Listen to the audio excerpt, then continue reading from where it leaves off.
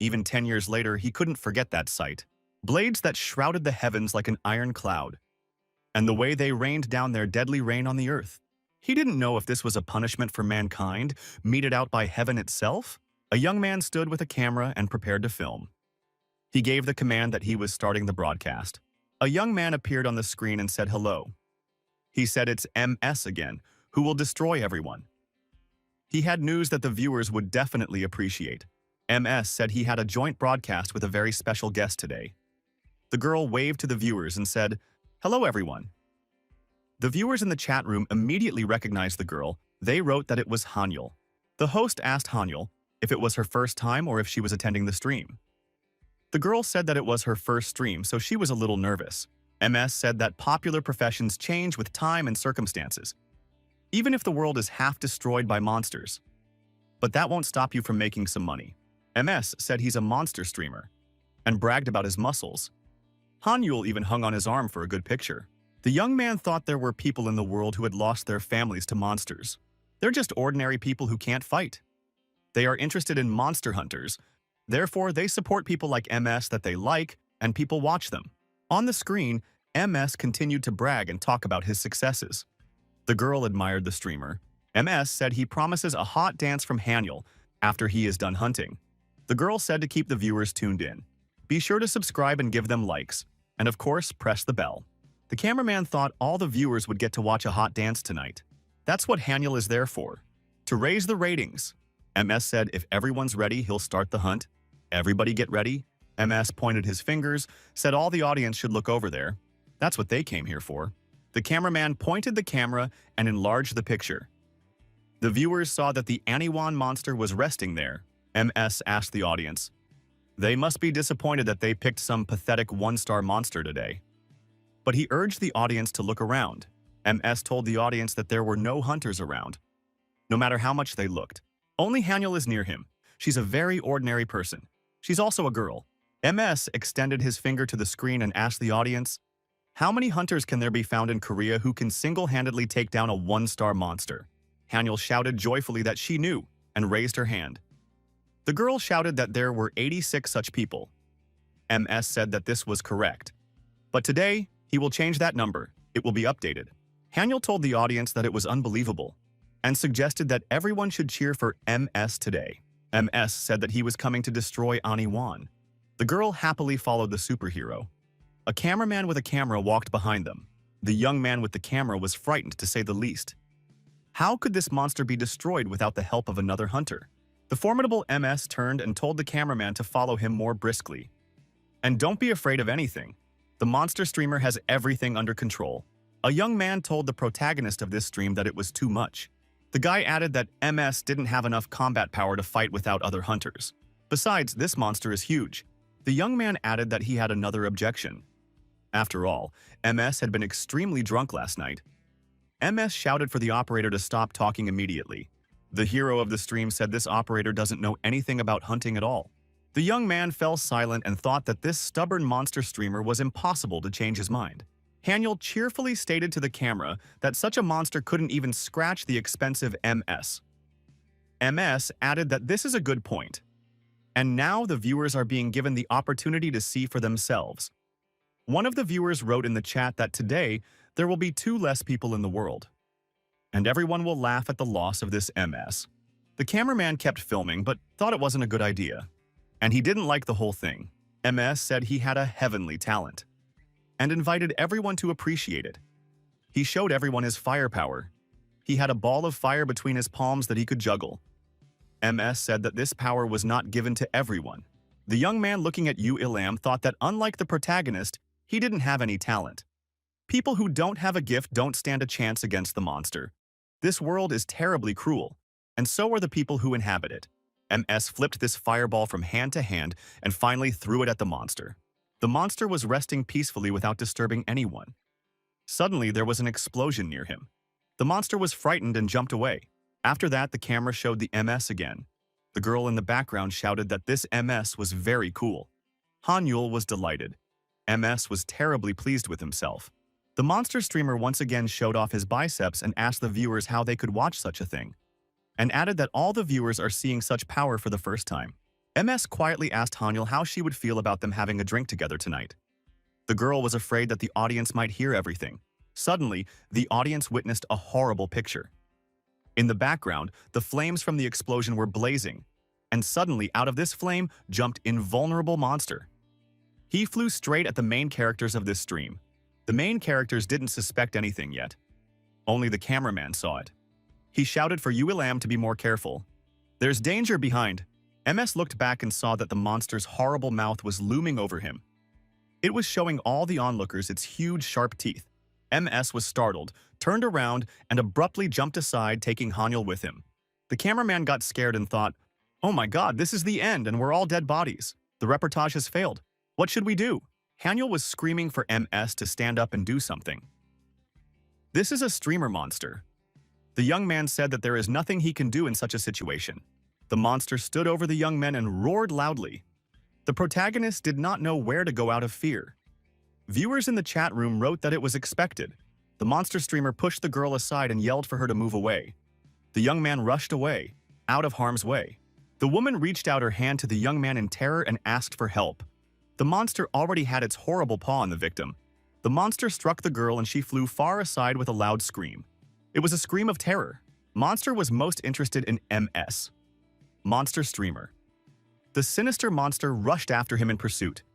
The young man increased his retreat speed with a shout.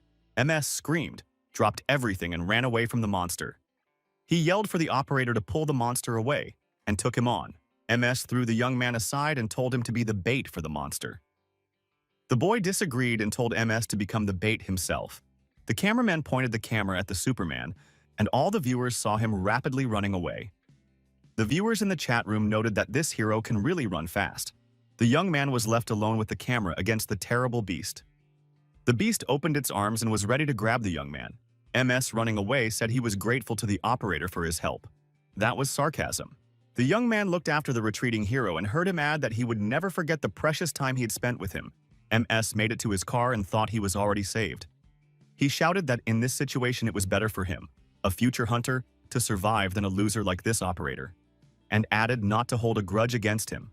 The guy thought that this cowardly protagonist had made up a stupid excuse to leave the young man here alone with the monster.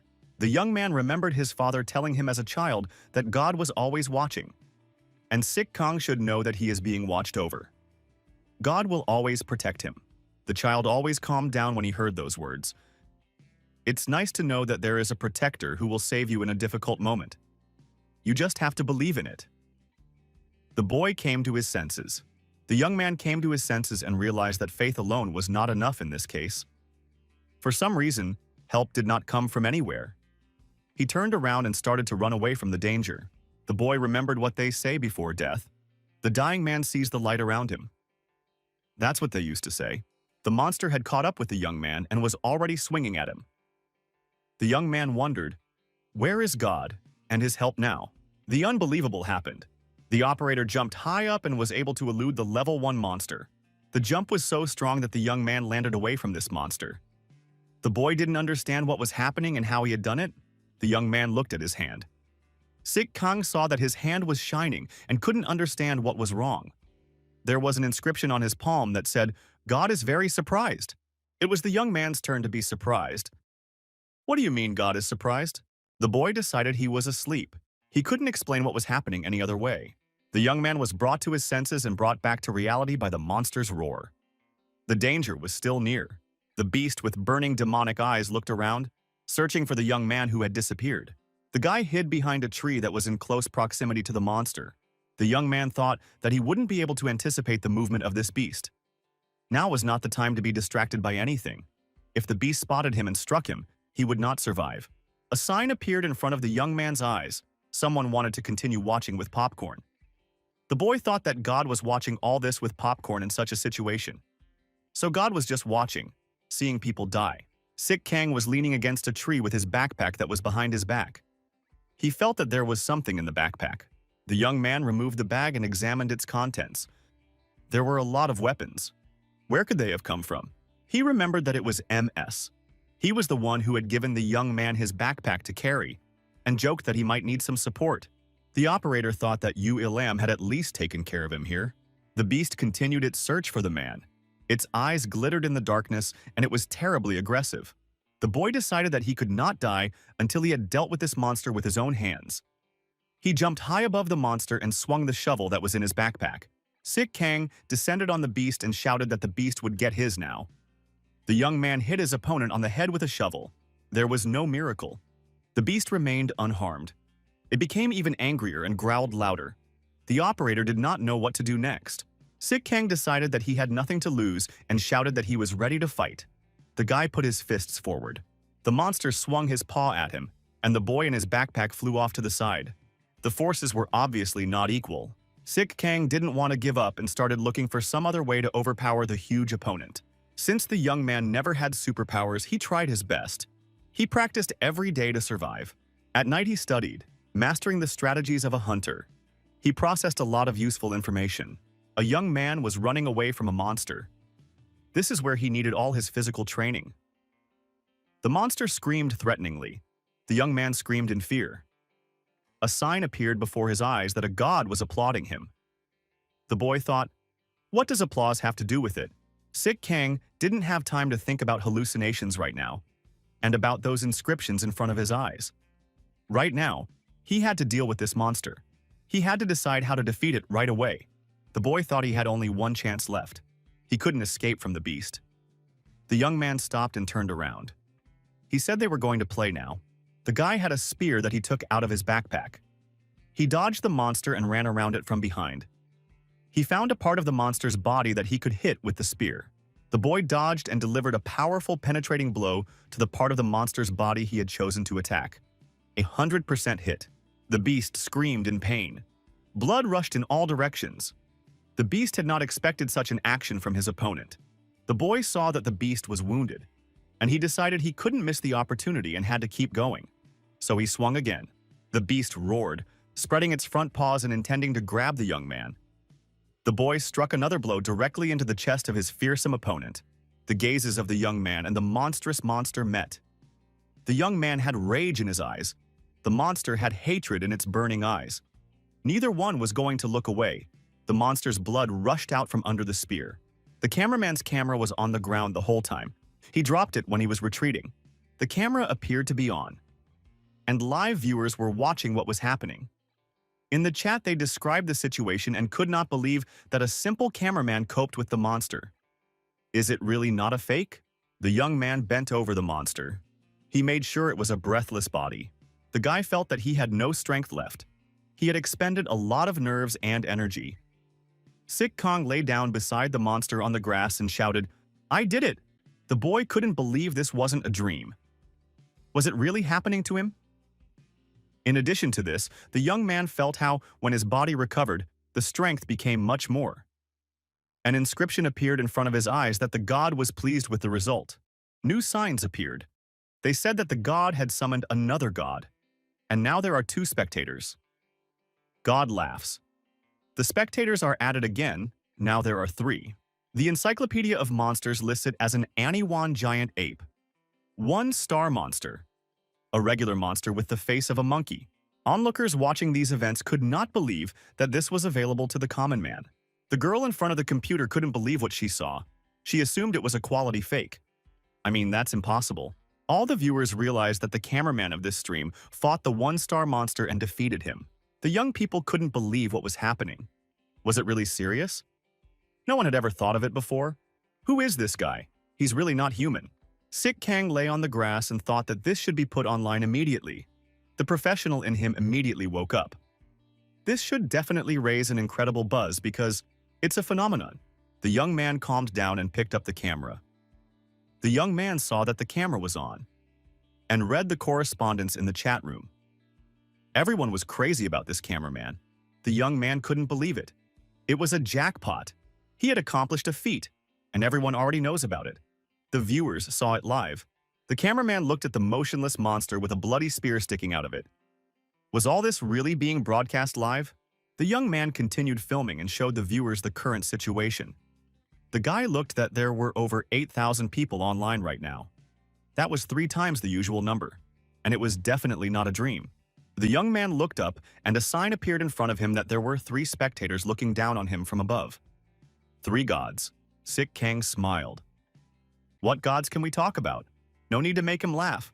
Were they also watching this streamer? The young man felt a surge of strength as the spectators increased. He was clearly getting stronger. The viewers were energizing him. I wondered what the chat rooms were saying about him and the night's incident. The young man looked at the camera and said hello to everyone. He said that the audience had already seen everything. No need for comments. Sik Kang thanked everyone for their support and good feedback. He said that he was happy about it. The young man said that he unfortunately won't be able to read all the comments right now because he's still busy, and added that Yahello left him here alone tonight. The young man thought that the rescue team should arrive soon. And the rescue team is also aware of what has happened. The guy thought that if it wasn't for the audience, he would have a much harder time now. Yahello, the coward, had already been detained in Seoul. This underdog embarrassed himself in front of the entire audience.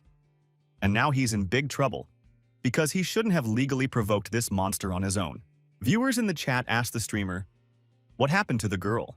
The guy remembered her and thought, how is Hanyul? The young man looked around and tried to find the place where the monster had pushed the girl away. He wanted to look for her. Sik Kang saw Hanyul lying motionless on the edge of the lawn, so he decided to check on her. Plaques appeared in front of the young man's eyes. The gods advised him to flee from there. The gods are concerned about his actions. The gods were asking him to stop. The boy thought that those who call themselves gods are no different from ordinary human spectators. The young man with the camera on approached the girl. The viewers noted that he was doing another noble deed. After all, he wants to check the well-being of Hanyul. Sik Kang approached the girl. He was a little tense.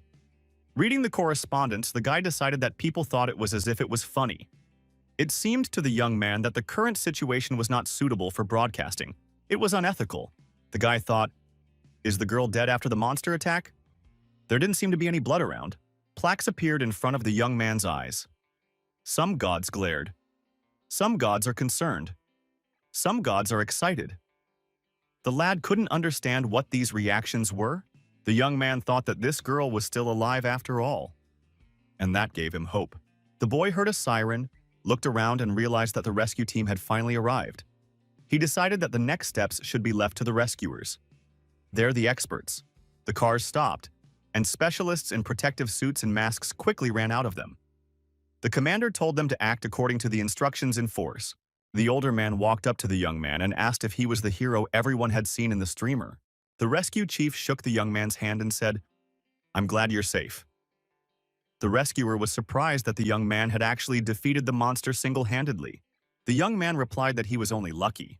He couldn't tell about the gods. No one would believe him anyway. The rescuer said the young man was very lucky indeed. He turned out to be very fast and athletic, and asked that the young man with his stream did not interfere with the work of specialists. The boy said that he would be extremely careful. The young man didn't stop filming and thought this might be a good chance for him. The guy kept filming and said into the microphone that it was now the rescuer's job to remove this body. The young man was also just doing his job, the cameraman's job. The rescuers noticed that this monster was still alive, so he was faking it, or he had very little strength. The elder said they would shoot to kill after it moved, if necessary. One of the rescuers shouted that the girl should be given first aid, and called for people with stretchers. The young man did not stop filming for a moment. The young man saw that the number of spectators had increased, and for the new arrivals, he decided to make an explanation, to bring them up to speed. Sik Kang said that the main goal of the rescue team is to extract the core from the monster's body. It's not easy. This may explain why one of the rescue team was holding an electric saw. After the necessary procedures, the rescuer shouted out what he had found. They found a substance in the monster's body which is the source of the monster's power. The rescuer held a bloody saw in his hands. On it was the very crystal that was the target of these manipulations. If it was suddenly not removed, this monster would revive. Someone in the chat room asked, "What's wrong with the girl with Hanyul?" The young man looked at the girl and saw a lifeguard lying on that spot. The boy saw a sign that one of the gods was laughing. Someone from the god brought popcorn. The young man saw a purple liquid come out of the girl's body from her mouth, eyes, and ears and rush upwards. From this liquid, an incomprehensible creature formed over the girl and swallowed this rescuer. The young man thought that a new monster had appeared. He was too soon to calm down. The guy realized he was facing a Toxicus. It's also a type of monster. Toxic was also a one-star monster. He controls deadly poisons. This monster hides under the wounded and poisons anyone who comes near the body. In this way, it increases the number of its victims. It is a very cunning monster. The rescuers were surprised. When did this monster appear? And when did it have time to hide there? The rescue commander told them to start all vehicles and prepare to retreat. He told them to take the cannonball and leave this victim alone. They need to think about retreating now. The rescue chief told his subordinates to act without panic and in harmony. He knew that these people had seen monsters and the consequences of encountering them many times before. They would not be intimidated by anything. Sik Kang thought that he wasn't going to give up. He will continue to be a hero. It's to his liking. The boy set his mind to the task of rescuing Hanyul and the rescuer who had been affected by the toxic. The young man looked into his backpack with the intention of finding something suitable. A suitable one, of course, was found. It was a gas burner. It just happened to be in his backpack, and he decided it was the right thing for the job. The young man checked the serviceability of this unit and was satisfied. The fire was just right. Sik Kang moved closer to the monster and said, offering him a taste of his favorite fire. The rescuers disagreed with the young man. They said he shouldn't do it. He might damage the corpses. They could burn. And they have to be returned to their families. The young man objected. And instead of giving up and waiting for these people to become actual corpses, I'm going to take up and save them now. The young man didn't fully understand why he had started to be a hero, but he decided that he had to do something. The young man rushed to the rescue car. Sik Kang thought that in this case he really needed the fire extinguisher from this car. Outsiders, they are spirit-type monsters whose main food is the human spirit. Toxic would kill slowly to squeeze as much energy out of the victims as possible. The young man attached a camera to his body in order to continue streaming, and thought if he could neutralize the poison, he could save those people. Sik Kang picked up a fire extinguisher and moved towards the monster. The young man said that Sik Kang doesn't know how to give up and do nothing, and checked that the camera was on. So the filming is still going on. The young man has already calculated everything and set one specific goal for himself. Now he is taking his chance to break into the top of the monster streamers. In the chat, viewers wrote that the cameraman wants to go through the fire. And it's unreal. The guy was getting close to Toxic. The flames were blazing. The Toxic did not subside. The young man with the fire extinguisher was getting closer. Sik Kang thought that he had spent years trying to accomplish anything in life, but there was no single place where he was taken seriously. A mere cameraman could do exactly nothing. The young man began to feel the heat. The flames were heating his body to the limit. But something told him that this was his opportunity to prove himself. The young man turned on the fire extinguisher and walked through the fire without hesitation. He was ready to take that step. The young man knew that the wisdom of the weak says, you have to get stronger. The guy said on camera that he must look like a crazy person. He shouldn't do that because there's fire all around. But fire is a weakness, so the audience shouldn't panic. The young man did his thing and continued commenting. Fire neutralizes the poison, the Toxic's main weapon.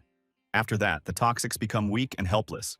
A fire extinguisher is needed to seize the opportunity and save the victim while the Toxic is weak. At that point, the Toxic can't move or attack. That leaves him with only two options: drop your prey and run away, or use all your strength for the final throw. The young man looked intently into the Toxic's eyes and decided that this monster had chosen the second course of action. The girl shrieked, twitched, and coughed. She rose to her feet. Her body movements were unnatural. Hanyul's eyes became like a demon's. The girl screamed and moved towards the young man. Her body was being led by a monster. The guy thought, does the monster really think it can overpower me without poison? This is a typical prime example of the monster's intelligence. It's all very primitive. The young man continued filming and shouted that he was waiting for the enemy. He had a fire extinguisher in his hands. The girl, spreading her arms, was approaching the young man. When Hanyul was in close proximity to the operator, she opened her mouth and roared. The young man swung the fire extinguisher. The boy thought that this monster was using the man to fight him, but then it would leave him no chance. Sik Kang gave the monster in the girl's body a crushing blow with the fire extinguisher. Inscriptions appeared before the young man's eyes. God is stunned by these actions. Others agree with the young man. The boy figured it was his only way. Otherwise, he wouldn't have survived. He let go of the fire extinguisher and walked over to the unconscious rescuer. He thought that the gods didn't understand anything about saving people from monsters. The young man picked up the injured man and moved toward the rest of the rescuers. The viewers in front of their computer screens thought that this rescuer was alive, so they didn't die. The young man explained that the heat of the fire neutralized the monster's poison, and the toxin didn't have time to suck out all the spirit. But the fire continued to grow. Sik Kang made the decision to leave this place. The young man heard strange sounds behind him and turned around. Hanyul was on her feet and looked at the young man with a demonic stare. The guy's pissed. Turns out that monster was still in the girl's body. If it attacked now, it would be hard on the boy. The exact opposite happened. The girl opened her mouth and the toxin was safely out of her body. The monster decided to escape. Toxic rose into the sky and became out of reach of the young man and the rescue team. The operator took the girl on his other shoulder and carried the victim safely to the rescuers. He was a hero today. The danger had passed and the rescuers were again intensifying their work. The rescue chief said that the toxic escaped and abandoned its victims. Fortunately, everyone survived. The young man was not completely satisfied. Although he had saved 2 people, he had not been able to finish this pathetic monster. He thought that today he would definitely be on the news, even though many people wouldn't believe what was happening.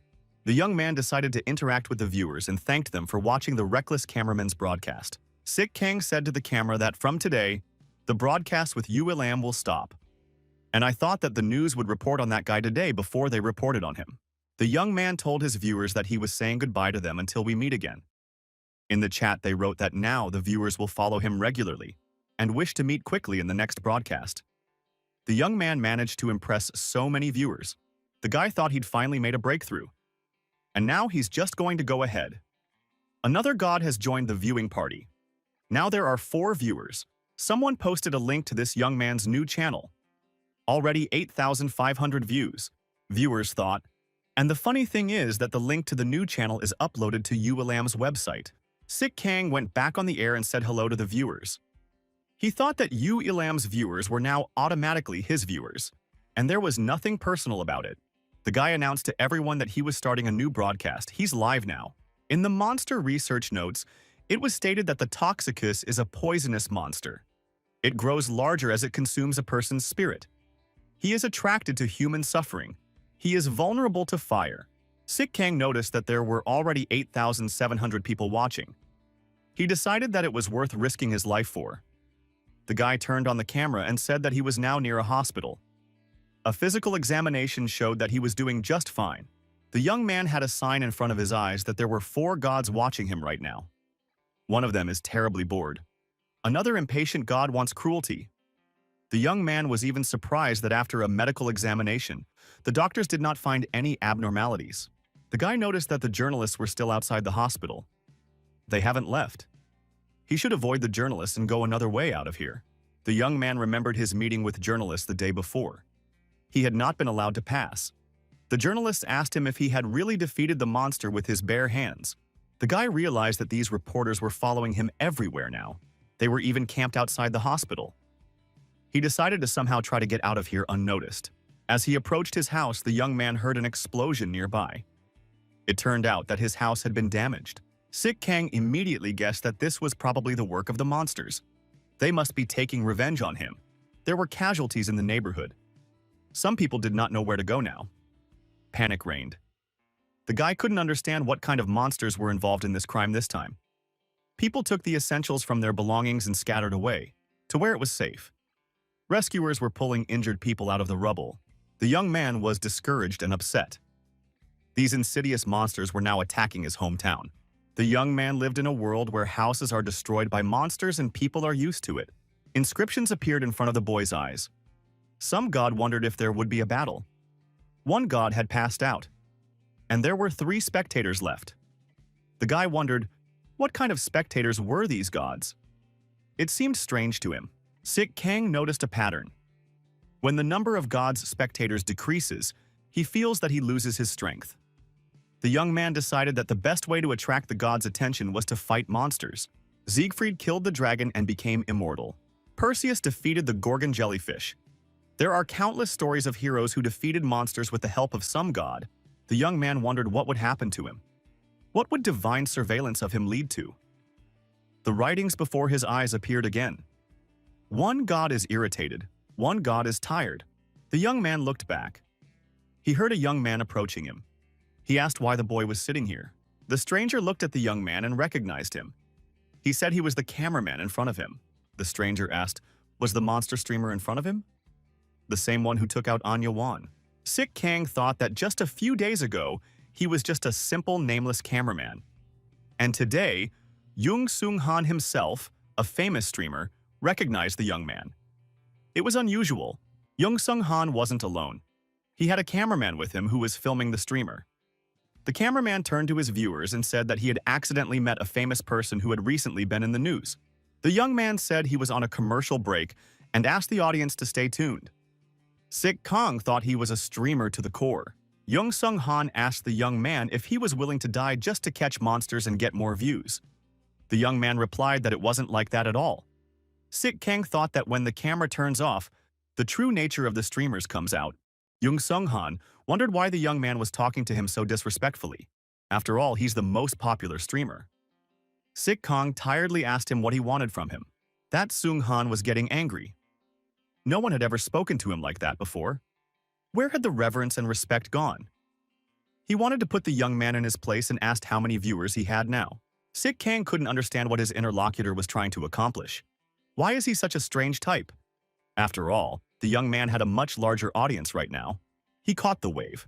A popular streamer shouted, "How can a young man talk to him like that?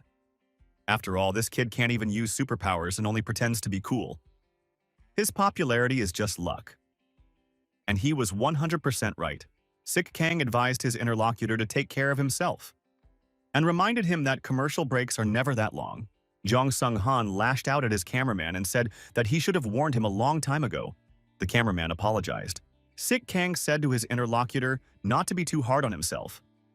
The audience, in any case, would not be bored, because unlike him, the young man continued his broadcast. Sik Kang revealed that he had a camera in his bag that was turned on. Jung Sung Han became indignant and told the guy to give him the tablet right away. The audience saw the whole thing. Sik Kang reached for his clipboard and said, rather awkwardly, the young man handed the tablet to his interlocutor to make sure the recording didn't stop. Sik Kang came on the air from his phone, said hello, and said he was the cameraman who was always getting into trouble. It was quite unexpected for the young man to see Jung Sung Han's real face. A sign appeared in front of the boy's eyes that one god had entered the airwaves. Now the viewers, 4. The guy thought that this way his broadcast was attracting gods. It was worth it. Jung Sung Han told viewers that it was his witty advice to an inexperienced streamer. In fact, there was a little misunderstanding. Sik Kang said that policy recommendations exist for a reason. They usually help to avoid misunderstandings like this. The vast majority of monsters do not exchange information with each other. People not only share information but also create strategies. Although there are some people who prefer to keep quiet, and not everyone can be strategized for. Jung Sung Han thought he should calm down and try not to embarrass himself. The point of the MS broadcast is to fight monsters. He just has to destroy a few monsters, and the entire audience will belong to him. The experienced streamer pushed the young man aside and told him to get out of the way. He was about to show him how a first-class monster streamer worked. Sik Kang asked, did his interlocutor really want to massacre the monster himself? Jung Sung Han asked, why was the young man scared? Or is he a hero only on screen but a coward in reality? The boy alluded to the fact that he has superpowers. Sik Kang wished him good luck. Sung Han thought that the young man had a simple character, but he had some skills. The super streamer walked away. The cameraman followed him. The young man thought that he should find the monster that destroyed his house. That way, he could attract the gods. Sik Kang looked around. The monster was nowhere to be found. He figured that monster had long gone after destroying the house.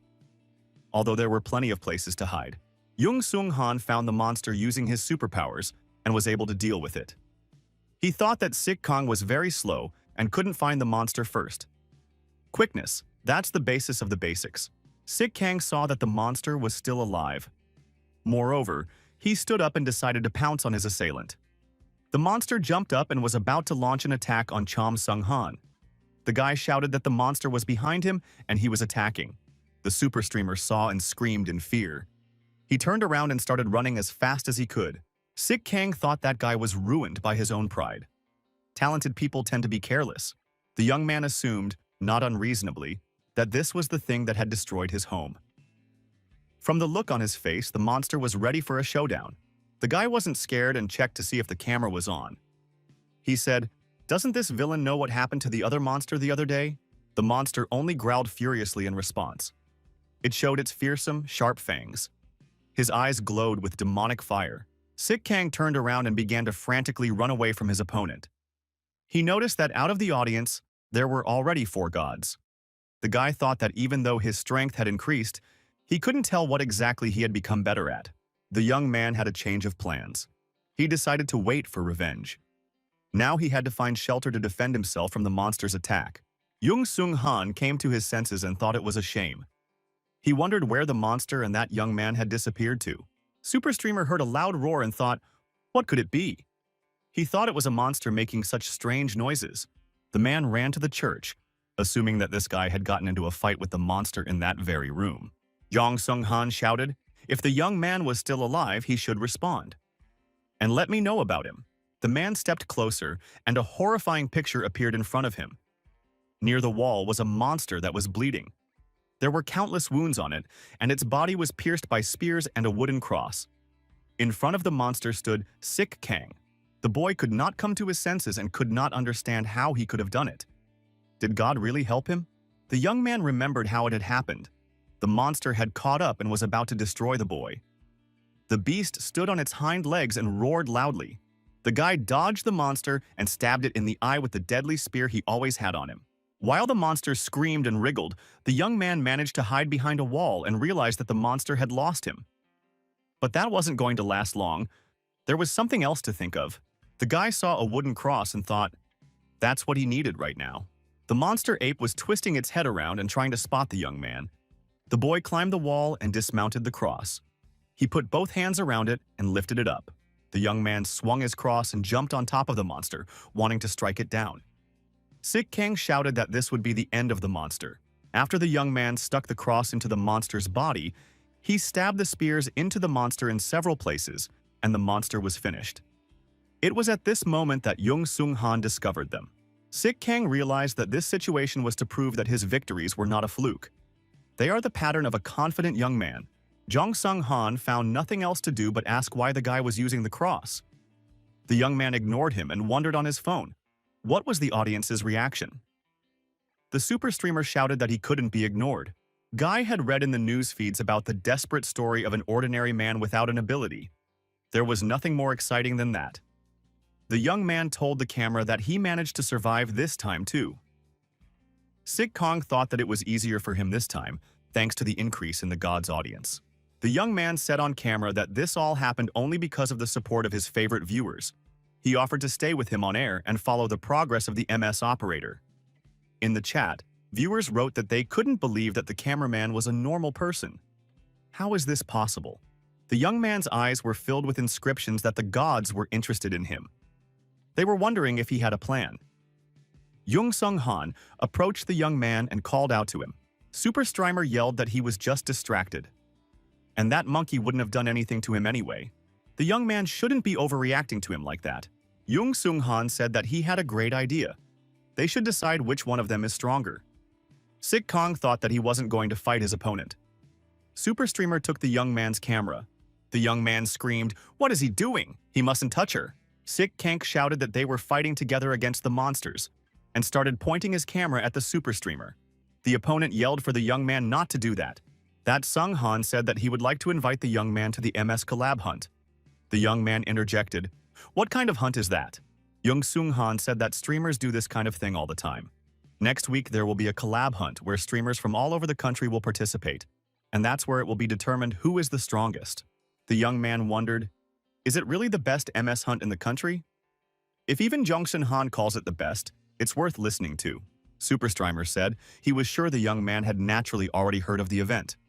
The boy lied, but confirmed his opponent's confidence.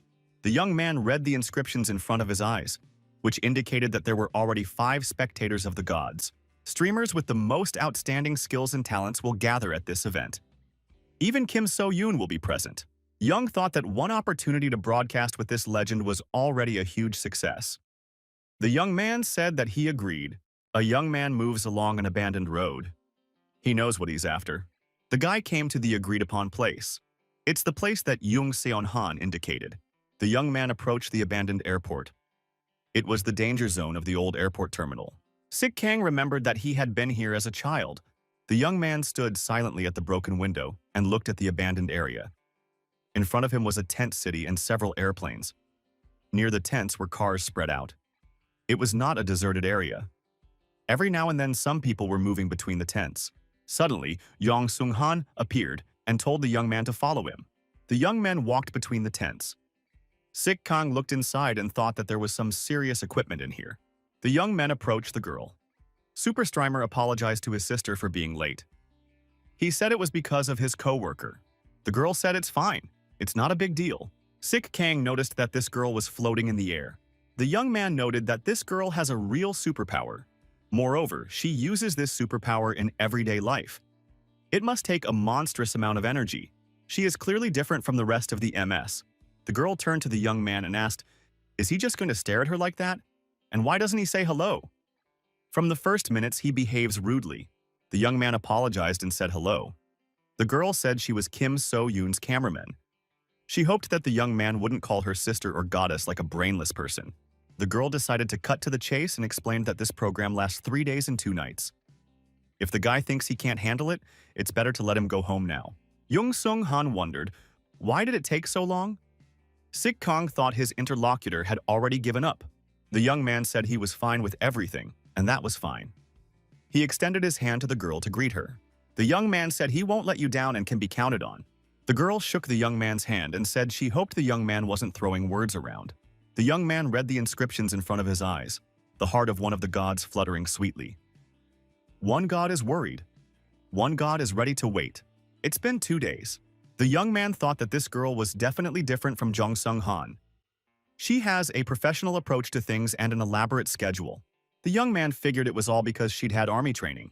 The girl asked if Sik Kang wanted to become a soldier. The boy said he would think about the proposal. Kim So-yoon stated, she can make the young man work under her command. The boy thanked and said that he was more MS than a soldier. The girl was upset.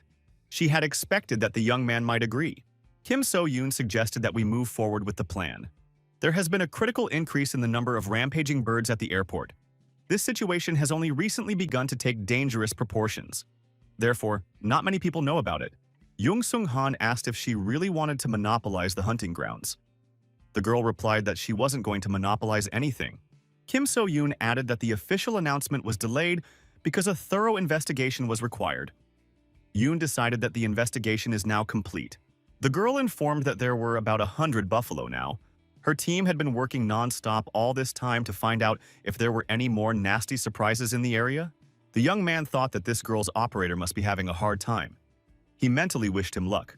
Sik Kang remembered that he too had to risk his life when Yu Ilam sent him on a scouting mission. The young man climbed the rocks all alone looking for buffalo. And one day, he almost died. The budding streamer reminded the girl that bufflehead hunting is extremely dangerous. These monsters are very violent, and they express that rage to each other. The rampages themselves are essentially no different from an ordinary cow or buffalo. However, the more of them there are, the more difficult it is to deal with them. You have to get them to put a rampage on one bull and take the opportunity while they're exhausted to put a buff on them. This is why it is so difficult for people with no experience to deal with these animals. Jung Sung-han told his sister that it was better to destroy one buffalo after another with long-range attacks. The boy thought that a streamer without superpowers should sit tight. The girl said it was too slow. If they take out one buffalo at a time, other monsters will appear, and the situation will become more complicated. The opponent objected and said that he was Jung Sung-han. One shot, one less buffalo. The girl remarked that it would be difficult for Sik Kang to get involved in such a case. The young man thought they had made up their minds for him. They're going to use him as bait. The boy said it was okay. Kim So-yoon was evading the rampaging attack. Her great looks and hunting ability were her 2 main advantages. Viewers discussed MS Kim So-yoon's MS broadcast with interest, and noted that the MS operator is there too. It looks like they all joined together. The young man realized that it is impossible to hunt with the same strategy time after time. The guy thanked for his viewers for coming to watch his stream. The young man thought his broadcasts were unpredictable.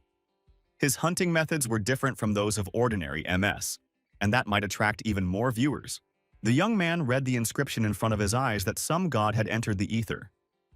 The god lingered and took an interest in the young man. The boy decided that the gods of the audience wanted something new too. He said that they had already figured out how to destroy the buffalo. But so far there are two big problems. One of the problems is the buffs of rampages. A rampage cannot buff himself, but he can easily focus his rampage on another person. And after that, the herd can buff one individual at a time. There's no telling how powerful a monster with 100 buffs on it will be. Secondly, because of the recent territorial skirmish with another herd, they are constantly on guard.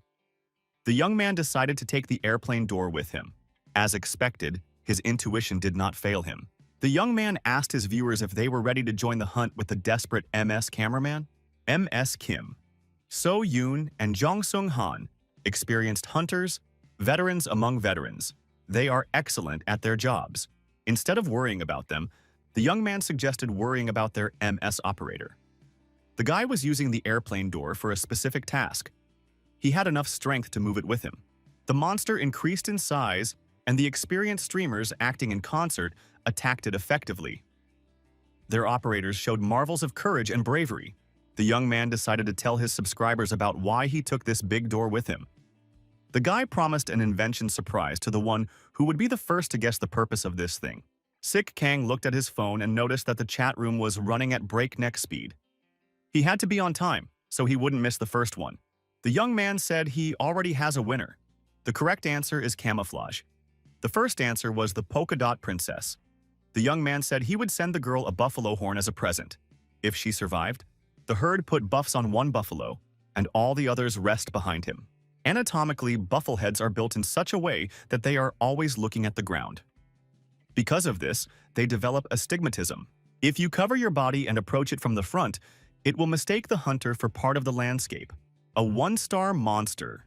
It's about the size of a small bus. But only because of the buff, in reality, it's just a big buffalo. The boy decided that if he could handle the monkey, he could handle the cow. He jumped high above the animal. The young man delivered a mighty blow with his camouflage door on this fearless poor animal. But that blow didn't kill it. It only broke its horns. The boy thought that, although it has not been scientifically proven yet, the modern high-tech weapons of mankind are powerless against the core. Only such direct attacks and the hunter's superpowers could destroy the core. This method is barbaric, but very effective. The animal was struck, and the core was removed. The chat room said that camouflage is a new kind of weapon. In fact, the situation was not going well. The MS operator only knocked out one rampage, and the two MS streamers are about to run out of steam. Their key is the strength of Kim So-yoon and Jung Sung-han. If the young man's co-workers retreated from fatigue, the buffalo would definitely trample him. So the young man decided that he had to hurry.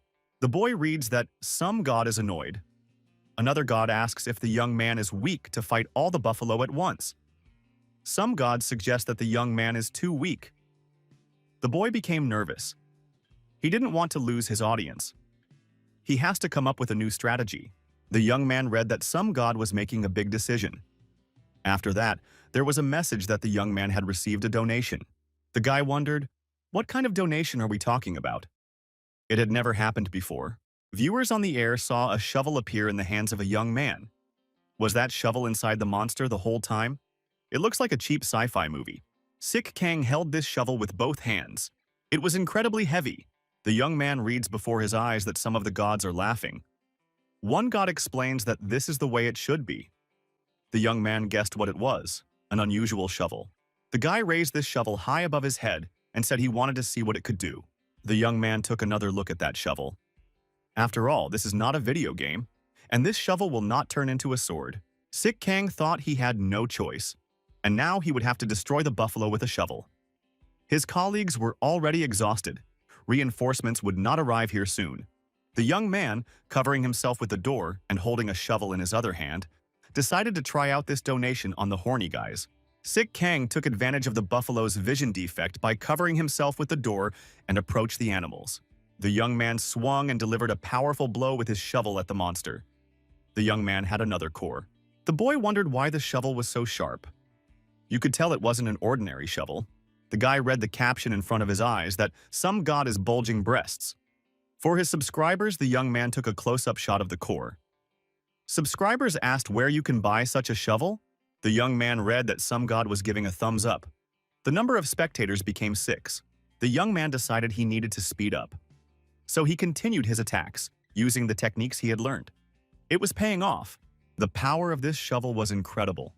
With its help and proper use, you could wipe out an entire herd. The guy thought it should be a lot easier for his coworkers now. He'd cleaned up the area for them. The young man thought he could already see a gap. There remained the biggest bufflehead. MS streamers were trying to surround it. There were still some small buffalo, but they were easy to deal with. There were a lot of small buffalo. The young man decided he couldn't handle it. He had to retreat. Suddenly, reinforcements came in the form of his colleagues. Sik Kang thought that a little more and he wouldn't be able to stand it. The young man calmed down a little. The situation had almost gotten out of hand. The young man read the inscription in front of his eyes that some gods were alarmed. Some god was sweating nervously. The streamer operator wondered why such a strange reaction. The young man looked up. He heard a strange sound coming from up there.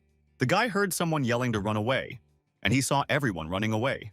There was a new huge monster in the airport area. It didn't look anything like a buffalo. The monster research notes stated that usually, buffalo are no different from buffalo.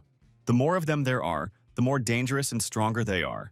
They usually have 8 types of rampages. The young man still couldn't forget that day. He came home and told his mother that he was back. A boy asked his mom, "What's for dinner tonight?" The woman said his favorite was pork cutlets. It was the most caring mom in the world. Her younger sister came up to the child and said that her father had bought her a new dress. The girl bragged about the new dress. Their dad came over and told his daughter to be careful and not to fall. On this day, something incredible happened. There was a monstrous scraping of metal. It was unbearably loud. On this day, thousands of blades rained down from the sky. People fled in panic and sought refuge and shelter, but many people did not have time to hide. Those blades wiped out an entire town and disappeared. The child was left alone. The boy held his sister on his lap and tearfully asked for her to wake up. The young man looked up at the sky with hatred. It was the 5-star monster that had taken his family. The young man remembered that ghostly vision and would never forget it. It was a Zero Blade, a terrifying 5-star monster. The young man reads the inscription in front of his eyes. Some god promises to remember him. Some god offers to order cremation for the young man's remains. In the chat room, viewers wondered why this MS cameraman was laughing. The young man was laughing, though. The guy was the only one who wasn't scared of this monster.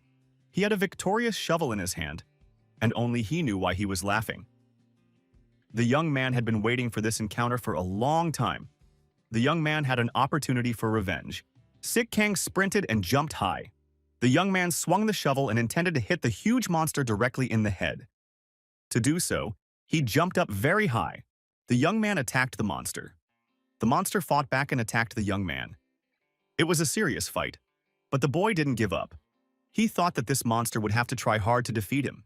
The boy thought that he had lived for many years to take revenge on this monstrous creature, and now he had the chance, and a shovel to go with it. The young man jumped up and swung his deadly weapon. At that moment, images of people close to him flashed before his eyes. Sik Kang shouted with rage that he was about to destroy this vile creature. The young man was rapidly approaching his enemy. He had his camera on. The young man was slightly wounded, but he paid no attention to it. To himself, he noted that it was just a scratch. The Zero-Blade monster looked more than just human. It could think and learn. The guy thought that it wouldn't be easy for him in a fight like this. He had designed countless simulations of this fight before, and now he was using everything he had learned during this time. Sik Kang shouted that this villain was about to die by his hand. Even at such a moment, inscriptions appeared in front of the young man's eyes. Some god covers his face with his hands and sighs heavily. Some god is worried about the young man. Some god wonders if this young man is a maniac. At that moment, the unexpected happened. After another defense against the enemy's attack, the young man's camera flew off his belt and whistled past him downward. And this happened just before the most decisive attack. The guy didn't know that a 5-star monster, a Zero Blade, creates as many blades as the enemies in front of it. Theoretically, he couldn't be finished off. The young man decided that he would change that theory this time. There are only 2 of them here now. Sik Kang shouted, "Take that!" and struck his opponent with all his might. The young man thought that this shovel had worked in this case as well. With this shovel and God's support, he would succeed. The boy read before his eyes that some god is proud of the young man. Some god shows displeasure. The young man screamed with all his might. The monster began to retreat. The young man was not satisfied with this. The MS operator shouted for the cowardly monster to stop. The spectators in front of the monitors couldn't believe what was happening. Is the Zero Blade really escaping? Surely this is not a fake. The young man continued to run after the monster and shouted for it to stop immediately. Was the 5-star monster really retreating from him? The monster that had killed so many people. Right now, it was running away. The monster scurried away to a safe distance, stopped, and turned around to face the young man. The monster had once again decided to take the fight to him. The young man thought that he would finally be able to deal with this beast. The boy was very surprised when he saw that another opponent had appeared in front of the monster. The young man shouted, "What is he doing?" Jung Sung Han said that he too has the right to fight that monster. Jung Sung Han started to use his superpowers and threw lightning bolts at that monster, and offered the opponent to taste them. Sik Kang realized that his plan was going sideways. Now the monster is fighting 2 opponents at once, and he can produce more blades. The guy thought that if this villain increased the number of blades, he would be much harder to defeat. The young man had no choice and began to deflect the blades flying at him. It was the only right thing to do in this case. The young man saw a huge bolt of lightning in the sky, and he realized that it didn't happen the way he planned. The monster had escaped. Jong Sung Han told his followers, looking directly into the camera, "Did he really mess this up?" Viewers wrote that he was brainless and stupid. The guy said regretfully, he'd counted on them working together. The young man with the shovel was very angry with his colleague. He'd been planning this for years, and this brainless guy had ruined it. Jung Sung Han shouted in fear that the young man would succeed next time. Streamer excused himself and said he really didn't mean to, offered some kind of compensation. Sik Kang steps in and lands a left hook to the body. Streamer fell over. The young man cursed menacingly at him. He thought it was a good thing he hadn't hit it with a shovel. Guy read the inscription in front of his eyes. Some god disappointed. Another god joined the broadcast. There were already 11 viewers present. The young man was in a hospital bed.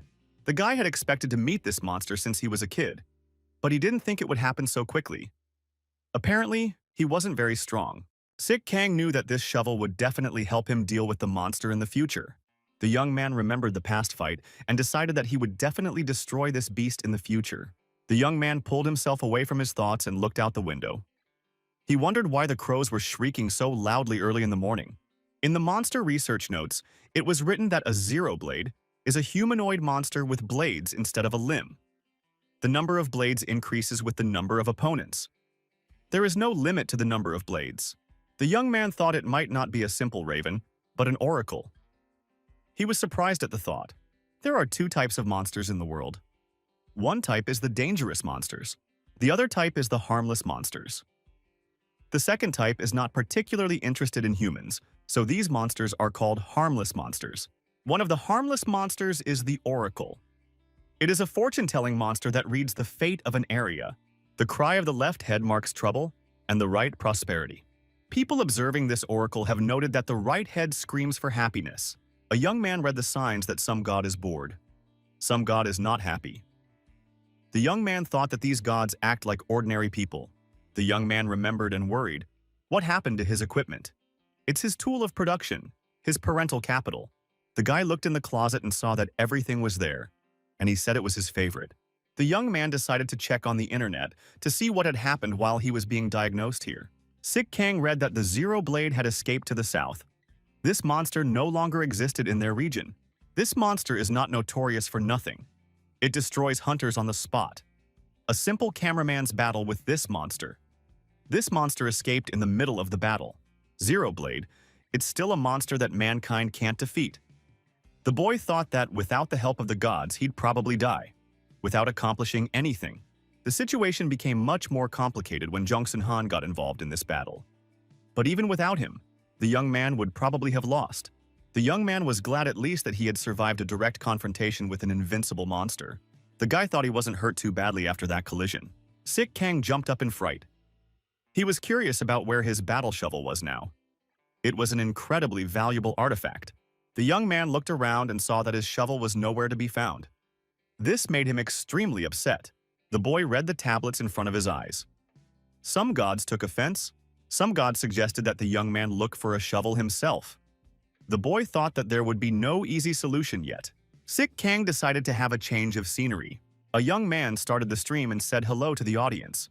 He reminded that he is an MS operator. The young man noticed that he was already collecting donations, and that seemed to him like a rough start. The MS operator said that subscribers seemed to have a lot of questions. He said he would now answer the most frequent ones. The young man had no superpowers. The reason why he was able to go into battle alone with a zero blade was because he had been living for this day all along. He wanted revenge.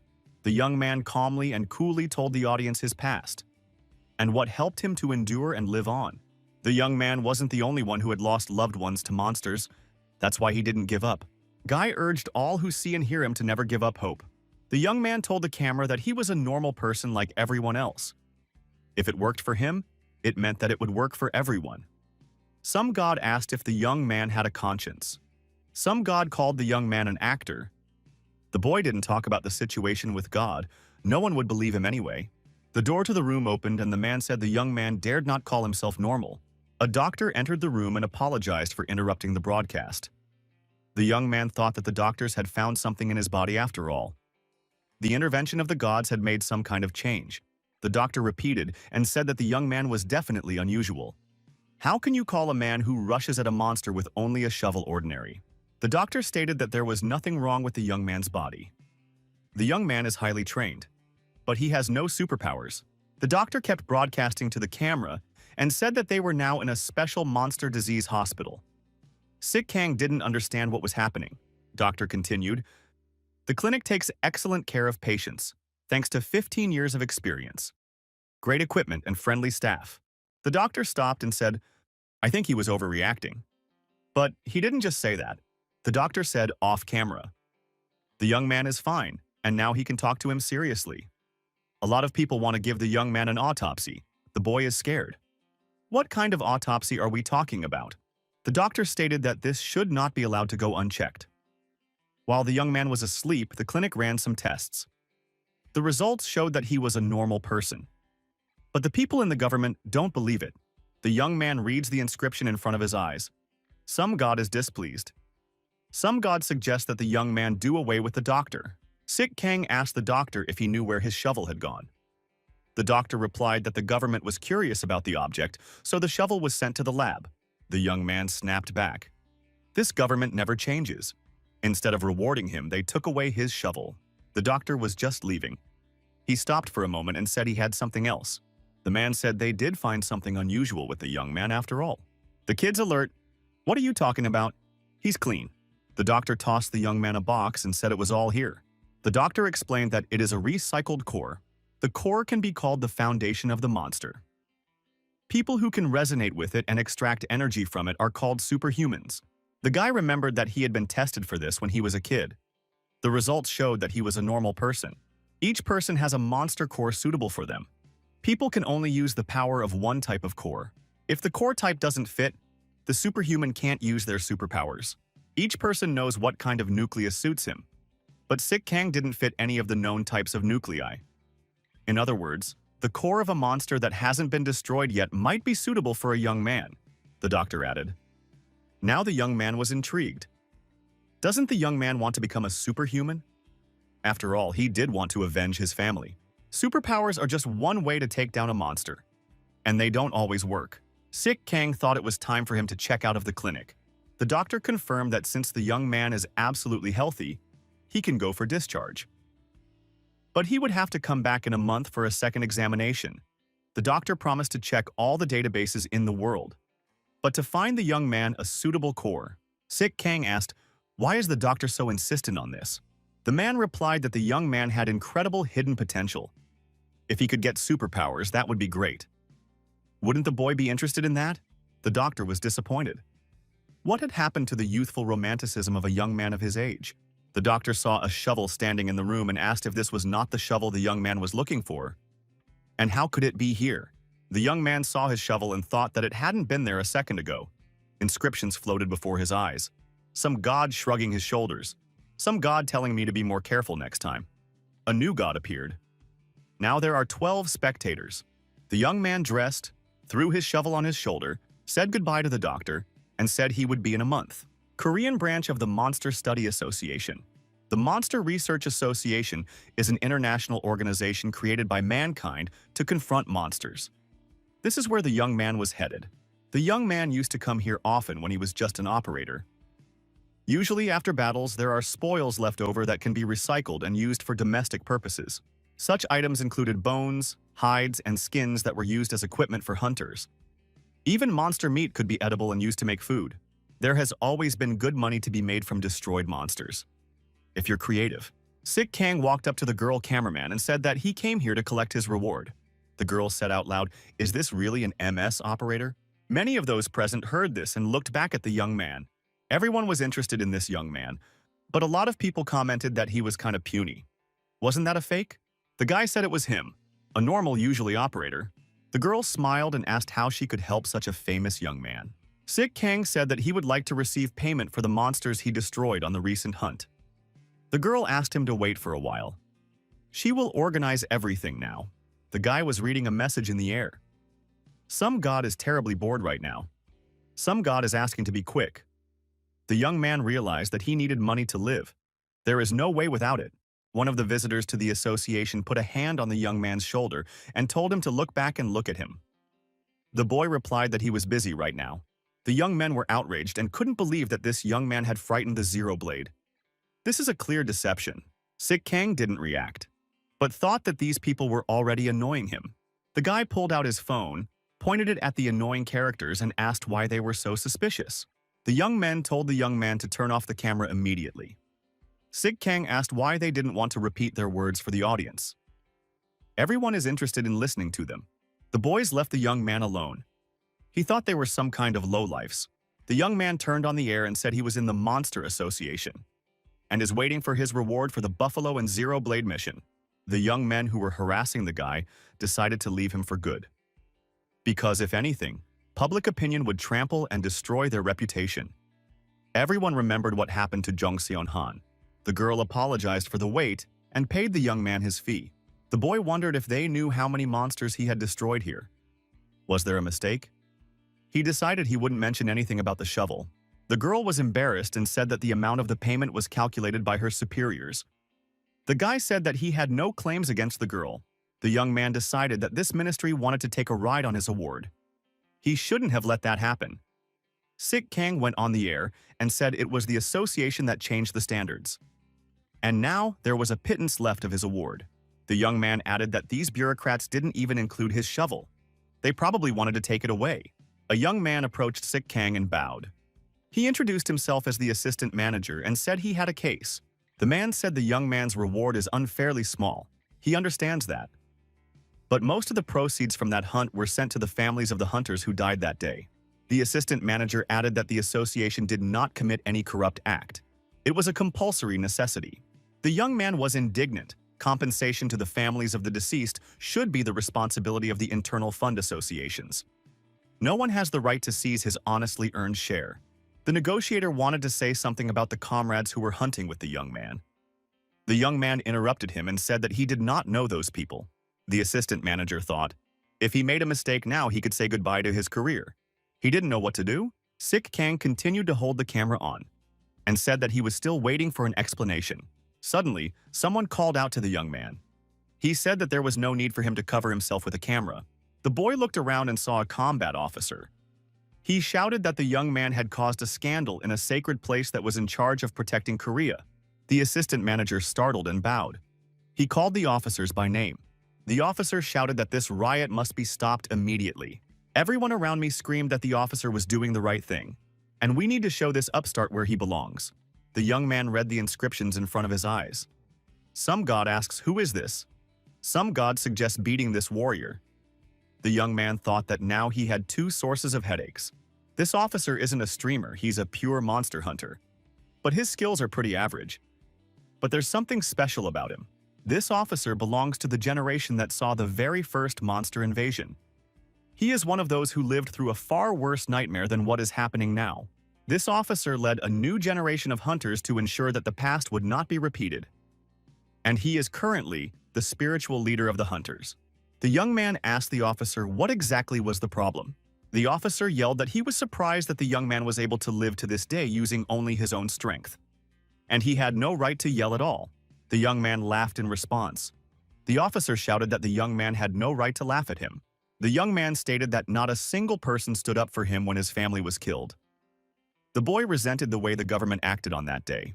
The government had dropped a missile right where he lived. The general toned down and said that there was probably a good reason for that. This was because Zero Blade created new swords when faced with more enemies. The government's response was one powerful strike.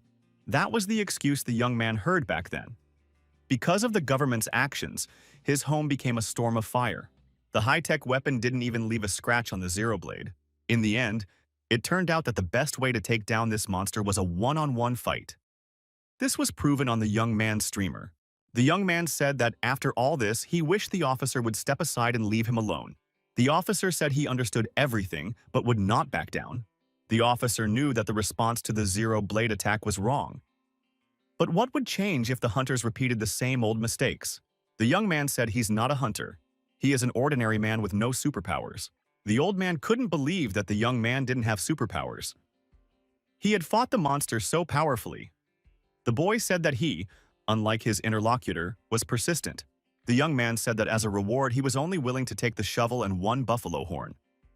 The young man warned that no one should think of doing anything strange because of his shovel. The assistant manager saw the shovel in the young man's bag and yelled, "What's a Kimosu doing here?" To immortalize the greatness of the shovel that delivered a blow to the jaw of the Zero Blade, the association christened it Kimosu. It is the name of a great ancestor. The assistant wondered, why is the shovel here and not in the lab? The young man continued the stream. He asked if his interlocutor was surprised that the shovel was there. The interlocutor said it was fine. The man thought that if he answered wrong, everyone would realize that the association was trying to take that shovel away. The young man turned around and headed for the exit. The assistant manager, having talked to his boss on the phone, asked the young man to wait. The man said the manager wanted to meet the young man in person. The young man would receive his reward in full. The boy replied that he did not have time to wait. The young man read the inscriptions before his eyes, the gods wondering when the adventure would begin. The young man saw Yu-Il-Am walking towards him. Streamer walked with a determined stride and called the young man by name.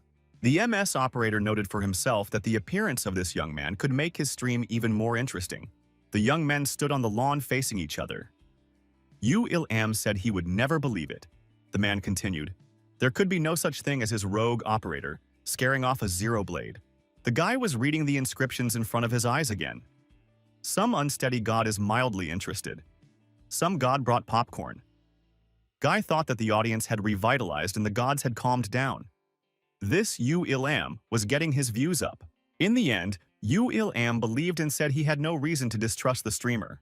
But it only happened because of that shovel. The young people thought it was just about to get interesting. Turns out it's all about the shovel, Sik Kang asked. Who had any questions for his shovel? The young man turned to his opponent. Had he really come here just for that? The young man menacingly held the shovel in his hands and asked why this rascal needed to come here to say just a few words. Yu-Il-Am couldn't understand what had happened to his cameraman. Why was he scaring him? He wasn't like this before. Sik Kang remembered how he had dealt with the Zero Blade. Would people throw these things away just because of a shovel? It must be something else. The guy put the shovel forward and asked his opponent if he was ready to go to hell. Yu-Il-Am shouted for the young man to get away from him. One more step and he wouldn't vouch for himself. Sik Kang shouted for his opponent to let himself go, and had already done something about it. Had he forgotten how he had abandoned his cameraman to his fate? Yu-Il-Am remembered that he was already in court. He was given a suspended sentence and a huge fine. Now he's being forced to marry some girl. He doesn't even know her. Sik Kang thought that this Yu-Il-Am is a real rascal. The man added that the court found him not guilty, and he turned out to be clean and not vicious. The young man gave credit to the fact that if Yu-Il-Am hadn't abandoned him, he probably wouldn't be the person he was now. Sik Kang suggested that in such a case his opponent should fight as man against man. The guy suggested he doesn't use a shovel and his opponent doesn't use his superpower. Just fists and nothing else? That said, the camera will be on. The young man again read the inscriptions in front of his eyes. Some god claps his hands. Some god is shocked by his behavior. A total of 12 spectators are present.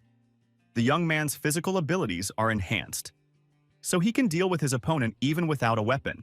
Yu-Il-Am asked, why don't they both use their superpowers in battle? Yu-Il-Am added that he has innate superpowers. He can't hide them. The guy figured he couldn't win without the core. He certainly won't beat his opponent in hand-to-hand combat, because his opponent has real muscles. Sik Kang said he agrees. He alone will only fight with his fists. Many gawkers came to see this fight. Yu-Il-Am said that now he will finish off his opponent's armor, and he will know why he is called the Fire Sniper. Sik Kang will be killed immediately. The man went on the attack and shouted that victory would be his.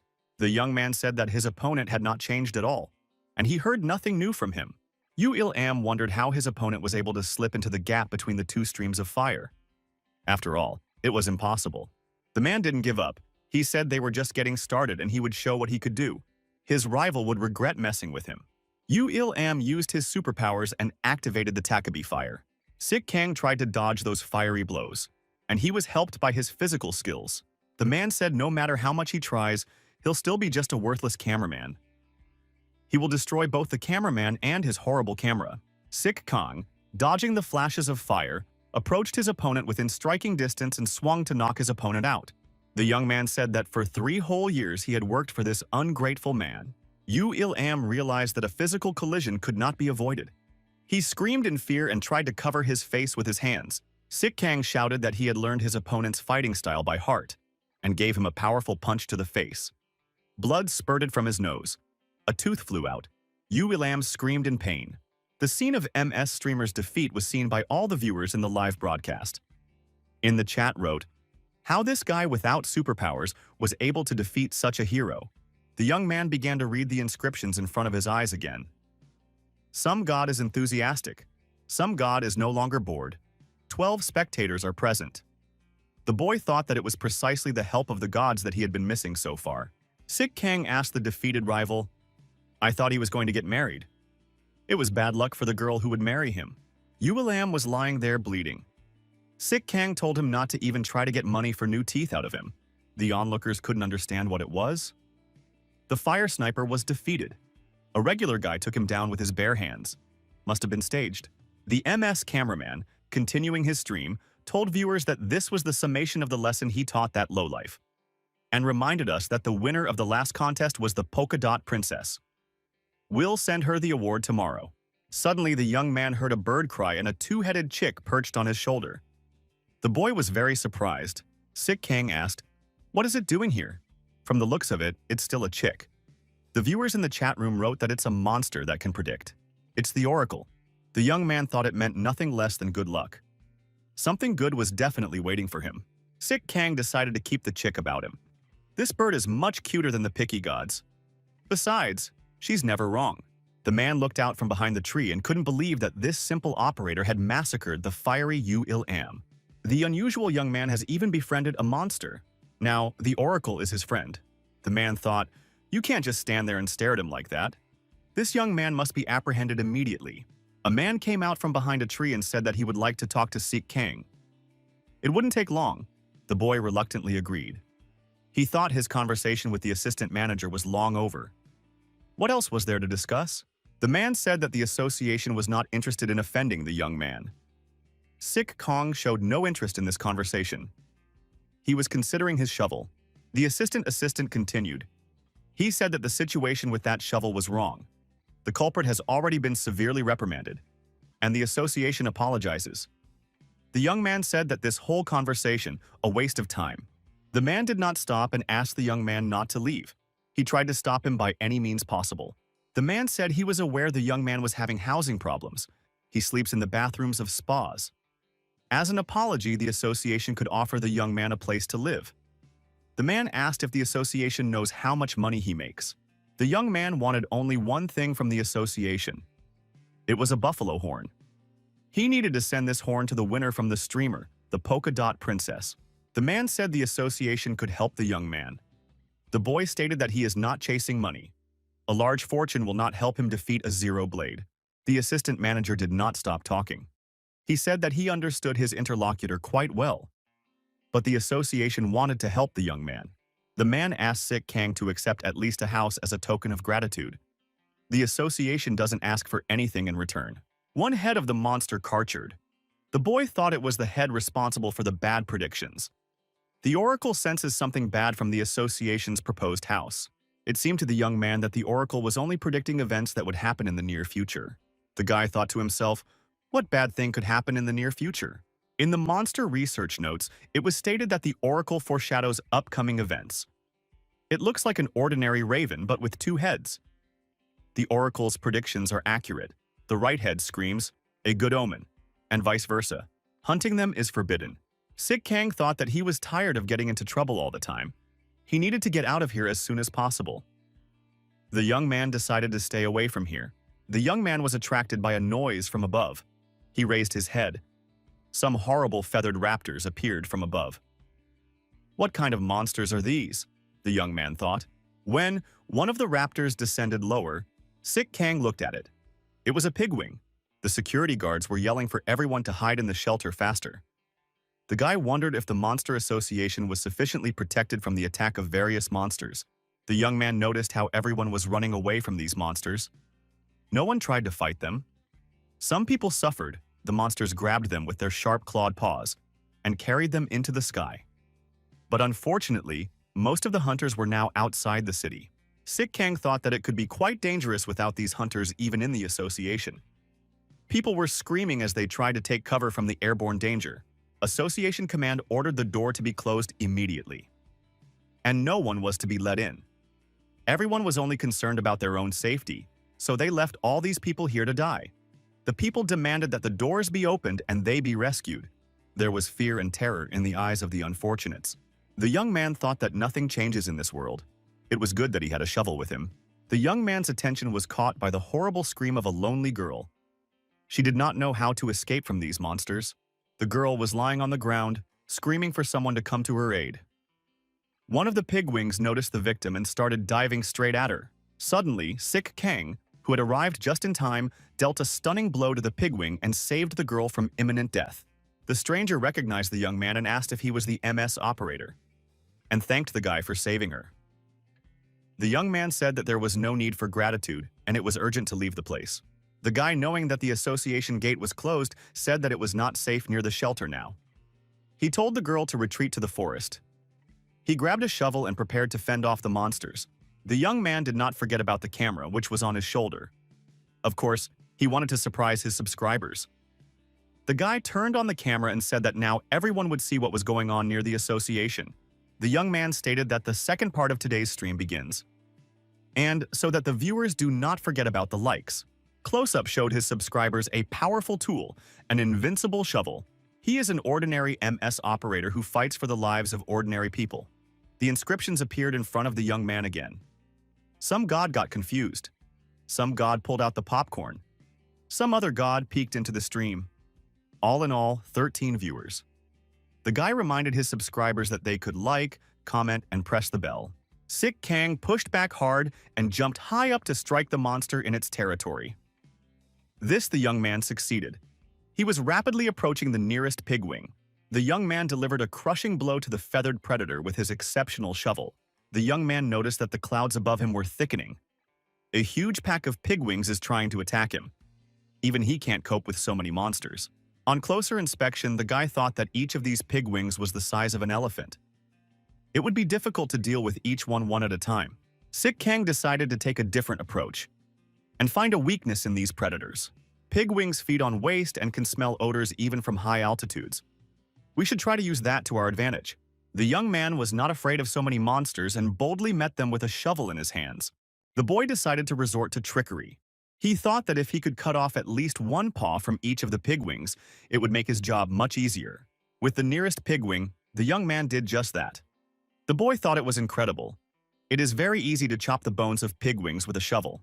The heavy bodies of these monsters maintain their balance thanks to their massive paws. If you take away their support and balance, they are much easier to neutralize.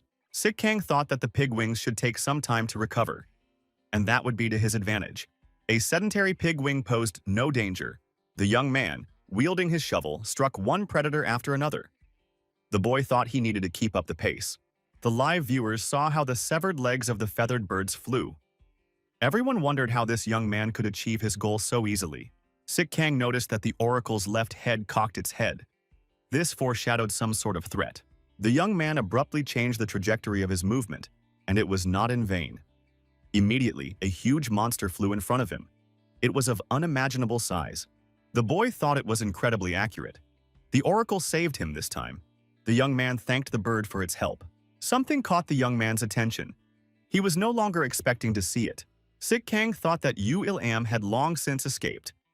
However, this man, spewing flames, waved away the predators and shouted for them to get away.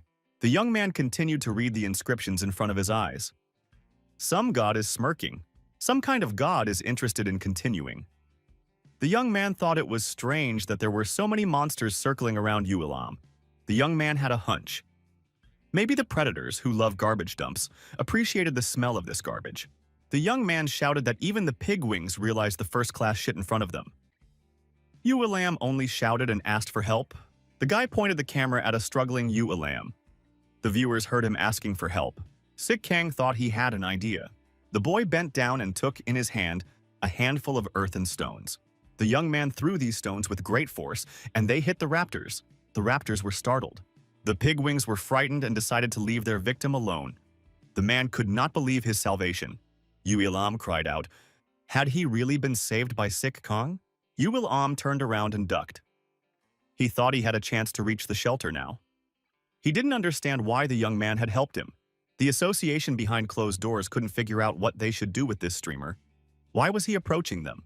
The man replied that the door should be opened immediately. He was told there was no room. He would have to find another shelter. And he's a very provocative person. A man from hiding looking out the window shouted for Yu Il-am to be more careful. There's danger behind. The boy looked around and saw a flock of pigwings dive right at him. It was indeed a real danger. Sik Kang thought that he was right. These things had really come here for the scent that came from Yu Il-am. As expected, even without proper defenses, the building is still holding. The hog wings will break through. It's only a matter of time. The young man reached out to his subscribers and suggested that they thank the brainless Il-am for luring the monsters right to the hideout. Sik Kang said he's right now helping those who couldn't get into the shelter. Live viewers can watch this live. The young man looked into the hiding place and said that the best hunters were hiding in that place. If there were more of them, it would go much faster. Il-am lay on the ground and was glad he was still alive. He should get to the shelter. The man thought he should take advantage of the chaos and get to the shelter as fast as he could. Il-am didn't make it to the shelter in time and was kidnapped by one of the monsters. The pigwing grabbed the man and lifted him into the sky. Sik Kang regretfully thought that this guy had been caught again. The young man shouted for Il-am to get ready to land and prepared his shovel for the attack. The boy jumped high up and in one crisp shovel motion severed the predator's paw. The monster let go of its victim. The severed limb and the victim began to fall down. Il-am, falling from above, landed right on top of the previously hit pigwing. That cushioned his landing. The young man said he was lucky. He landed right on the soft bedding. The one-legged pigwing was circling and screaming loudly. Blood oozed from the wound. Sik Kang saw some people asking for help. He was surprised because he thought they were already inside and safe. The young man did not unreasonably assume that no one would voluntarily open the saving door to these people. They were afraid that it would turn into a real disaster. Sik Kang noticed just in time to see a single pigwing dive at him. The boy was ready for it. The young man assumed that this was a chance for him to help those people. A significant number of people in need of protection had gathered at the saving gate, and they begged those inside to let them in. The guy turned around and started running away from the pigwing, thus forcing the monster to follow the direction it wanted to go.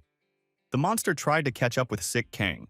The guy yelled for everyone to get out of the way and give him some room. He's trying to help them. The young man was close to the defensive goal. At the last moment, the young man fell to the ground. The monster flew past and crashed into the wall. Everyone shouted that it was the monster that had broken through the wall. Sik Kang stood up and shouted for everyone outside to move inside faster. One of the representatives of the association shouted that the young man had no right to do that. And this is vigilantism. The man wanted to say that all the monsters were about to head this way. At that moment, the young man grabbed him by the collar. The guy told that man to shut up and get busy. We need to help people right away. The young man climbed higher so everyone could see him and shouted, If there were any hunters, they should go with him. They still had a chance to prevail. The guy explained that the monsters were very large, so they could only come through the hole in the wall one at a time. There are a lot of hunters, so one pig wing at a time, they can destroy one at a time. One of the hunters shouted that the young man was right. It was a good idea, and one at a time they could easily deal with the monsters. Many hunters had super skills, so they started killing one monster at a time, the first one that came near them. The lad thought that although they weren't field hunters, they fought well. He looked at the hovering raptors and thought they lacked firepower. He decided to take care of the rest of the monsters himself. Sik Kang saw a lonely mother in the open air, cradling her child in her arms. She was in need of help. The guy ran up to the girl and asked her how she was feeling. The girl replied that she was feeling appropriately in the environment. The young man thought that if a zero blade appeared here, it would be tantamount to a disaster. The zero blade becomes stronger the more enemies surround it. Therefore, it was better to fight it one-on-one. The guy said he needs a very strong base so no one gets between him and zero les. The young man rightly decided that people observing his heroism would raise the community in support of him. The guy pulled his shovel forward, stood up for the needy members of society. The people were grateful to him. He knew that if necessary, they would be his strength. The young man fended off the attack and struck the nearest pigwing. He wished he could do the same with the others. The rescued mother said she was very grateful to the young man. The boy modestly said he was doing his job. And that's what anyone would do in his place. The rescued people told the young man if he hadn't made the effort to break through the wall for them, they would have all perished by now. The young man replied that he was madly glad that no one was seriously hurt. The guy thought that this slight note of humanism would raise his stream to the top. The oracle made a sound. The boy became frustrated. It was the left head again. So we'd have to expect trouble. Trouble didn't last long. A pigwing of unimaginable size appeared. It was a terrible beast. The predator intended to attack the young man. The boy turned around and went on the attack himself. When he has a shovel in his hands, nothing can scare him or stop him. The claws of this beast were the size of a man. Its eyes glowed with demonic fire. At the last moment, the young man was able to dodge the enemy's attack, and thought that this beast was different from the others. It must be the leader of the pack, the great and terrible pigwing. Sik Kang grabbed the pigwing by its fang and gave it a crushing blow to the head with his shovel. Blood gushed out of the wound. The beast screamed loudly. The monster flew upward, taking the young man with it. The young man dangled in the air, holding onto the fang of the monster with one hand. They climbed higher and higher. The boy saw where they were going and shouted that it couldn't be. The monster tumbled down onto the platform and punched the ground. It continued to fall lower and lower, punching level after level with its body. It turned out to be a deep basement. The guy snapped and fell. The height was enormous. The chance of survival was slim to none. The people from above looked into the resulting hole and thought that the young man had not survived. The height was enormous. However, a miracle happened. Sik Kang was alive. A young man's hand emerged from the rubble. The young man climbed out of the rubble. He was pretty banged up. The young man had taken a good beating and was struggling to keep his balance. In the chat below the stream, many viewers asked how the main character feels. Maybe it's time for him to leave the game? If he hit his head, it's serious. Sik Kang was not the only one who had survived the fall. The young man noticed that not far away from him, the body of a pigwing began to rise. It turned out that the beast was also still alive. The monster screamed loudly and jumped out from under the rubble. The young man managed to bounce aside at the last moment. He wasn't hurt. The clawed paw of the predator slid in close proximity to the young man's head. The boy barely had time to dodge. The young man heard someone call his name and say that the guy was in trouble. The young man could not believe his eyes. His fellow MS streamer descended into the hole from above. The girl asked if the guy was going to dump all his work on her. The viewers of the streamer saw Kim Soo-won appear in front of them. It was unbelievable. The girl asked if the young man needed her help. The guy got excited and said that he would try to handle his job successfully on his own. Still, it's good to see her. The girl knew her job, and in this case decided to use her superpowers. She was as serious and focused as ever. The young man once again dodged the sharp claws of the predator and gave his opponent a serious blow with the shovel. There was blood on the young man, but it was the blood of a wounded monster. Kim Soo-hee looked into the young man's eyes and said that they were now even. The guy cheerfully replied that he was satisfied. Now no one, No one owed anything. The inscriptions appeared in front of the young man's eyes again. One god's heart fluttered sweetly. One god smiled. One god was pleased with the atmosphere created. The boy thought that these gods were at it again. Kim Zue, he said there were rumors that the young man was in the hospital. She didn't expect to find him here. The young man said that he had recovered very quickly. The girl replied that, judging by his appearance, he was. Kim Zue, he looked at her interlocutor for a while, and said that he was basically good. The guy was surprised and asked what she meant. The girl apologized and explained that she was thinking about her little brother. He's just a fan of Sik Kang's streamers. He doesn't even watch her stream. The young man looked at the girl with wide-open eyes. He was flattered that her brother was his subscriber. The girl said she didn't have time to chat. Her team was upstairs waiting for orders. The young man thanked her and said he would get out of here on his own. He's not used to it. The young man looked at his colleague. Once again, he found her very attractive and pretty. The young man went upstairs from floor to floor. At one point, he discovered a huge archive. He thought that the rumors that the association kept secret documents in the basement had a solid basis. The young man looked around and realized that there must be an extensive library here, and a very vast array of information. After the danger had passed, many rescuers appeared. They took the injured away and were busy cutting up the carcasses of the monsters. The core had to be extracted from each one. The guy looked into the camera phone and told his dear viewers that this is the end of his stream. He was well chafed and needed to clean himself up and maybe even heal a bit. The young man reminded himself of the polka dot princess and said that he remembered about her prize. The young man thought back to today's battle. It had to be said that if it hadn't been for the gods, he wouldn't have achieved all this. The boy thought, how much stronger could he still be? And he promised the gods to continue his adventures. The inscriptions appeared. Some god jumped for joy. 13 spectators are now present. Already on the surface, someone approached the young man. The boy looked back and saw that he was facing one of the hunters who was outside the city. The hunter was interested in the spear that the young man had. The young man stated that he did not have a spear but a shovel. The hunter said he wanted to buy it and was ready to pay any money. Sik Kang thought to himself, why did fate keep giving him guys like this? He mentally told the gods that the adventure might be delayed a bit. Inscriptions appeared in front of his eyes. Some god is making a decision. Some god is thinking. A young man received a donation. The monster research notes state that pigwings are scavenger monsters that feed on food waste and live in packs. They look like giant pigeons with the face of a boar. They behave aggressively if distracted from eating. The young man thought he'd gotten another donation. The gods were serious about a new adventure. Sik Kang wondered, what could it be this time? He hadn't seen anything new yet. The intrigue remained. The hunter kept up with the young man and said that he wanted to settle things amicably. The young man sternly said that his shovel was not for sale. The man repeated, he was willing to pay any money, and warned that he would handle a shovel much better than this guy. Sik Kang said that if the hunter didn't get away from him, he would have to turn on his camera. The hunter stated that he doesn't care about the camera. The guy stated he is glad his opponent is okay with it. Another man appeared and asked what the hunter was doing there. The hunter became quiet. The man came closer and asked if he really wanted to take the shovel away from this young man. The hunter was frightened and shook his head negatively. The stranger said that because of people like this man, the reputation of hunters could suffer, and that's unacceptable. The man looked at the young man and his tool.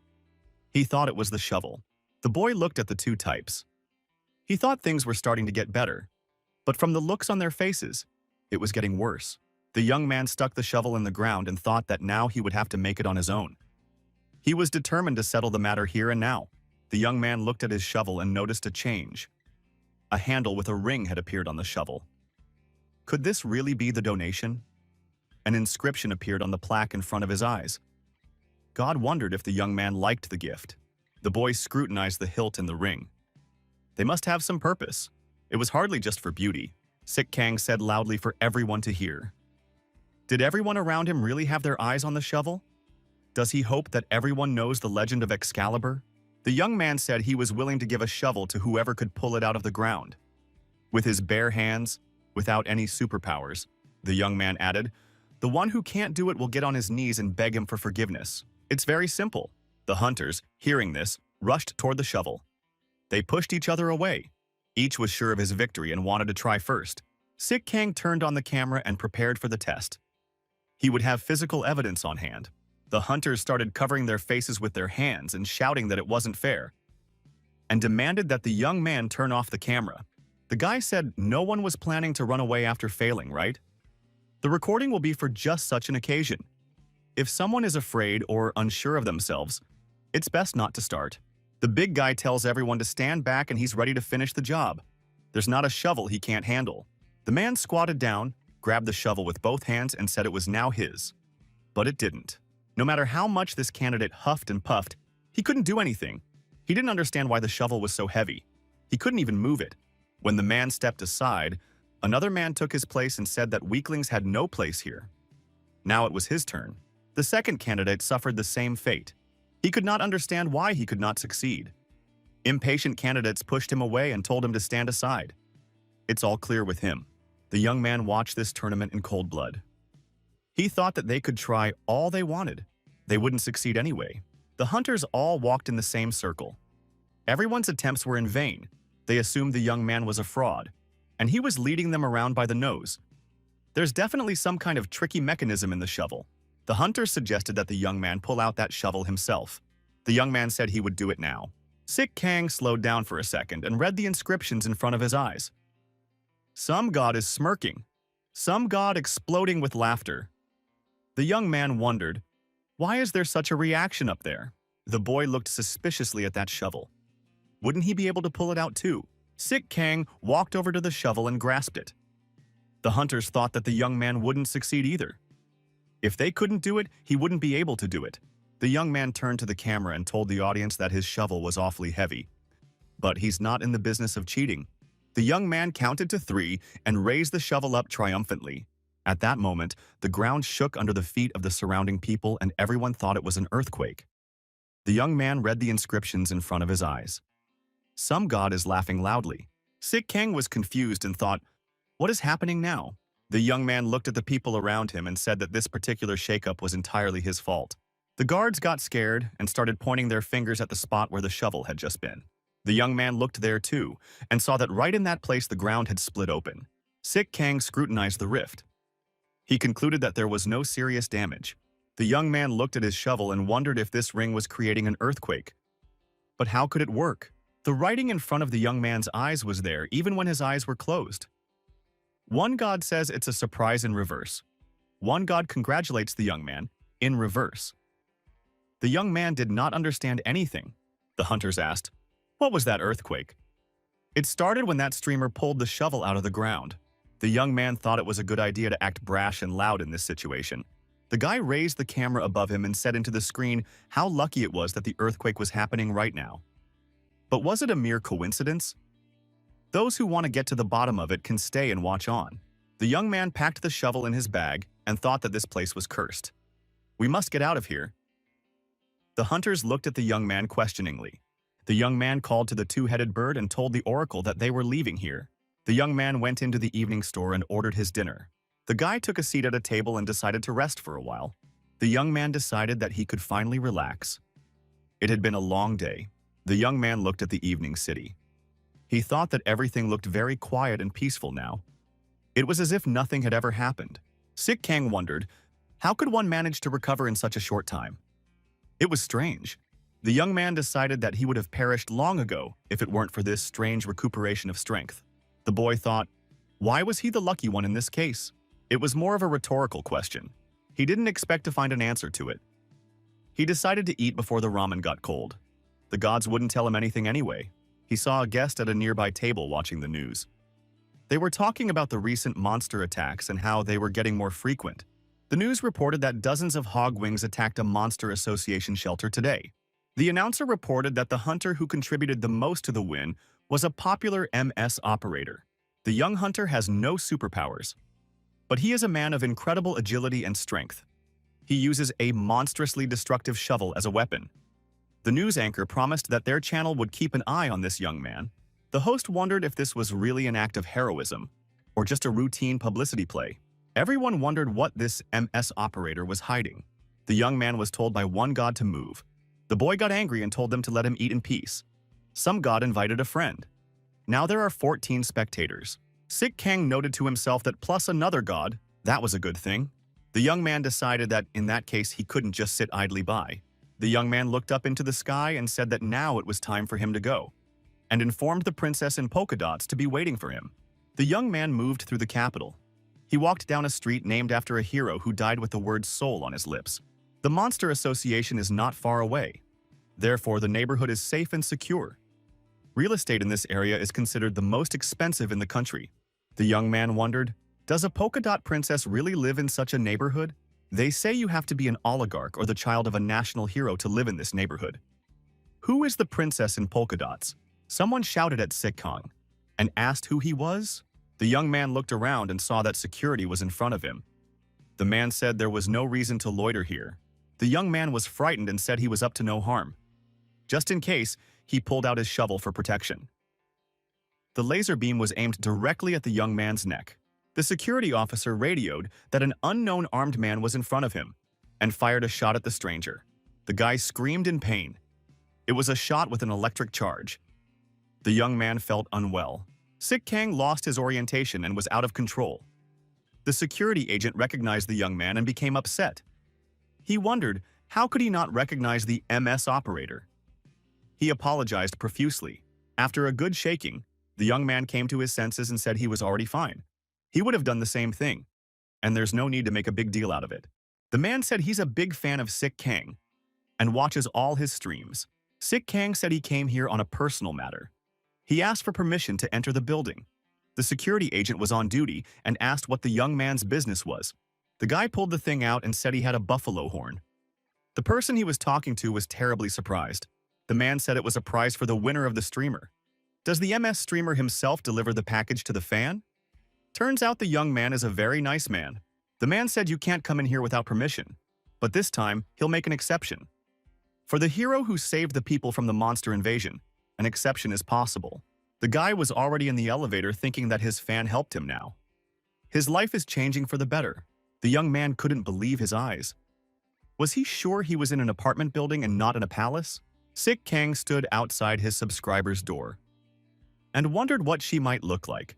Inscriptions appeared before the young man's eyes. Some god longed for romance. One god's heart fluttered sweetly. The young man thought that he must be serious, because if something goes wrong, a stun gun might not be enough. Sik Kang decided to leave the gift in front of the door and leave. It turned out that the young man was shy. The young man rang the doorbell, left the horn under the door, and disappeared around the corner. The young man from behind cover watched the girl who came out to the call. He was dumbfounded. The girl took the prize in her hands and said that she had indeed been sent this gift.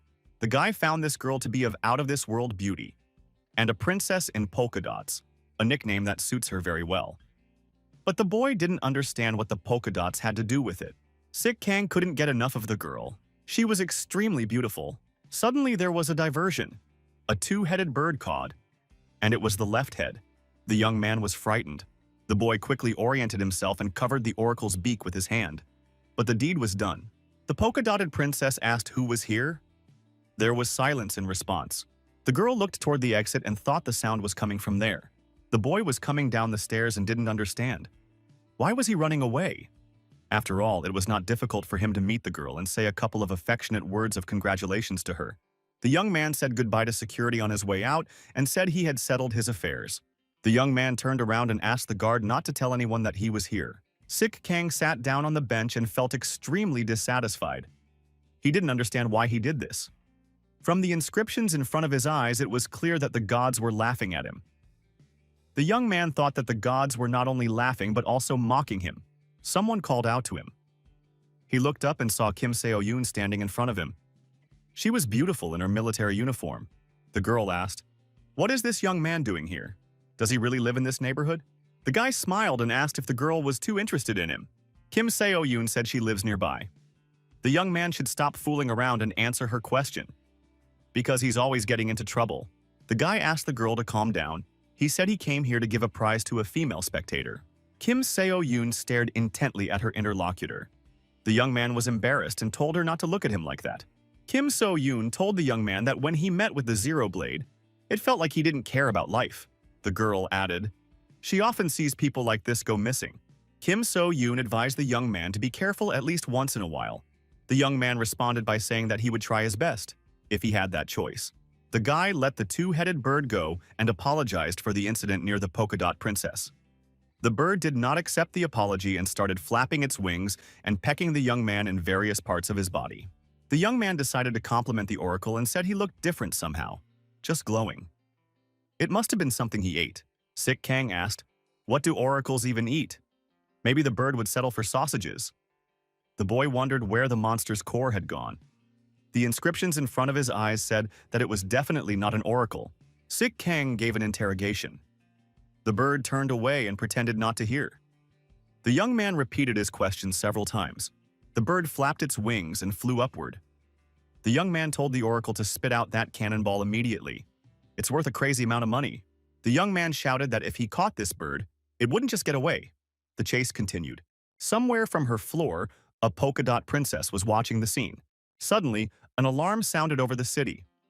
Everyone was asked to evacuate to the nearest shelters.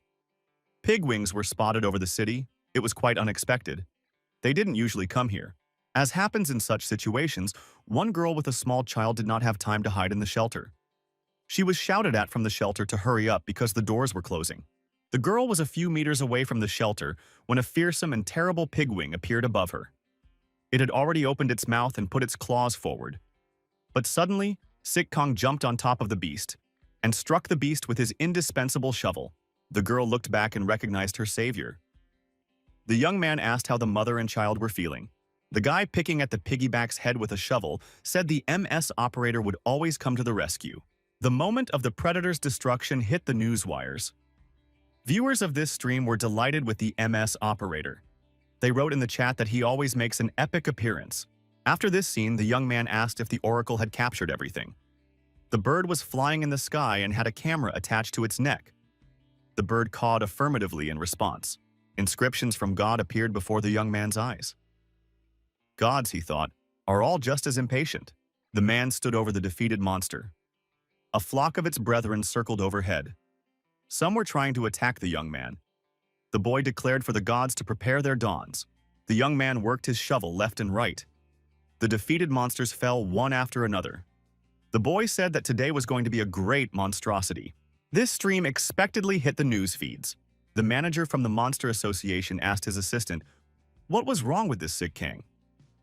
The assistant said that this young man is a walking problem. He's very cocky and arrogant, and too popular. The manager added that this young man is also too strong, and is not a member of the association. The manager added, "The young man also has a shovel, which they recovered. It's definitely unusual." The assistant suggested we take this shovel away for real and examine it thoroughly. The manager said they're not villains, and suggested that this young man be honored as a hero who saved the city from danger. The aide said he didn't really understand his superior's train of thought. He needs clarification. The manager said he proposes to reward the young man and give the shovel back afterward. Residence number 44 in Huntingtown. A house that doesn't take people. The manager started to explain his train of thought and said it was a good idea. It would be the best reward for the hero. The manager said, "Who knows what could happen to a young boy in this house? It certainly wouldn't be their fault." Defense line, Sector A. The warden told the soldiers to open the door quickly. Do they really have to stay here all day? The stranger said that these soldiers are very lazy. They're of no use. The soldiers resented being treated unfairly, but they came to the conclusion that there was nothing they could do anyway. One of the warriors thought if it weren't for their superpowers, he would have taught them a lesson in good manners. The man said the scouts reported that they found evidence of explosive Tauruses. But why a week before the end of the service? Sergeant Pack told his colleague that he saw something and pointed his finger forward. The warrior wondered, where did that cloud of dust come from? There's a reason for that. Something's going on out there. A young man was walking through the city and read the announcements. The storm troop is looking for a healer. The Sun Assault Squad is planning a military operation on a 3-star monster. The boy was surprised by the abundance of such advertisements. The operator at military headquarters reports that the gate is raising the alert level to level 2 due to the explosive Tauruses. Due to the absence of the first squad, they are requesting more reinforcements. The specialist said there will be no single-tasking monsters. They will not even recoup the cost of the equipment. Sik Kang thought that nothing had changed in the world. Gangnam is the same as before.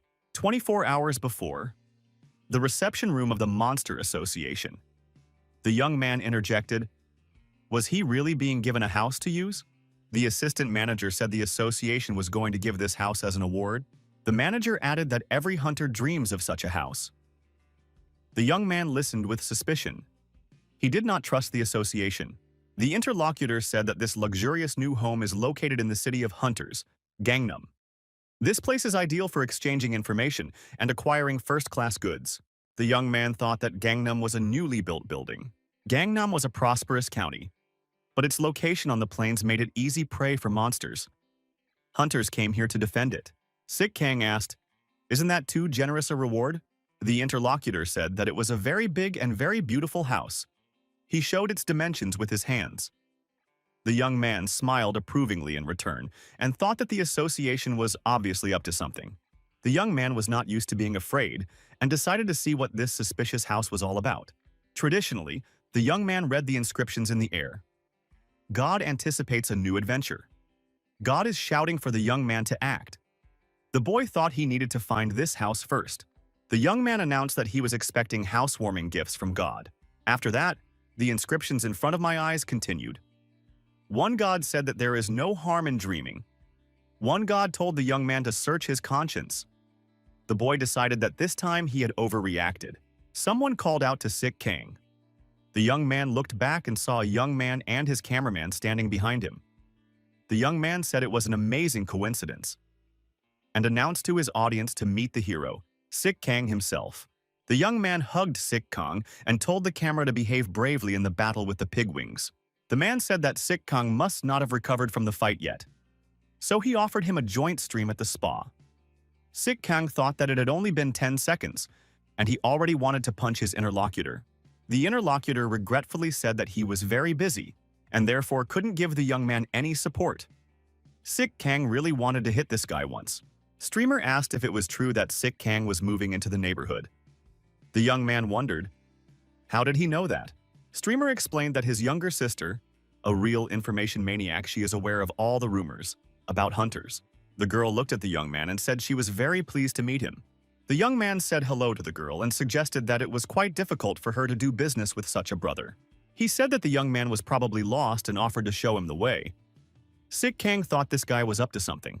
The man said, "No need to be rude to someone who wants to help." Young people were looking for the right address. A girl cameraman was filming. The man said that many people went to strengthen the defense of the city because of the attack of the Blastauruses. That's why the city is deserted. Suddenly, the man turned to his sister and told her to turn off the camera immediately. Jo Seop was walking towards the company. He wasn't supposed to be on camera.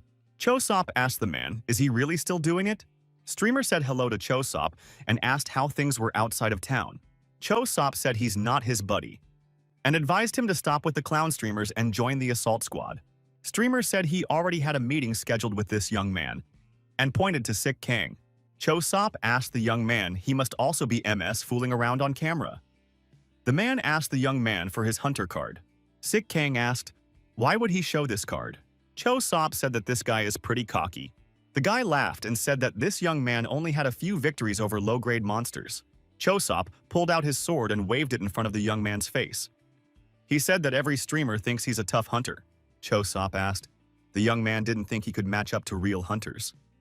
After he destroyed the small fish within the city, the man added that streamers are only able to shoot their reports because of the hunter units. Sik Kang told the interviewer that he was ready to find out who the real clown was. Cho Sop didn't expect such audacity and laughed in the young man's face. Suddenly, a girl in a policeman's uniform appeared with a walkie-talkie in her hand and shouted for everyone to disperse. Cho Seop replied to her that he was just having a nice conversation with a colleague. He wasn't planning to do anything wrong. Assault squads. It's a group of hunters who deal with monsters that can't be destroyed alone. Streamer told the young man that these stormtroopers say they're fighting for justice. But in reality, they're no better than thugs. The men approached the house they were looking for. The young man noticed that it was a good place to live alone. Streamer said if the young man could destroy Zero, he'd be living in the heart of the city. Sik Kang thanked his brother and sister for their help and said they could go home. Streamer asked to be treated to at least some tea. After all, he had come a long way. The young man angrily said if he was going to be annoying, he would have to knock out a tooth. The interlocutor said that in that case, he would drop by later. His sister apologized for the inconvenience. Sikang asked the oracle what he thought of this house. A bird flew around this house and caught its left head. The young man said he thought so. The boy still assumed that he'd gotten a house as a gift that wasn't simple at all. And he had to figure out what it was. The house stood on a separate property behind a high fence from passing pedestrians. The young man decided to explore the entire area of the house and look in every room. There was no one in the bedroom. The restroom was also beyond suspicion. The young man looked in every nook and cranny of the house but found nothing suspicious. The boy laid down on the bed and realized how tired he was. He wanted to rest. The young man turned to the oracle. He said he had already looked all over the house and found nothing. The young man asked why the bird was shrieking its left head like that. You can't just scare people for no reason. In response, Oracle cocked his left head again. Guy told him to shut up already, finally. The young man said he'd be back soon, and the bird would stay in charge. He'll be in charge of the place. The bird flapped its wings and began to circle over the young man, continuing to carp with its left head. The young man heard an alarm sounding outside. The warning was that the city's defense line had been breached, and all hunters must prepare for battle. Sikang's inscriptions appeared in front of his eyes again. One god's eyes shone with anticipation. One god took out his binoculars. 14 spectators were present. The young man became frustrated. A vacation was out of the question. He'd only just gotten here. The guy grabbed his shovel and headed for the exit. A huge explosion caught the young man's attention. It went off somewhere nearby. The blastators are already within the city limits. Where have the hunters gone? The young man lay unconscious. He was among the debris of the building. A shovel was in his hand. One of the rescuers appeared and asked how the young man was feeling. The boy regained consciousness and opened his eyes. He could not understand what was happening. The rescuer asked if the boy could get up on his own. Another lifeguard shouted that we should prepare to evacuate immediately. This is a danger zone. Sikang thought, did this explosion really happen because of the explosive Taurus? The guy realized that it was too late to retreat because one of the explosion Taurs was in close proximity to him. And now he had to think about his defense. At least he had a shovel handy. The monster screamed and a source of explosion formed in its mouth. It was unbearably horrible. The young man replied that they had just met. And suggested that they start by getting acquainted and shaking hands. Blastator didn't appreciate the joke and attacked the young man. The boy flew backwards. The blast wave was very strong. The young man managed to stick a shovel in the ground and, holding onto it, tried to get a foothold and not to fly further away. The boy held on with all his might. His strength was leaving him. He screamed that he couldn't do it anymore. Suddenly, the oracle was at his side. The young man looked at the oracle and realized that there was wind dispersion going on. Therefore, the bird could stay in the air. Sikang thought that maybe oracle, it was a fledgling, but it was still a 2-star monster. The young man shouted for the oracle to keep it up. It was a surprise to the young man. The bird still had the camera around its neck. And the stream continued. The bird flew around the explosion Taurus and scattered the wind. The young man stealthily crept up to the monster and attacked the monster. Blood rushed in all directions. The young man, running aside, said that the overgrown bull in front of him. The young man shouted that it was the monster getting payback for destroying the new house. The boy dodged and launched another attack. He jumped over the monster and brought his shovel high above its head. Sikang gave a crushing blow and said that it was to the monster for almost destroying him. The young man was incredibly angry. He had just checked in. Why is this happening to him again? The young man extracted the core from the monster's body. The young man lifted the crystal high up and said it was food for the oracle. And he thanked the bird for its help. The bird flew toward the young man. The young man held the crystal in his hand. He saw what was happening in front of him and froze for a second. There were several of these same monsters approaching the young man. This was too much. Streamer watched from afar through binoculars. He said that a huge number of explosive Tauruses were approaching the MS operator. Would he be able to survive such an attack? This young man's cameraman turned off the camera and said he'd had enough. The young man was indignant. What was he doing? This is about to be the most interesting thing ever. The operator said it doesn't matter at all. Sikang needs help. The streamer showed that it's very dangerous around the young man. There are 3 2-star monsters. You can't last 1 minute against them. The young man took the camera away from the cameraman and said that besides, you can't take someone else's prey away. Streamer added that with these setups in his life, the operator won't live long. The young man then threw the camera back to the cameraman and told him to shut up and keep filming. Sik Kang prepared to face his opponent and thought that more interesting than the birth of a hero, maybe only his downfall. Sik Kang stood in readiness to face the monsters. The oracle circled above him, doing his job. The inscriptions in front of his eyes said that one god thought the young man was a good guy. One god hoped to meet him in the next life.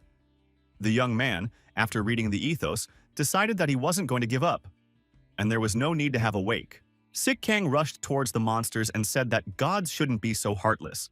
The boy devised a plan of action. He decided that he would deal with the monsters one by one, and he wouldn't miss a single one. The blastators tried to blast the young man. The young man dodged these fiery attacks. It was hot and heavy all around. The young man thought his life was hanging by a thread. He was indignant. Why don't the gods help him? The boy, reading the inscriptions in front of his eyes, realized that one of the gods was ready to help him. That gave him hope. One of the inscriptions said that the young man had almost unlocked an effort bonus. There were now 14 viewers present. The boy thought, what's with the effort bonus? He needs help fast. The young man thought about the last time he got a shovel for a donation. He shouldn't let go of the opportunity to get something else. Sik Kang shouted that he would fight until his last breath. The young man read that another god had joined. And now there were 15 spectators present. The boy thought that the chances of survival had just increased. The young man shouted to the bird to stop the monster's breath attack for at least a second. The bird did as the young man asked, and the boy instantly went on the attack. The young man was waiting for the right moment. He had to wait for the right moment and attack the beast. The sign said that there were already 16 spectators present. That was the maximum number allowed. The boy received an incentive bonus. The boy looked up and didn't realize what was going on up there. He shouted loudly. The young man turned his attention to the oracle hovering in the air. The guy looked at the monster and saw that the explosion tour was not moving. The young man couldn't believe his eyes. Had time really stopped? The young man continued to follow the events. Cubes with numbered faces appeared in the air. The sign in front of his eyes said that the god was offering to choose a number. The boy wondered what kind of lottery was being played. The young man held on with his last strength. Sik Kang shouted out that he was picking 8. The young man was surprised. The dice showed 8, exactly what he had in mind. The young man read before his eyes that some god was lending the young man his powers. Chakra is temporarily available to him.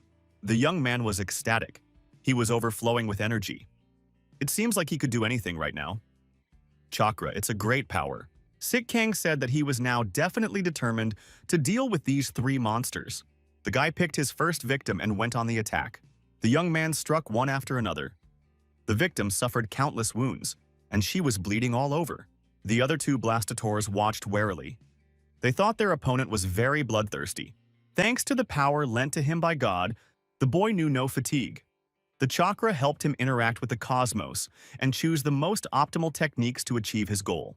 The young man learned to see his opponent's every move and anticipate their next strike. The young man came to the conclusion that it was time to finish them off. The young man gripped the shovel tighter and prepared to strike a decisive blow. Streamers watching couldn't believe this was even possible. The cameraman said his streamer was disturbing people watching. The streamer asked, "This isn't a dream, is it?" The young man was dealing with the last monster and swung his shovel at it and gave it a crushing blow. The guy shouted that it was time for this beastmaster to go to hell with his fellows. The final blow in this battle was the most powerful, and the most important opponent was finished. The young man dismembered the monster's body and thought that was the end of it. The case was closed. The young man said to the camera that everything was ready. An inscription appeared in front of his eyes that the chakra had expired. In the monster research notes, it was stated that a Zootaurus is a land type of monster that can blow a veritable hurricane out of its mouth. Zootaurs feed on carbon monoxide and reproduce quickly. The young man noticed that the hunters were beginning to gather. He assumed that the entire area had already been cleared. The arriving hunters couldn't believe their eyes. This young man had single-handedly defeated the blastators. How could this be possible? The young man continued to read the inscriptions in front of his eyes. One god is preparing fireworks. One god advises the young man to be ready. Streamer became jealous of this upstart MS operator. How does he do it? The young man thought that everyone follows the rule of safe long-range attack. Hunters have the standard protective equipment. How does this young man manage to deal with dangerous monsters without following these rules or having such equipment? If misbehaved, an explosion Taurus can turn a hunter into a corpse with a single blow. How can this young man use close combat techniques against explosive Tauruses? If this young man destroyed a 2-star monster on his own, his level should be at least above average. A young man approached the ruins. He said it was his house, or rather, what was left of it. The young man wondered where the oracle had gone. The bird was nowhere to be seen.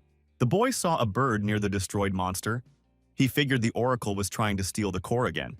Sick Kang felt sick and decided that he had overexerted himself. He felt a loss of strength and dizziness. The young man's eyes blurred and he felt like the ground was leaving under his feet. The ground was really starting to cave in, and it didn't seem that way to the young man. A huge tower appeared from the ground, with many guns peering out of it. The boy shouted that it was a fortillery. The young man thought that this was the reason why the oracle was screaming so frantically. The military and hunters prepared for defense. They ordered the protective barriers to be raised. The young man shouted that it was the wrong decision. "You can't provoke her. You should just get away to a safe distance." Some cocky hunters reasoned, how much could they get for destroying the fortilleria? The young man noticed the guns of the fortillery heading for the hunters.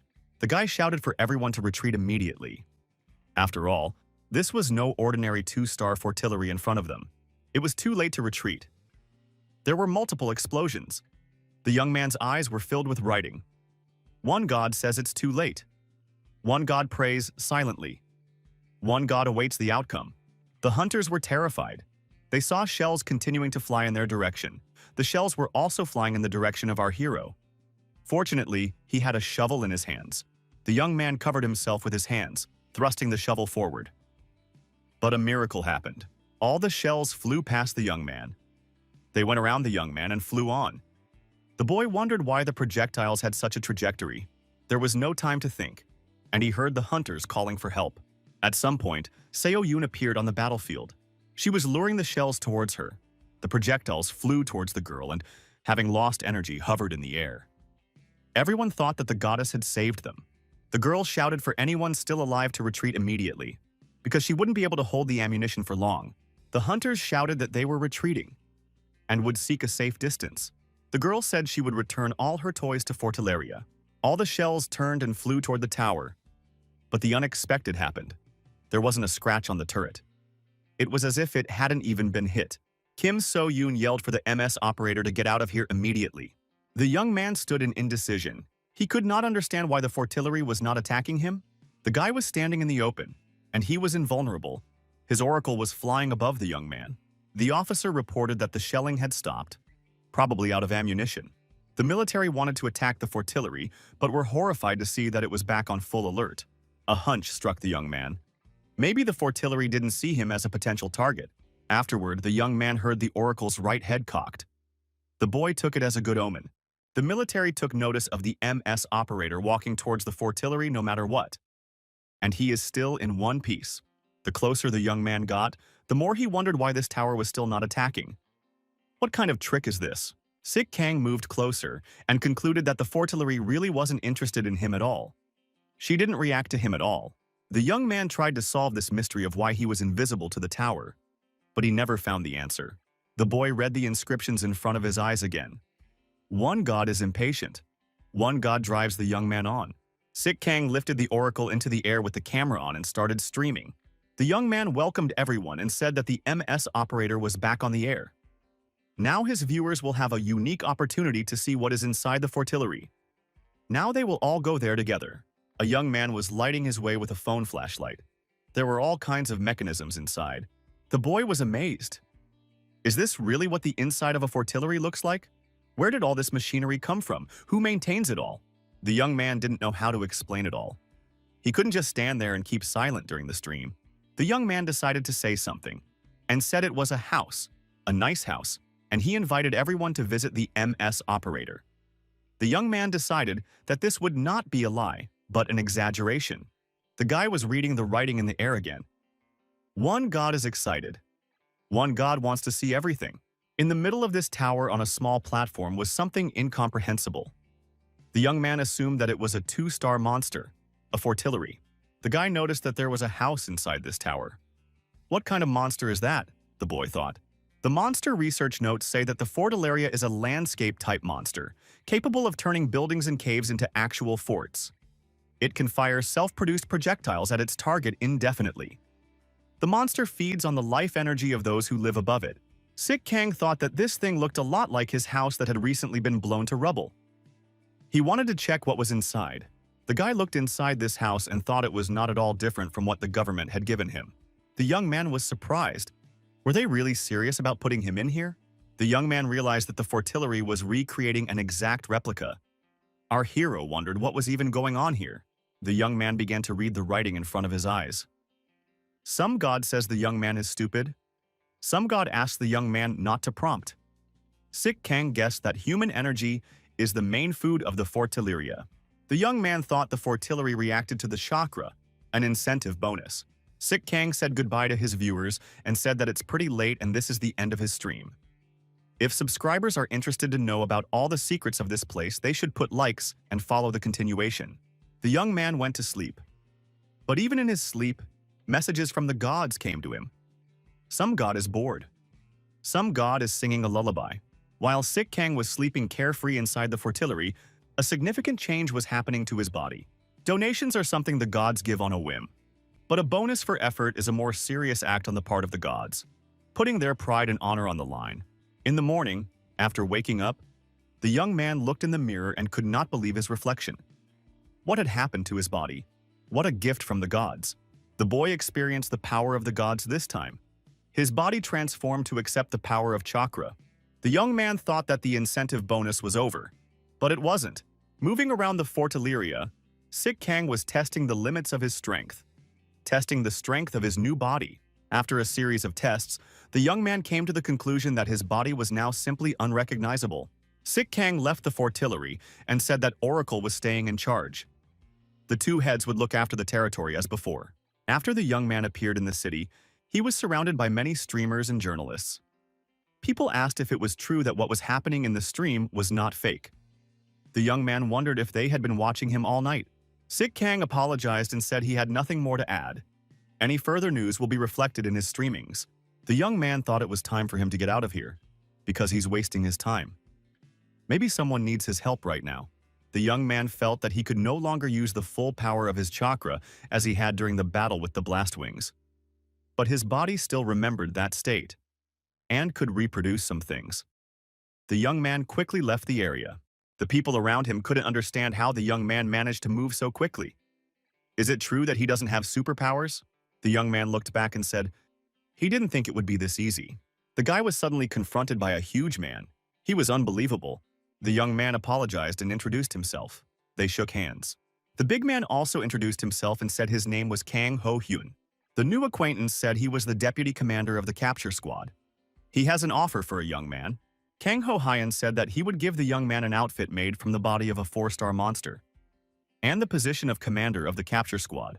The man said that for this, the young man should join the squad. Everyone in the neighborhood who heard this suggestion envied the young man. Everyone could use such an outfit. These invaders are well paid. Everyone assumed that the young man would certainly agree to such an offer. No one would refuse. People around me said that such equipment doesn't even have a price. Not every stormtrooper has such equipment. It was nothing compared to his shovel, the young man thought. Sik Kang realized that equipment alone wouldn't be enough to deal with the Zero Blade. The young man believed, not unreasonably, that in order to deal with this monster he must act alone, to limit the number of blades. The young man said he was grateful to his interlocutor for such a generous offer, but he had to decline. To defeat the Zero Blade, he must act alone. Everyone around him was astonished. How could this guy give up the title of commander of the invading squad? He doesn't know what he's doing. Kang Ho-hyun was not upset. As a hunter of hunters, he understood the young man. The boy was thinking very sensibly. The events take place a month earlier at City Hall. The mayor told the guest that he was ready to get right to the point and explained what was required of him. The guest asked how everything is going in the mayor's office, what progress has been made. The management explained that thanks to their secret cooperation with the relevant ministry, things were going great. Everything is going according to plan, but they are concerned about land, infrastructure, and transportation. The visitor said they're just 3-star evil carps. Or does City Hall have no confidence in the assault squads? The man said the mayor's office has absolute confidence in the assault squads. That's why they're meeting. The official said that according to intelligence, the mangacaps are showing mutation and strange behavior. In addition, they have tripled in size. The stormtrooper said it's still within expectations. He doesn't see anything critical. The ministry's main task is to keep the information from spreading. It's a good deal, especially since there are more and more hunters refusing to cooperate with the government. Hunters prefer to work alone, and they succeed. Such individualists carry even more danger than the monsters themselves. Such hunter behavior threatens an uprising. Recent events are proof of that. Independent hunters are becoming a problem. Their numbers must be reduced. The official turned to Kang Ho-hyun and said, well, he was the one running the operation. The man added that the ministry will make sure there are no problems, and they hope to cooperate with the captain. The captain said officials can prepare hymns of praise. They won't regret cooperating. Sick Kang hooked the camera around the oracle's neck and went on air. The young man greeted his viewers and said that the MS cameraman was on the air. The young man said that today there is something unusual for his subscribers. The guy recalled what happened last summer. Thousands of mutant fish were spotted in the upper reaches of the river. The task of the hunters: to destroy them. The mission difficulty is rated 3 stars and above. That was the official message from the Monster Association. Every year around this time, the 3-star mangacaps get out of control. The young man said that he was not interested in carp in principle. His main task is to learn how to deal with 3-star monsters alone. Before Sick Kang could finish his sentence, there was a huge explosion somewhere nearby. The young man was surprised and alert. Questions began to be asked in the chat room. What was that? The young man looked back and saw the car that had just gone to the river. It was coming back at a great speed. This machine was trying to break away from the evil carpets attacking it. There were endless numbers of them. They were all over the road, and they were trying to attack this car. The hunters in the back of this vehicle wondered, where did these monsters come from? After all, these mutants should be at the headwaters of the river. The hunters feared that if the mutants caught up with the car, they would not survive. They demanded that the driver speed up. The young man couldn't understand what was happening. How could he stop this invasion? The young man thought he had only one way out. He walked to the middle of the road and faced the car that was coming to meet him. The driver yelled for the guy to move out of the way. Sick Kang pushed off and jumped over the car. The young man landed right in the epicenter of the monster's location, and with all his might, he jammed the shovel into the ground. He wanted to activate the shovel's special function. There was a localized earthquake caused by the shovel. The young man thought how good it was that everything had worked out. He was afraid the earthquake might not work. An inscription appeared in front of his eyes. God asks you not to underestimate his donation. Sick Kang looked around and realized that it wouldn't be just one earthquake. The surviving evilocarps surrounded the young man and were approaching him from all sides. The boy thought that there were too many of them. The young man saw another inscription in front of his eyes. One god sent the young man a donation. The shovel in the young man's hands glowed with an unnatural light. Another inscription appeared before my eyes. One god asks to answer the phone. The young man fought off the monsters as best he could. The forces were unequal. The boy was wielding the shovel left and right. He thought, what kind of call could he possibly be talking about right now? Are they up there messing around? The young man read the new messages. One god says it's urgent, and asks the young man to look at the handle of the shovel.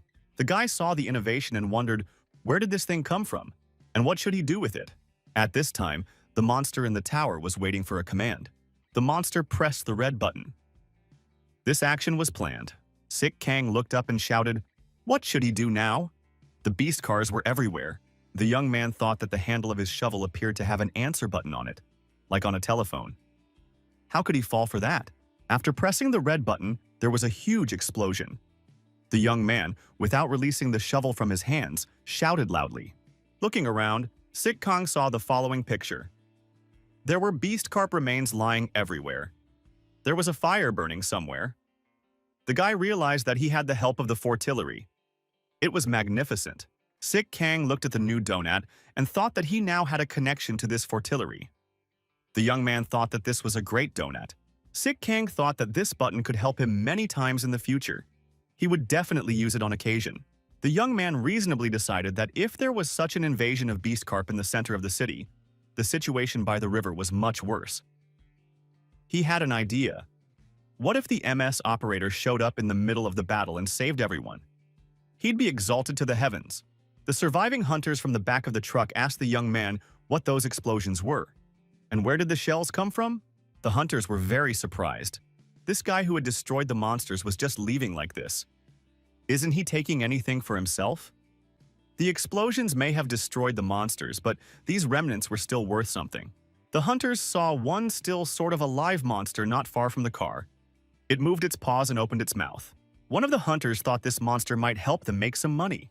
A colleague said he'd better get out of here for good. He had a bad feeling.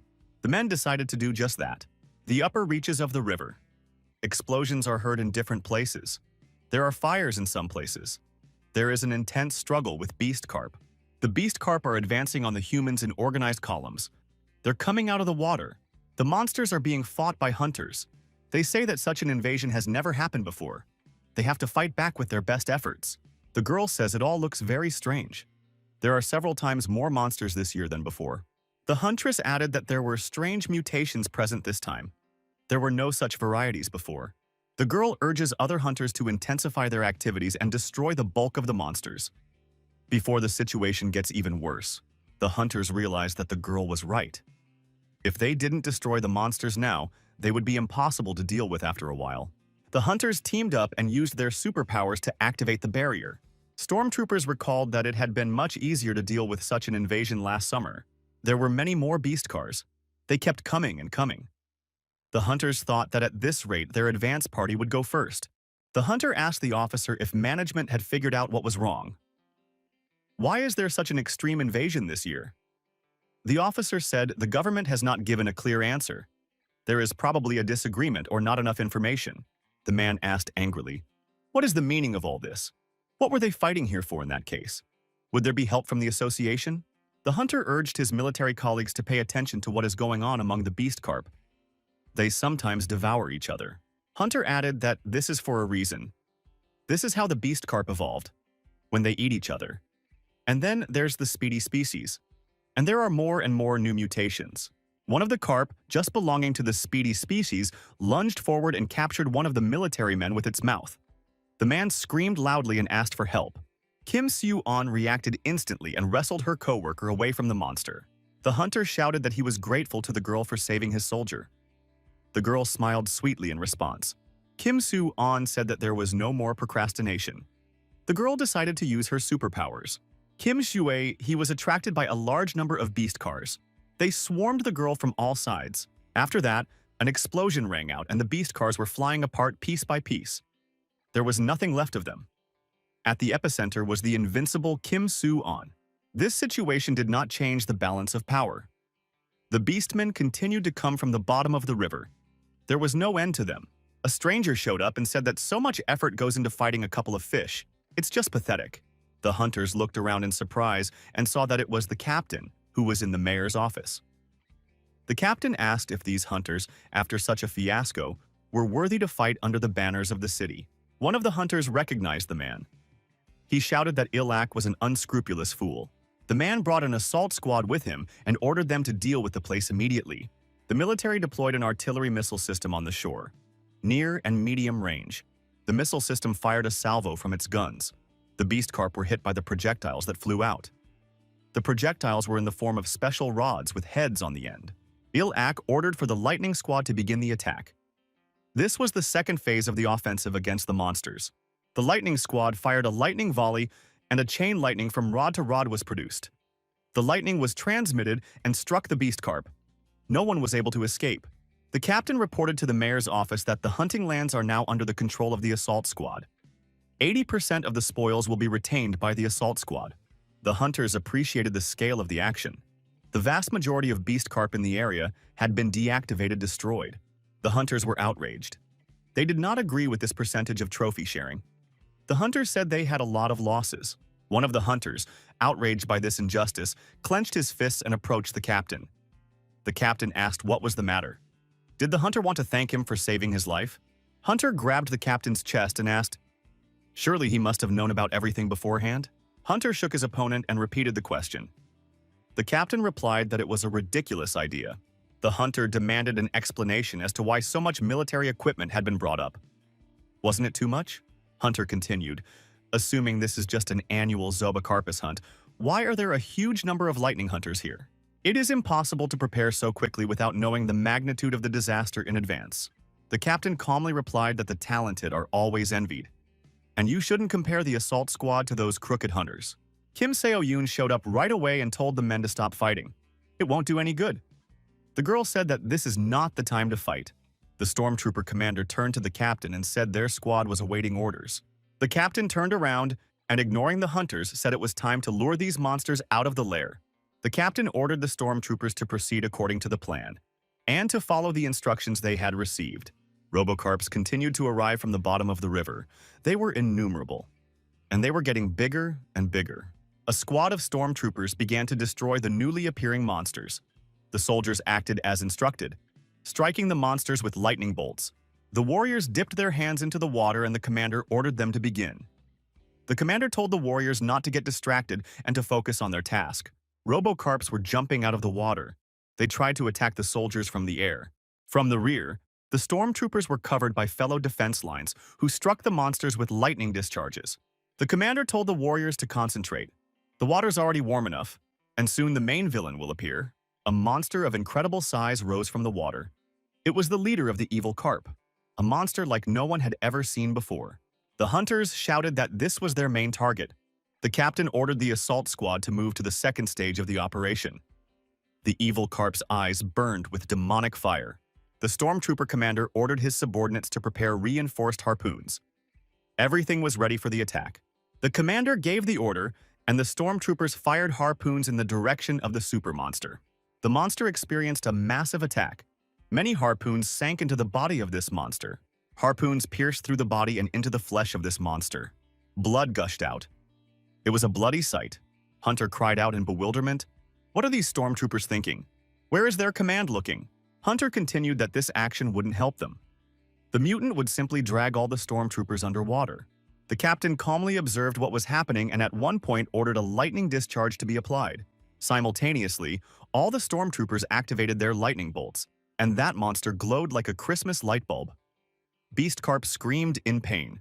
Kim Seo-on said that those military men want to fry the monster by electrocuting it with harpoons. But that might not be enough. The captain sprang into action and said that he was about to show something to those around him. The man said he was ready to demonstrate the power of the storm. He fired a huge bolt of energy directly at the giant monster. The hunters wondered, where did the captain get such destructive power? Kim Seo. He assumed that the man was using some equipment to temporarily enhance his abilities. The leader of the Beastcarp was deactivated. The captain said to take out the core before regeneration could begin. Everyone knew that the situation this year was very different from last year, and perhaps there was more than one such giant present. No one had done the relevant research. The captain said they would always be ready for new monsters of this size. They have the equipment at the ready. It was exactly as the hunters had anticipated. The second giant had already appeared, and out of the water. The captain stated that there would be another performance coming up. He told the hunters to watch what was going on. A second beastcarp of gigantic size came out of the water and roared loudly. It showed its sharp jaws. The captain said calmly that everything was going according to plan. Viewers watching the stream wrote that this captain is a true patriot and the pride of his country. The man stated on camera that he has shown his strength to the masses, and he is proud of his accomplishments. The captain thought to get his father's recognition. He needed to prove that his second squad was doing a good job, even without him. The stormtrooper commander commanded the warriors to hurry. The core must be extracted before regeneration could begin in the body of the giant. The captain turned to the assault commander and said he had a small errand to run. The man said he was leaving the command to him and expects it should go smoothly. We just have to follow the plan. The captain asked that this squad show the other squads that it was the most advanced squad. The stormtrooper stated that the second assault squad would now be under his direct command. The captain turned around and walked away. He said he wanted to get out of this dump as soon as possible. The man got into the car and stated that he wanted to meet his father as soon as possible. The driver knows where to take him. The interlocutor on the phone told the man that the colonel would be pleased with the results of the operation and brought his congratulations. The captain said to report the situation to him. The stormtrooper commander reported that they were now working on extracting the core from the first Zlobocarp leader. The second mutant was already almost defeated. The assault squad applied harpoons to the second monster in the same volume as the first. The second monster was almost ready. The commander ordered the warriors to urgently deal with the core of the second monster. He reminded them that as long as the core was inside, the monster was considered alive.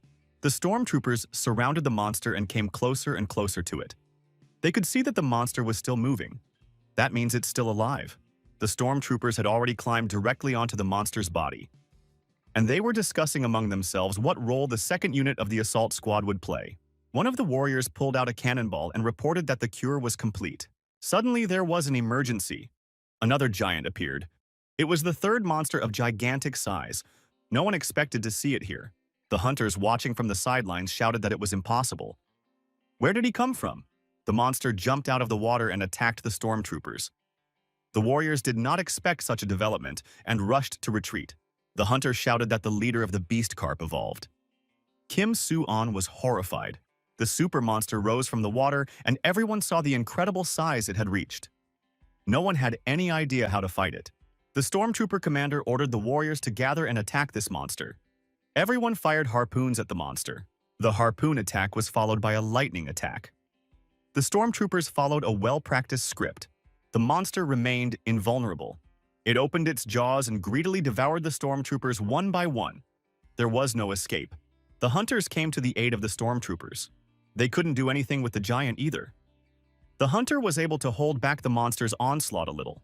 Hunter shouted for the soldiers to unite among themselves and begin to work in concert. He would try to buy them time. Maybe they'd still have something to work with. The stormtrooper commander yelled that there was no way they could handle this thing. Harpoons can't take this monster. The stormtrooper turned around and shouted that if the hunter so desired, he could stay here. The warrior began to run away from the monster. The beast attacked the hunter, and the man, losing his balance, was thrown far back.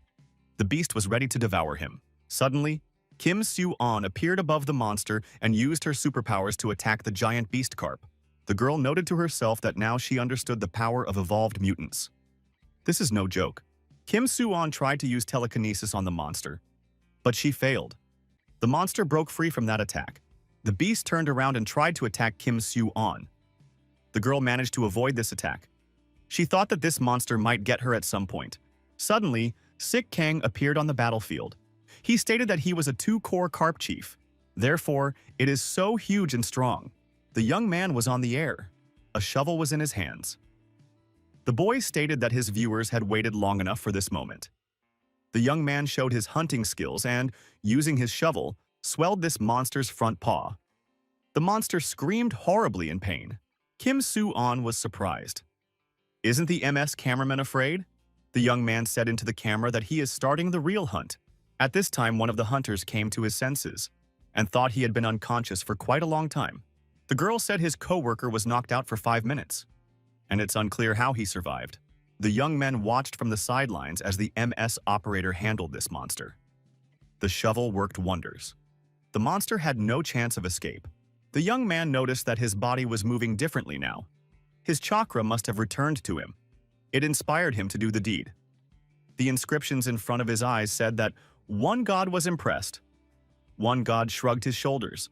The guy, performing another attack, thought it was a little different than the last time he had been with him. Sik Kang struck another blow on the monster's other paw and resolutely severed it from its body with his shovel. The young man scurried away to a safe distance and thought that should be more than enough. The most incredible thing happened. The monster's severed paw began to regenerate and reattached itself to the body. The young man wondered, what kind of monstrous regeneration was this? Was it possible? Sik Kang noticed that the monster was eating its fallen younger brethren. Why does it do that? Maybe cannibalism speeds up its recovery? The young man decided to test his assumption. The guy swung around and jammed the shovel into the ground with all his might, counting on the earthquake effect. The shockwave was so strong that the monster was thrown back. The young man asked how the monster felt about it. The monster steadied itself on its hind legs and continued to perform the act of cannibalism to its fellow man. The young man noticed that the monster was becoming more dangerous with each regeneration. The young man noticed that the changes in the beast carp's body were no nonsense. One front paw had turned into a predatory fish. The other paw turned into a powerful stabbing weapon. The boy thought that this fish head was getting cocky. Sik Kang decided that he was at too much of a disadvantage in this case. The young man decided that he needed to change his position immediately. The young man was changing his dislocation, but the monster was one step ahead, anticipating his move. The boy didn't even have time to think, but the monster had already anticipated everything. The young man remembered a past donation and thought that maybe this thing would help him. Sik Kang immediately pressed the button on his shovel, hoping that the fortillery would go off. The turret was loaded with ammunition into the firearm. Everything worked like a well-coordinated mechanism. The monster was hit by fortillery fire, but its regeneration occurred. The boy thought that the regeneration of this monster was prohibitively fast. He suggested that perhaps the beast carp was at a great distance from the fortillery. Oracle continued to circle with the camera around his neck over the battlefield. And the audience watched everything that was happening online. Sik Kang noticed that the Oracle shouted with his right head. This was a good omen. The young man stood boldly in a duel against the huge monster. His battle shovel was ready to deliver a devastating blow. Suddenly, there was a loud explosion. It was the arrival of a shell. The hunters wondered where the shell had come from. Everything happened very suddenly. The young man was leaning on one knee, hiding among the ruins. He thought he could have quietly not survived. Pure chance had helped. Guy noted to himself that this fortillery attack was different from the last one. Perhaps it depends on the distance. The young man looked back and saw that the beast carp was still standing on its hind legs. Sik Kang decided that this beast carp was already injured. But it was too early to celebrate victory. The fight hadn't been won yet. The guy realized that this explosion helped him buy some time. If delayed, the regeneration process would restore the monster completely. The young man decided that now he would need the power of the core. Where could he get a power like that? To the young man's relief came the inscriptions in front of his eyes. One god advises to remember the action of the chakra. One god advises to concentrate. One god joins in. 17 spectators are present. The young man concentrated and tried to remember the sensations he had felt last time. Sik Kang closed his eyes. He needed those feelings. He needed to concentrate extremely hard, and he had to hold the shovel tightly in his hands. The huge monster partially recovered from the projectile's arrival and moved towards the young man. Sik Kang put his shovel forward and gave a crushing blow to his opponent. The shovel pierced through the monster's body. The hunters thought, "Is this the true crushing power of the MS operator?" The young man looked at his hand. He hadn't expected that it could possess such incredible strength. It was grandiose. Streaming viewers watched the online defeat of the incredible monster. The core of the defeated monster went to the Oracle. The young man didn't even have time to warn the bird not to swallow it. But it was too late. It was lightning fast. The Oracle continued to make sounds with his right head. There was nothing the young man could do about it. The monster research notes indicate that the leader of the beast carp is a monster leader. He dominates the surrounding zwercarps. The kin under his command are able to evolve into different forms. If he is not stopped in time, it will lead to the emergence of a huge army. Assault Squad Central Headquarters. Management asks the second squad leader what really happened. The captain is sweating and trying to apologize. He says things didn't go according to plan. The warden is nervous. He says that the captain must have misunderstood the question. The captain states that some unforeseen factor has come up. Hinting at an MS streamer with a shovel, the head of the assault squad recalls that there were an extremely large number of people involved this time. And the captain has a rather pathetic excuse for the disaster that occurred. The captain was extremely depressed. He realized that his father already knew everything. The captain looked at the girl who was the commander of the assault squad and thought that she was the one who had reported everything to the leadership. The head of the assault squad suggested that the captain's position was a burden on the man, and he would reflect on it. Yu Wang displayed an image on the screen and asked if this young man was the MS operator. The head asked if the captain thought this young man could replace him in that position. The captain told his father that this young man had tarnished the name of their unit. The father shouted for the captain to shut his mouth. His son had only himself to blame for this disgrace. The son got a lot of soldiers involved in this operation and ruined everything right away. And he also put on a cheap act. The girl looked at the boss and thought he was quite attractive, even when he was angry. The girl told her boss that his son had already realized everything. Kang Mi-yeon reminded him that the captain knows how to clean up after himself well and leave no trace. The man thought he should take steps to make sure nothing more damage was done to the squad. The captain turned around and walked away. He decided he wasn't going to let this one go. There would be a reaction from him. His father said his son's pride would come back to haunt him. He has a long way to go. The girl offered her services to restore order. The head of the assault squad said there's another assignment for the girl. also related to this guy. Yu Yiwan said for the girl to find out everything about this guy. It's better to have him as an ally than an enemy. The girl assumed that her boss had a very high opinion of the young man, and Wang said he probably did. But this young man reminds him of an old colleague. The guy doesn't have superpowers, but he can kill a 2-star monster with martial arts skills alone. That's saying something. The man added that it would be good if they involved his youngest son. But he will deal with this issue separately. Monster Association, Korean branch. At the press conference, reporters asked if it was true that the leadership knew about the mangacap mutations taking place. Did the Fortillery really drop a bomb on the river? The questions continued. Journalists asked what was planned to be done in the future with the Fortillery. The man asked everyone to calm down and to ask questions one at a time. He will try to give comprehensive answers to all questions. The aide told his master that the MS operator had cut the connection and was not answering his calls. It is impossible to approach him because of the Fortillery. He unfortunately does not want to answer. The man was furious. He didn't know what the rascal boy was thinking. Sik Kang plugged in the camera and went on air. He said hello to the viewers and said that this was the special edition of the stream that everyone had been waiting for.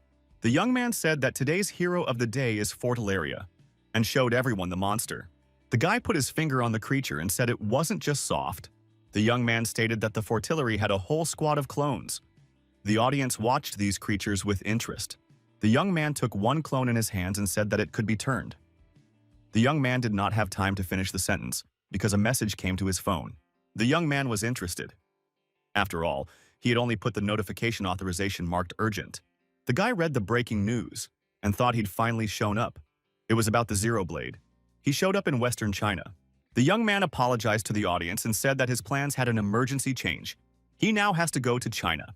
Because of the monsters, overseas travel is severely restricted. Air technology has become a rare first-class treat. The guy thought he needed an airplane right away. The young man announced to the cell that he needed urgent help with a flight to a neighboring country. The polka dot princess, sitting at the monitor, was interested in this information. The guy complimented, "Whoever helps him with the flight, he'll invite to the Fortillery."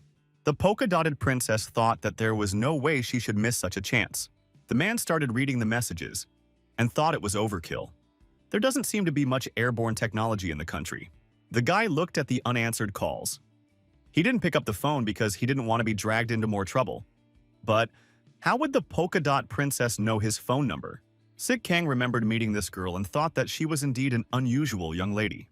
The head of the assault squad was watching the young man's stream. He thought he was a pretty cocky kid.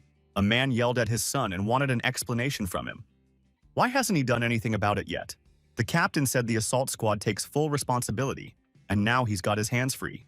The head of the assault squad said to have his secretary contact the brat immediately. A young man answered and said he was at the phone. The man wanted to introduce himself, but the young man said he wasn't interested and asked if his caller had an airplane.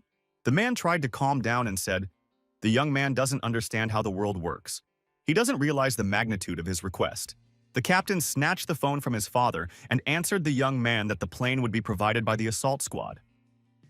Sik Kang heard the reply and thought the voice was familiar. The young man thanked his interlocutor for helping him that time and said he was indebted, and maybe they could come to an agreement in the future. Sik Kang replied that it sounded great. The boy realized that the airplane issue was solved. There was a slight change in plans, and instead of an airplane, the young man was given a helicopter. But that didn't change the point. The young man flew to Western China. The pilot announces that he has a destination in front of him, and he's going into descent. Passengers should prepare themselves. The young man turned on the camera and said the MS cameraman was on the air. Sik Kang looked out the porthole and realized that he was already in China. The young man looked around and thought that this China was very different from what he knew of it. The young man didn't expect the assault squad to provide him with an airplane. Probably they want to save their reputation after the recent events with those monsters. The young man remembered the conversation in which he had been promised air transportation and thought that the best part was yet to come. Sik Kang felt that his main goal right now was to reach his destination. He couldn't miss the Zero Blade this time. The pilot says the aircraft is descending. Everyone should buckle up and prepare for landing. The young man stepped out and the helicopter rose into the air. The boy was frightened. Is this really the place he's supposed to go? There was nothing here. It was all desert. The pilot stated that he flew to the point according to the given coordinates. When the young man has finished his business, He should report, and the airborne will return for him. The young man was left alone in the company of the oracle. He hoped that the helicopter would really come back for him. There was a phone call. The call was right on schedule, coming from a Chinese number. The young man didn't know the caller, but he had a feeling that if he answered, a lot of problems would fall on him. The young man decided not to answer and just start another stream. Oracle stepped up with his camera. The young man said hello to his audience. The young man said he flew to China from Korea. MS operator on the air. An armed horseman was watching the young man from afar. Sik Kang cheerfully announced that he would go anywhere for a zero blade. In the background, a rider could be seen approaching the streamer. The rider slowed his horse near the young man and told him to stand still and not move. The rider said for the young man to confess immediately. What family would he be from? Sik Kang was nervous. He didn't understand a word. But this stranger had almost destroyed him. The rider shouted that he was giving a final warning. The young man asked his opponent to speak Korean. The young man read the sign in front of his eyes that he had received a donation. The rider became even more nervous and told this young man to report to him. Sik Kang was surprised. He now understood this rider. Apparently, the gods were pissed off by this situation of misunderstanding. The rider got tired of repeating the same thing and drew his sword. He declared that he would have to eliminate the stranger if he did not finally deign to introduce himself. The young man gripped his shovel tighter and thought that the Chinese man would not succeed. But if he wanted to, he could try. Sik Kang replied in Chinese and said that he was here to deal with Zero Blade, and he is not an enemy to the rider. The rider asked, "Is this young man really talking about the devil of heaven?" But he didn't look like a person skilled in martial arts. Sik Kang asked his interlocutor to just take his word for it. And he noted to himself that this monster is called a heavenly devil in China. The young man on the horse laughed. He wondered how his companion would fight a monster. But he has zeal. That was the only positive quality. Suddenly, the Chinaman was silent. He remembered the elder telling him that a man would soon arrive from afar. The rider paid attention to the bird that was on the young man's shoulder. This bird is called a fortune teller in China. It's very revered. The rider asked the young man if he needed any help. He has a bird on his shoulder, to whose predictions his clan listens. If this bird predicts his fate, he will do his best to find the devil and heaven. The young man is wary. The stranger offers him help. Could it be a trap? The Chinese man said he understood the young man. It is difficult for him to trust a stranger. But he asks for forgiveness in advance and wants to say that he needs this stranger's help. The rider shouted, "Flaming sword of Asura," and pulled out his flaming sword to demonstrate it to his interlocutor. The Chinese man had a pendant of crystal on his chest. Sik Kang said that it was clear to him. This is the power of a 2-star monster. The Chinaman said if he wanted to get rid of the stranger, his sword would leave no trace of his body. There was no point for him to cheat now. The young man thought that it would be difficult for him to search for the Zero Blade alone in the desert. The two of them would be able to finish the job faster. The young men introduced themselves to each other. The writer said that he was the 13th son of the Ha clan, and his name is Ha Hujin. Sik Kang looked at his interlocutor's sword and thought he was in the Middle Ages. This was not the kind of China he had been told about. The young man thought, was it really true that he had gone to China? The young man looked around. There were primitive structures all around him. Weapons and armor were not up to date. The young man looked at the locals. They had looks full of fear of foreigners. The young man turned on the camera, showed the viewers the surroundings. There was bewilderment in the chat. Is this not staged footage? The young men arrived at the location. The rider dismounted, and a servant came up to him and said that he was glad to see the young master. Sik Kang thought it would be hard for him. The young Chinese man said that they were in place and in front of them was the pride of the Ha clan, which had been in existence for 500 years. The young man raised his head and saw that the royal flame pavilion was in front of him. It was a grandiose structure reaching into the sky. The guy couldn't believe his eyes. He said it was a completely different world. The guard asked who was accompanying the young gentleman. The young man replied that he was their guest of honor. Ha Hujin added that the guest would like to meet the clan head. The guards were confused. The young man wondered if they wanted to keep the dear guest waiting. The guards began to apologize and said they didn't want to keep anyone waiting. They are doing their service. A young girl appeared on the doorstep and said that the clan head had given permission to enter. The young men followed the girl and kept in her fairway. Sik Kang looked around and noted that everything inside looked amazing. The young man came across some pretty girls along the way. He wondered if all the pretty girls in the village were here. The girls said that they could go to the next room. Ha Hujin asked, "Did the clan head really let them use this?" The girl nodded affirmatively and said, "After all, the young man is a very important guest." The Chinese said, "It seems the young man is really special. Not many people have seen this thing. The boy will be allowed to ride it some more." The young man took a ride on the elevator. When he got out of the elevator, the girl said that he was already expected here. The doors were opened in front of Sik Kong. The young man stood before the clan head. A man was seated on the throne, and he told the young man that he was very glad to see him here. The clan head said as he welcomed the young man into Ha Hu Chang's world. The elder sent the young man away and said he would be alone with his guest. The doors closed behind the young man, and he stood in front of the throne where the clan leader sat. The stream continued. The clan head stated that he hadn't been nervous in 60 years, but now he remembered again what it felt like. The young man was surprised. His interlocutor looked quite young. Ha Hu Chang said, he knows the young man is surprised. In fact, he really does look younger than his years. The core of monsters, it's not just a source of superpowers. It's the monster itself. If it is processed, it can unlock the abilities of its own body along with other powers. Chang said Iwan, from the same area as the young man, and looks accordingly. The young man thought. So that means he controlled all the information and ran the village. Sik Kang said he wanted to ask a direct question. Can the elder establish the exact location of the monster, Zero Blade? That was the most important thing to him right now. The elder said he had forgotten that the young man was in too much of a hurry. It was all due to his carelessness. The elder said that his soldiers are now searching. They'll come back soon with a report. We'll have to wait a while. The head of the clan said that the journey had probably tired the young man. He added that his daughter would take care of him. He could rest in comfort. The girl said hello and introduced herself. She said her name was Ha Hu Lin. The young woman invited the young man to follow her. She showed him the direction to follow. Elder Chang said that a good rest is very important before a significant event. The young man didn't understand what his interlocutor was thinking, but he decided to play along. The boy decided for himself that he would do anything to catch the ruthless monster. The young people sat in silence for a while. Sik Kang thought, how long is the girl going to stay here? The young man got tired of waiting and told the girl that he would like to be alone. The girl wanted to object. Ha Hu Lin said that the head instructed her to take care of the young man with warmth. And she asked him not to put her out of the door. The young man said it was too much. He didn't expect this. The girl asked the young gentleman to look into her eyes. The boy complied with her request. The young men's gazes met. The girl asked the young man to tell him about the secrets he knew. The guy wondered what she was talking about. Why would he suddenly tell her his secrets? The girl cried.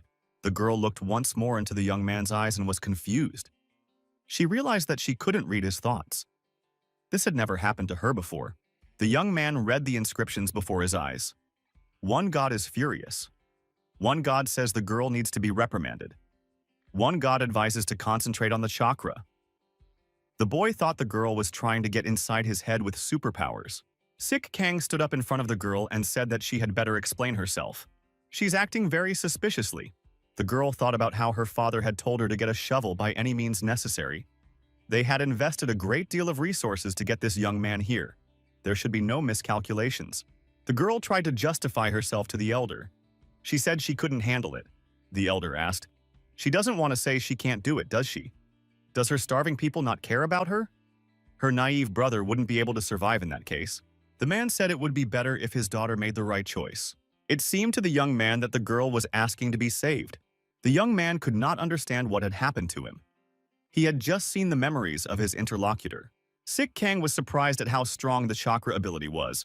The young man asked Mrs. Ha Hu Lin to come clean. He said he would bring her out into the open. After talking to the girl, Sik Kang approached Mr. Ha Hu Chang. He said he wanted to talk to him frankly. The young man stated that he was waiting for an explanation, and there was no point in cheating now. Ha Hu Chang asked what the young man meant, and thought, didn't his daughter succeed? The man said that his daughter's hospitality didn't seem to reach the young man's standard. Elder Chang pulled out his gun and said that he didn't need to be nice now. Apparently, the young man had already understood everything. The gun was pointed directly at Sik Kang. The young man responded by taking out his shovel and holding it out in front of him. And said Chang, the first to start. Ha Hu Chang stated, no matter how strong the young man is, he is still human. Just one bullet and he will die. The man demanded that the young man immediately give him his shovel. The guy was holding a shovel in his outstretched hand and asked if his interlocutor thought a shovel would solve all problems. The elder told the young man to be quiet. He's seen it all himself. There is no hope here anymore. The man added that this land abandoned by the state will soon be taken away by starvation. Ha Hu Chang said they have tried to negotiate with the government, but it is not profitable for them to maintain them. The elder continued, if they had this shovel, they could defeat the devil of heaven. And then the state would hear their pleas. The young man thought that a lot of effort had been put in. For the sake of it, Ha Hu Chang spread false information that the monster was here. The man said that now the young man knows the whole truth. If he did not want to die here, he had no choice. The young man says that he is, in that case, willing to give this shovel. But he warns that it is heavy. The young man tossed the shovel up, and it spun in the air and fell, stabbing the elder in the legs. The man cried out in pain. The young man jumped up to him and with a right hook sent his opponent far back. The elder fell down and did not move again. A young foreman burst into the room and said he became concerned when he heard an unexplained noise. The young Chinese man saw his father bloodied, sitting on his throne and showing no signs of life. The young man was mad with rage. He couldn't believe that the elder was in an emotionless state. What happened here? Sik Kang thought that this situation was starting to become problematic. Young Chang said he trusted the guest. Why did this happen? Now he may not have any hope of getting back from here alive. The young man pointed his sword at Sik Kang and said that he had no excuse. The young men stood against each other. A confrontation was brewing. A Chinese warrior with a sword against a Korean streamer with a shovel. Our hero thought maybe we should just deactivate this opponent, so as not to torture him for too long. The young man said his father was the cold and intimidating head of the family. But he was his only father, so he must take revenge. The hot Chinese guy shouted that his father's killer should disappear and rushed to the attack. Suddenly, the girl rushed to the guest's defense. She covered him with her body and told Ha Hu Jin to stop. She would explain everything now. Hu Jin asked, why is his older sister interfering in the men's squabbles? The young man shouted that this guest was the sworn enemy of the chapter. The girl replied that their father was not a good man. Had she really sided with the villain? The brother wondered, what are we talking about? The sister asked as her brother looked into her eyes. Sik Kang thought that the Iron Core was incredible. It is the ability to not only read thoughts, but also broadcast them. The young man bowed his head and asked if what he had just seen was all of it, really? He had seen all of his atrocities, both the way he tried to rule the village and how he wanted to kill the young lord. Was that all of it, really? The young Chinese man apologized to Sik Kang. The young man bowed his head and said he was terribly ashamed, and he owed his guest a great debt of gratitude. Suddenly there was an uprising. There were many dead soldiers and civilians. Namgung Yunran and the Black Wolf Squad revolted. The young people couldn't understand what was going on and who were all these people. The young Chinese man said that it was their family's personal guards, the Black Wolf Squad, and Namgung. The young man couldn't understand. Why would the stepmother rebel? The stepmother of the young Chinese man, who is also the leader of the rebellion, said the stranger already knows what they want. If he gave up the shovel, the rebels might spare him. Sik Kang only smiled in response. Does everyone really consider this shovel to be their property? Why is there such self-confidence present? Young Hu Jin said that he would try to keep an escape route. Sik Kang suggested that the young man stay here and protect his only sister. The girl must remain in her brother's care. The hero with the shovel says he'll try to deal with the rebels himself and is counting on him to put down this rebellion. Sik Kang asked the young man to trust him. But if Mr. Hu Jin had any doubts about his abilities, he suggested that he just observe his actions. Sik Kang, using his shovel, began to scatter the rebels left and right. Young Hu Jin was terribly surprised to see how much strength and power his guest possessed. The guest said that if he wanted to massacre Mr. Hu Jin, he would have quietly done so. The young man stated that he could now see how noble the gentleman with the shovel was, and he had no need to distrust him. Sik Kang said he had to go about his business. The young man can stay at home and protect everyone he cares about. The rebels surrounded the young man and hoped to take the shovel away from him. That was their main objective. Sik Kang said that the shovel was at their disposal. If they wanted, they could pull it out of the ground. None of the villains could even move the shovel. Sik Kang grabbed the shovel out of the ground and immediately shoved it back in with force. This created a localized earthquake. The rebels watching this decided that the young man definitely had superpowers. Without them, it would be impossible to achieve such an effect. The villains decided not to spare the young man and deal with him mercilessly in cold blood. And after that, take away his shovel. The villains surrounded Sik Kang. They decided to attack him at the same time to destroy him. The young man stood alone with his shovel, surrounded by his enemies. The guy started waving this deadly shovel around and claimed it would now look like self-defense. Namgung, the leader of the rebels, said that the rumor that the young man had fought the devil of heaven was definitely true. She used to think that their clan leader was bluffing. The young Chinese man told his sister that it was not safe to stay here. He offered her an escape route to a safer place. The young man says they need to hurry up. He understands how the girl feels now, but they don't have time. The girl stopped her brother and drew his attention to the ring that was on their father's finger. Its core was glowing. The young man assumed that the elder was not dead. But how could that be possible? Changes began to happen to Elder Chang's body. He turned into a huge spider monster. The true form of the core, it's a devourer. It used the elder as a vessel to awaken. Young Hujin shouted to his sister to immediately hide behind his masculine back. He would protect her. The young man drew his sword and swung. He said that this monster had just hatched. That means it hasn't reached its full 3-star strength yet. And it should be dealt with immediately. The girl shouted for her brother to be more careful. The young man engaged in a fierce battle with this insatiable monster. He defended his sister with all his might. The fearsome monster was receiving injuries from the young man, but continued his offensive actions. Hahu Lin had a crystal core pendant on his chest. The young man tried to establish a verbal connection between his sword and this crystal and enhance the cold weapon's abilities. The young man succeeded, and he noticed that his sword was much stronger this time. The young man stated that his connection to the core on his sister's chest was now amplified many times over. The young man thought that this was the true power that the elder had told him about. Hujin struck the monster with the upgraded sword blow by blow. The monster was in unbearable pain. The guy didn't stop to prevent his opponent from regaining his strength. The young man tried to finally destroy the obnoxious spider. The monster thrashed around the room, fleeing from his opponent's blows.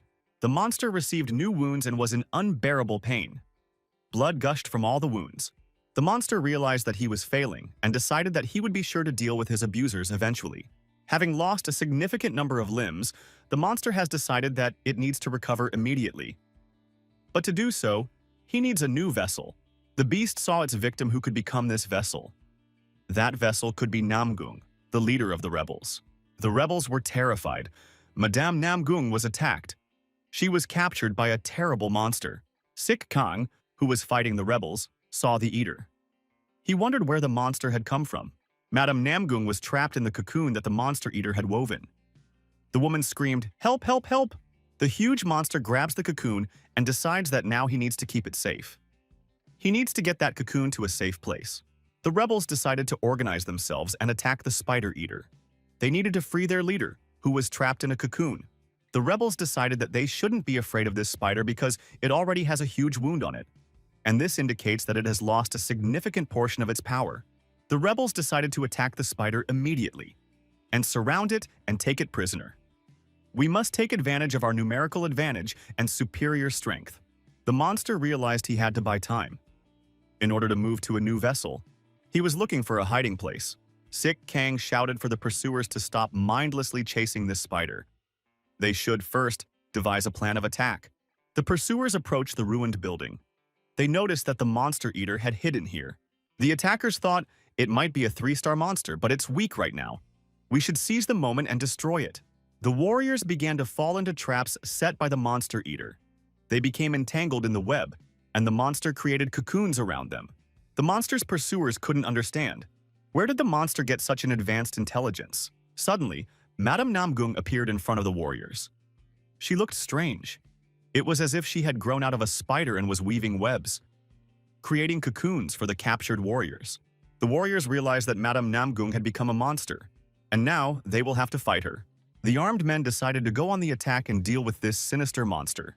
The monster screamed, and in turn began to attack the attackers. The monster screamed, and in turn began to attack the attackers. The warriors were now and again falling into traps created from spider webs. The men, entangled in the cobwebs, could not move. They were screaming and begging for help. Sik Kang was in the right place at the right time. He said he knew it. This monster didn't look like an ordinary devourer. Oracle continued to fly in the sky with the camera around his neck turned on. Viewers who attended the stream managed to see this terrible monster in all its glory. In the chat, there were inscriptions that they have never seen such a terrible monster in their lives. What is it like for the MS operator? The young man was contacted by the military and told to tell the MS operator to slowly stop streaming. How dare some streamer from a tiny state dishonor their huge nation? The military approached the epicenter of events from all sides in helicopters. The military man shouted, if the young man wanted to stay alive, he should stop the live broadcast immediately. The young man didn't let the military man finish his sentence and shouted that he shouldn't distract him at such a crucial moment. Suddenly, the oracle began to cock its left head. This did not bode well. The young man asked the bird if things were worse now than during the fight with the beast carp. During that battle, the oracle was silent. Sik Kang came close to the terrifying monster. He put his shovel forward to defend and then attack. The young man thought that it was really great that this monster had dealt with the rebels. Now he doesn't have to do anything with them. The young man saw the image on the helicopter from below. He thought, what is it? The guy said those guys in the helicopters better mind their own business. The military man in the helicopter was terribly angry. The young man refused to continue talking to him, so he would be next, after the monster. The military gave orders to his subordinates. It was necessary to eliminate the monster immediately, and then take away the shovel from this young impudent. The military from the helicopters illuminated the monster with searchlights and said that the target, the eater, is set, and they are awaiting further instructions. The commander stated that this monster couldn't get them in the air. Therefore, it didn't matter that he was a 3-star monster. The warriors activated their super weapons and fired on the monster. The commander said that now the monster would taste the might of the great country. The monster eater screamed loudly and used its superpowers. The unexpected happened. The monster responded by sending a shockwave at the airborne invaders. The young man realized that the monster devourer was using the shockwave of the explosion Taurus. How is that possible?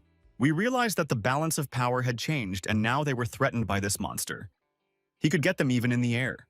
The commander of the military shouted that a shockwave of beastators had been used against them. The monster underneath them is terribly insidious, ruthless. The commander ordered all helicopters to spread out and dodge the shockwaves if possible. The monster eater wouldn't calm down. It still had the energy to create shockwaves. The monster used another of his super weapons. He shot a web at one of the helicopters and entangled it. The aircraft became a prisoner. Suddenly, the young man saw that the oracle screamed right head-on. It was hopeful. The young man asked, in what place does the bird see a good omen here? The monster used the Beastmaster's ability. Perhaps the devoured girl had the same power. In addition, this spider is intelligent and knows when and how to use its skills. Sik Kang thought that he had no reason to fight this creature. The guy decided to retreat. A young man's inscriptions appeared in front of his eyes. One god awaiting the revival of martial arts. The young man shouted that he would definitely fail this time. It wasn't like he was some philanthropist out there. One god prepared a donation. The guy said it was unprecedented generosity. That's a whole other thing. The youngster stated that the Korean monster streamers collaboration is starting. The commander of the military, after getting out of the downed helicopter, crawled on the ground and said that this couldn't happen. Helicopters were shrouded in spider webs. The crews of the aircraft were in cocoons. The Red Dragon strike force was destroyed by a single monster. Despite the full might of their squad, the reason for the defeat was Namgung-san's mind and memory. The girl had experience in combat as someone with superpowers. She was also familiar with modern technology. The Red Dragon didn't stand a chance against the symbiosis of Miss Namgung and the spider monster. Sik Kang, realizing that there was no one else to rely on, took out a deadly shovel and rushed into battle against the deadly monster. The monster realized that the young man wanted to destroy his core. He must not, under any circumstances, be hit by the blade of the shovel. At first, the monster expected to devour others to become stronger. He can't let those who harmed him live. The spider remembered how the young Chinese man wanted to destroy him when he was still raw. His sister also wished for the spider's destruction. Sik Kang noticed that the monster was trying to leave the area. He realized that the monster was heading out in search of young people. The young man decided to follow the eater more quickly. He noticed that something was wrong with his shovel. It was behaving strangely. The guy noticed that his shovel had gotten heavier and much longer. It felt unnatural. Sik Kang was nervous and tried to do something with the shovel. The young man felt that he didn't have time for it. Even with chakra, there was no way to move it. The young man mentally ordered the shovel to become ordinary again, and not to mess with his head. The young man noticed that his wish had worked, and the shovel returned to its original size. The boy wondered what the badge was on the shovel. Sick Kang considered this sign and thought that this was the donut. Now he could control the length of the shovel. A shovel with new abilities hit the live stream. In the chat, viewers wrote that the shovel is a legendary weapon. Some were curious about the details of the Devourer. The young man logically thought that this shovel could not only lengthen but also shorten. The young man figured he could then reach his destination in seconds. At this time, Ha Hu Lin and her brother Hu Jin were looking for a place to escape from the scary monster. They ran while holding hands. The young people knew that they had to leave immediately. Suddenly, a devourer appeared in their path. He threw the young man far back with a strong blow. Following the spider, Sick Kang immediately appeared with his marvelous shovel. The young man was filled with courage, and he expected to strike the monster instantly. The monster didn't understand how this young man could catch up to him and be next to him in a split second. The boy used a new feature of the shovel and made it very long. The monster was furious and shouted that such a thing was impossible. This young man doesn't have superpowers. Eater made the decision that he would attempt to send the young man flying with a shockwave. Sick Kang didn't think for long. He was in close proximity to the monster and threw his precious shovel, a deadly weapon, directly at it. The shovel, with incredible speed, pierced through the monster's body. A huge hole was formed in the body. The monster's research notes indicate that the Poe Hunter is a humanoid monster. Retains the characteristics of a spider, looks like a human with spider legs. Produces paralyzing venom and webbing. The military arrived by helicopter to the epicenter of events. They saw the defeated monster below and the invincible MS operator with his remarkable shovel beside him. Ha Hu Lin and her brother said that their guest appeared just in time. The young people noticed that the young man was about to leave. They asked why the guest was leaving so quickly. The MS operator said his work here is done. He has been cheated and is trying to figure out what to do next. Either way, the young man knew that he had gotten some useful information about awakening the core, and had gotten some good experience in the battle with the intelligent spider.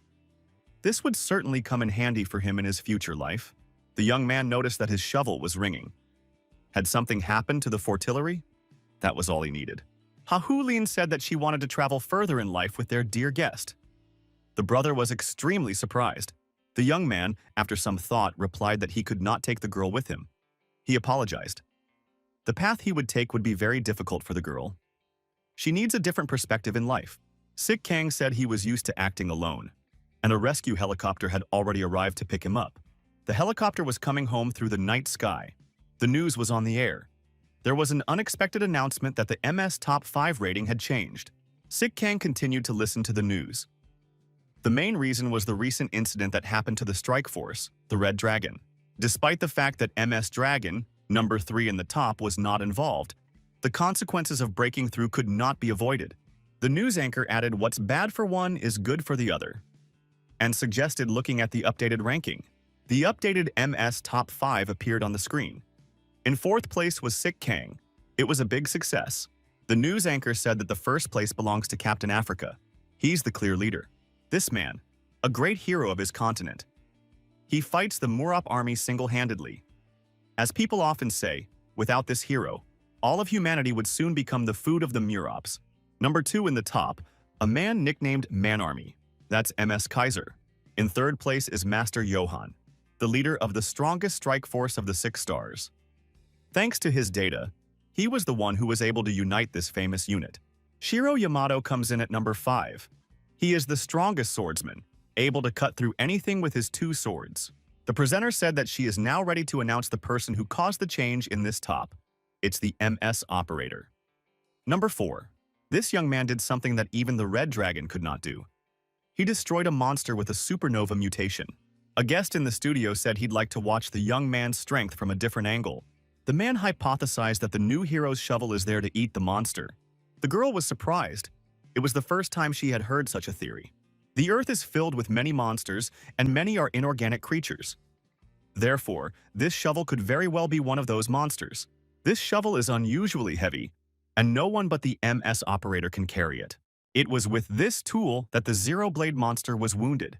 The man in the studio continued. A new ability of the shovel was recently revealed. It changes its size.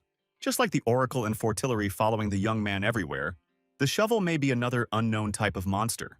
Sick Kang, after listening to this report, I thought it all sounded pretty logical. The guy figured that aggression in a case like this wasn't the worst solution. The young man looked out the porthole and determined that the helicopter was already over the sea of death. Sick Kang turned his attention to his friend and thought that the oracle had helped him get to China in one piece. The young man once again read the inscriptions before his eyes. One god is in anticipation. One god wonders if the young man is ready. The boy wondered what they wanted to say with these inscriptions. After that, the oracle did not remain silent either. The bird cawed with its left head. The boy thought that now we should definitely expect trouble. The young man felt the helicopter change its trajectory. The pilot shouted that something was moving at them. It was a huge monster. The young man looked out the porthole and saw a monster insect of grandiose size. It was in close proximity to the aircraft. A monster attacked the helicopter. The monster tried to get inside. The beast ripped the door off and it flew down into the sea. The young man realized he was facing Europe. Sick Kang couldn't understand how this creature from Africa could be here. The monster continued to circle around the helicopter, trying to avoid colliding with the blades and at the same time sneak inside the aircraft. The guy thought it would be bad if this monster broke anything else in the helicopter. He decided to finish him off with one punch. Murup saw that someone aggressive towards him was trying to attack him from the helicopter. The monster reacted instantly and, changing its flight path, moved out of the MS operator's field of vision. Sick Kang calmed down and thought that the danger was over. If this monster continued to attack the helicopter, it could have ended disastrously. The young man didn't realize what it was even now. Where had it come from? And for what purpose was the monster attacking the helicopter? The stormtrooper reported to the man watching the airspace that Sick Kang would be arriving shortly. The man stood with an angry expression on his face, waiting for the helicopter with the MS operator to arrive. The helicopter arrived on schedule and landed on the helipad located on the roof of the building. Apart from the Murappa attacks, the flight was uneventful. The young man was under the impression of encountering this monster. He thought that he might have died, and it wasn't even a zero-blade monster. The man told the young man that he had managed to survive the journey through the Sea of Death after all. Sick Kang saw that he was being greeted by Yu Il-am. "What's he doing here? And why is he wearing that uniform?" Sick Kang said, although Yu Il-am denied it, but he is indeed the younger son of the head of the assault squad. Yu Il-am wondered why the young man brought it up.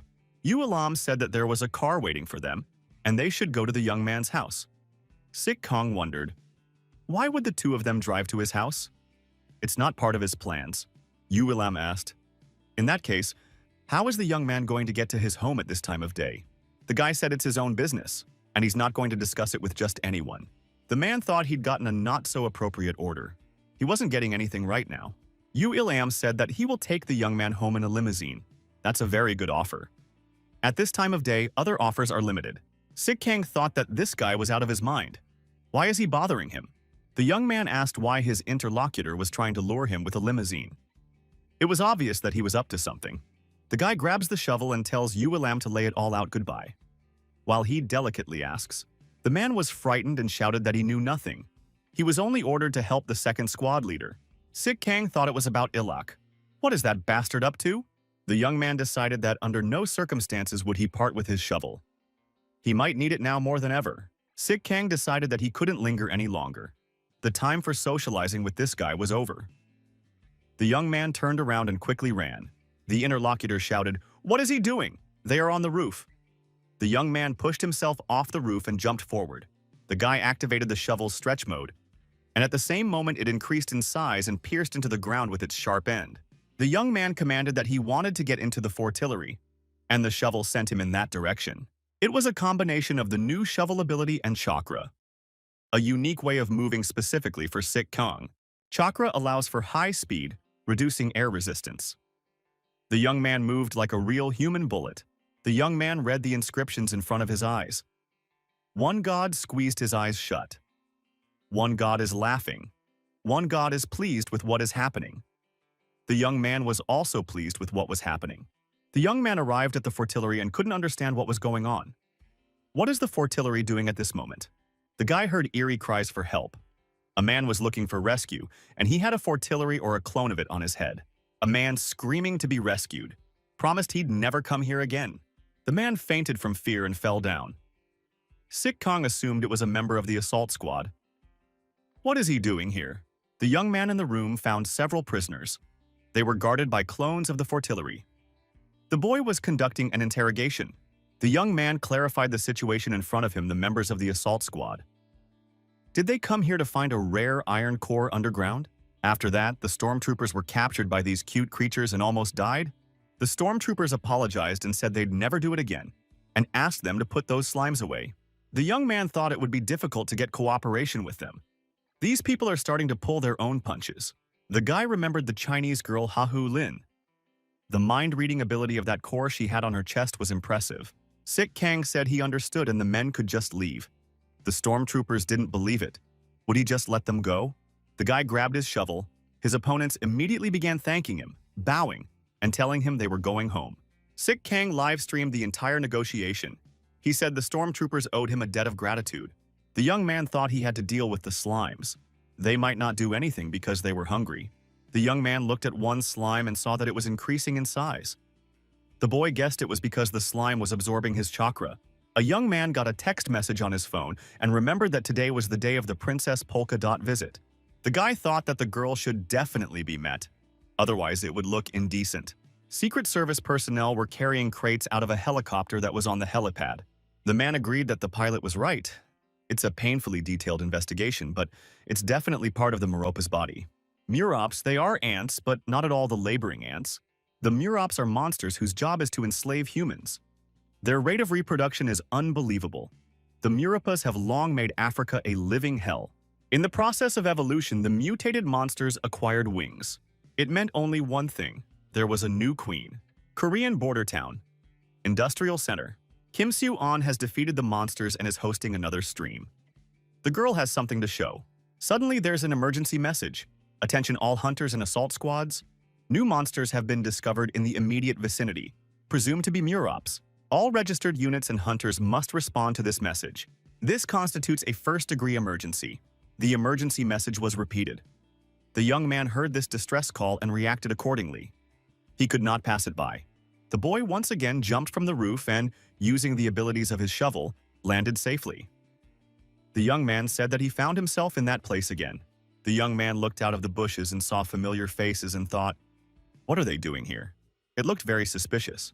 Mansu, a hunter of the highest rank, asked if his interlocutors wanted to know what was going on here. The girl thought, why is Mansu so nervous again? Why does this guy think the world will fall apart without him? This girl was a mid-ranked hunter, Lee Miho. The young man said that Mansu clearly hopes that the situation will play into his hands, and he will become like his idol. Kim Soo-on appeared and apologized for being late. The girl apologized and said that her conversation with her little sister had gone on a bit long. The young men pounced on Kim Soo-on. They were upset that they had to wait for her. The young man suggested moving out if everyone was already gathered. The young men were discussing who would get into the car first. They were being overly sensitive. The top-ranked hunter Mansu told everyone to shut their mouths and quickly settle down in the vehicle. Sik Kang looked out from behind the bushes and thought that these people had gathered because of the Meropas. The young man decided that they would take care of the matter themselves. The guy said he had his own personal business to attend to today, and went further along the established route. The young man jumped high and decided to get to the balcony of one apartment. The young man successfully parked and thought he felt like a thief. There was something illegal about it. The guy had to read the writing in front of his eyes. One god's pulse quickened. The boy thought how noisy they were. A girl appeared on the threshold in front of the young man and asked who was there. The girl was frightened and confused at the same time. She said one name, Sik Kong. The young man said he wasn't a robber. The girl hid and asked, is the young man's name Sik Kong? The guy said it was him, and he felt terribly awkward. He regretted taking that route. The girl stated, she didn't think the young man would be so quick. She would come out to him as soon as she was ready. Sik Kang apologized for scaring him and said he got to the girl in an unusual way. The girl asked, what do you mean in an unusual way? Was it with the help of a marvelous shovel? The guy said the girl guessed. The interlocutor was surprised that she had such an ability. She only knew about shovel stretching.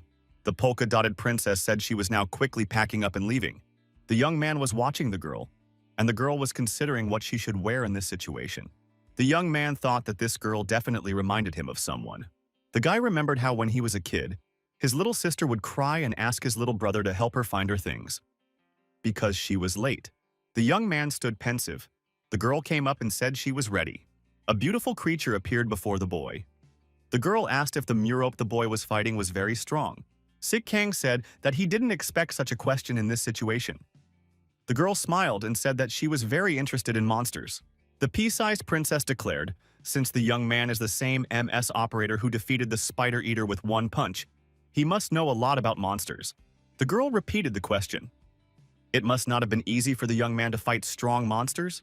The guy said that even a strike force like the Red Dragon could be easily defeated by an unknown kind of monster. The young man continued, this is why, no matter the situation, one can never be sure of the outcome of a battle. The girl replied that she thought so. The polka-dotted princess thought that a true humble hero stood before her. Inscriptions appeared before the young man's eyes. The gods wondered what the young man's plans were for his offspring. The young man mentally asked them to stop this nonsense.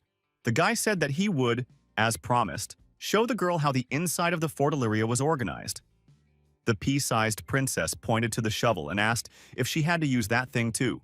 The young man told the girl to hold on tight and put his arm around her waist. The young men, overcoming the forces of gravity, thanks to the universal shovel and the young man's chakra powers, soared upward. The girl noted that they were moving very fast. She didn't think that was possible. The polka dot princess said she was a little scared. But it's very exciting. This is the first time this has happened to her. The girl explained that she was very often sick, so she rarely left the house. She thanked him for such a fascinating journey. The guy looking at the polka-dotted princess thought, if his sister were alive, they would be alike, like drops of water. During this movement, Sik Kang heard the oracle shouting with his left head. Could it be that there was some bad luck ahead of him? The boy thought, not unreasonably, that some kind of trouble was coming. The young man noticed a murope trying to attack him. Why would he be here? The young man pressed the pea-sized princess tighter against his body and blocked the dreaded insect's claws with his shovel. By doing so, he prevented the attack on him. If they fall now, the polka dot princess could get hurt. The best option is to quickly deal with the murope and then land. But it's not that simple.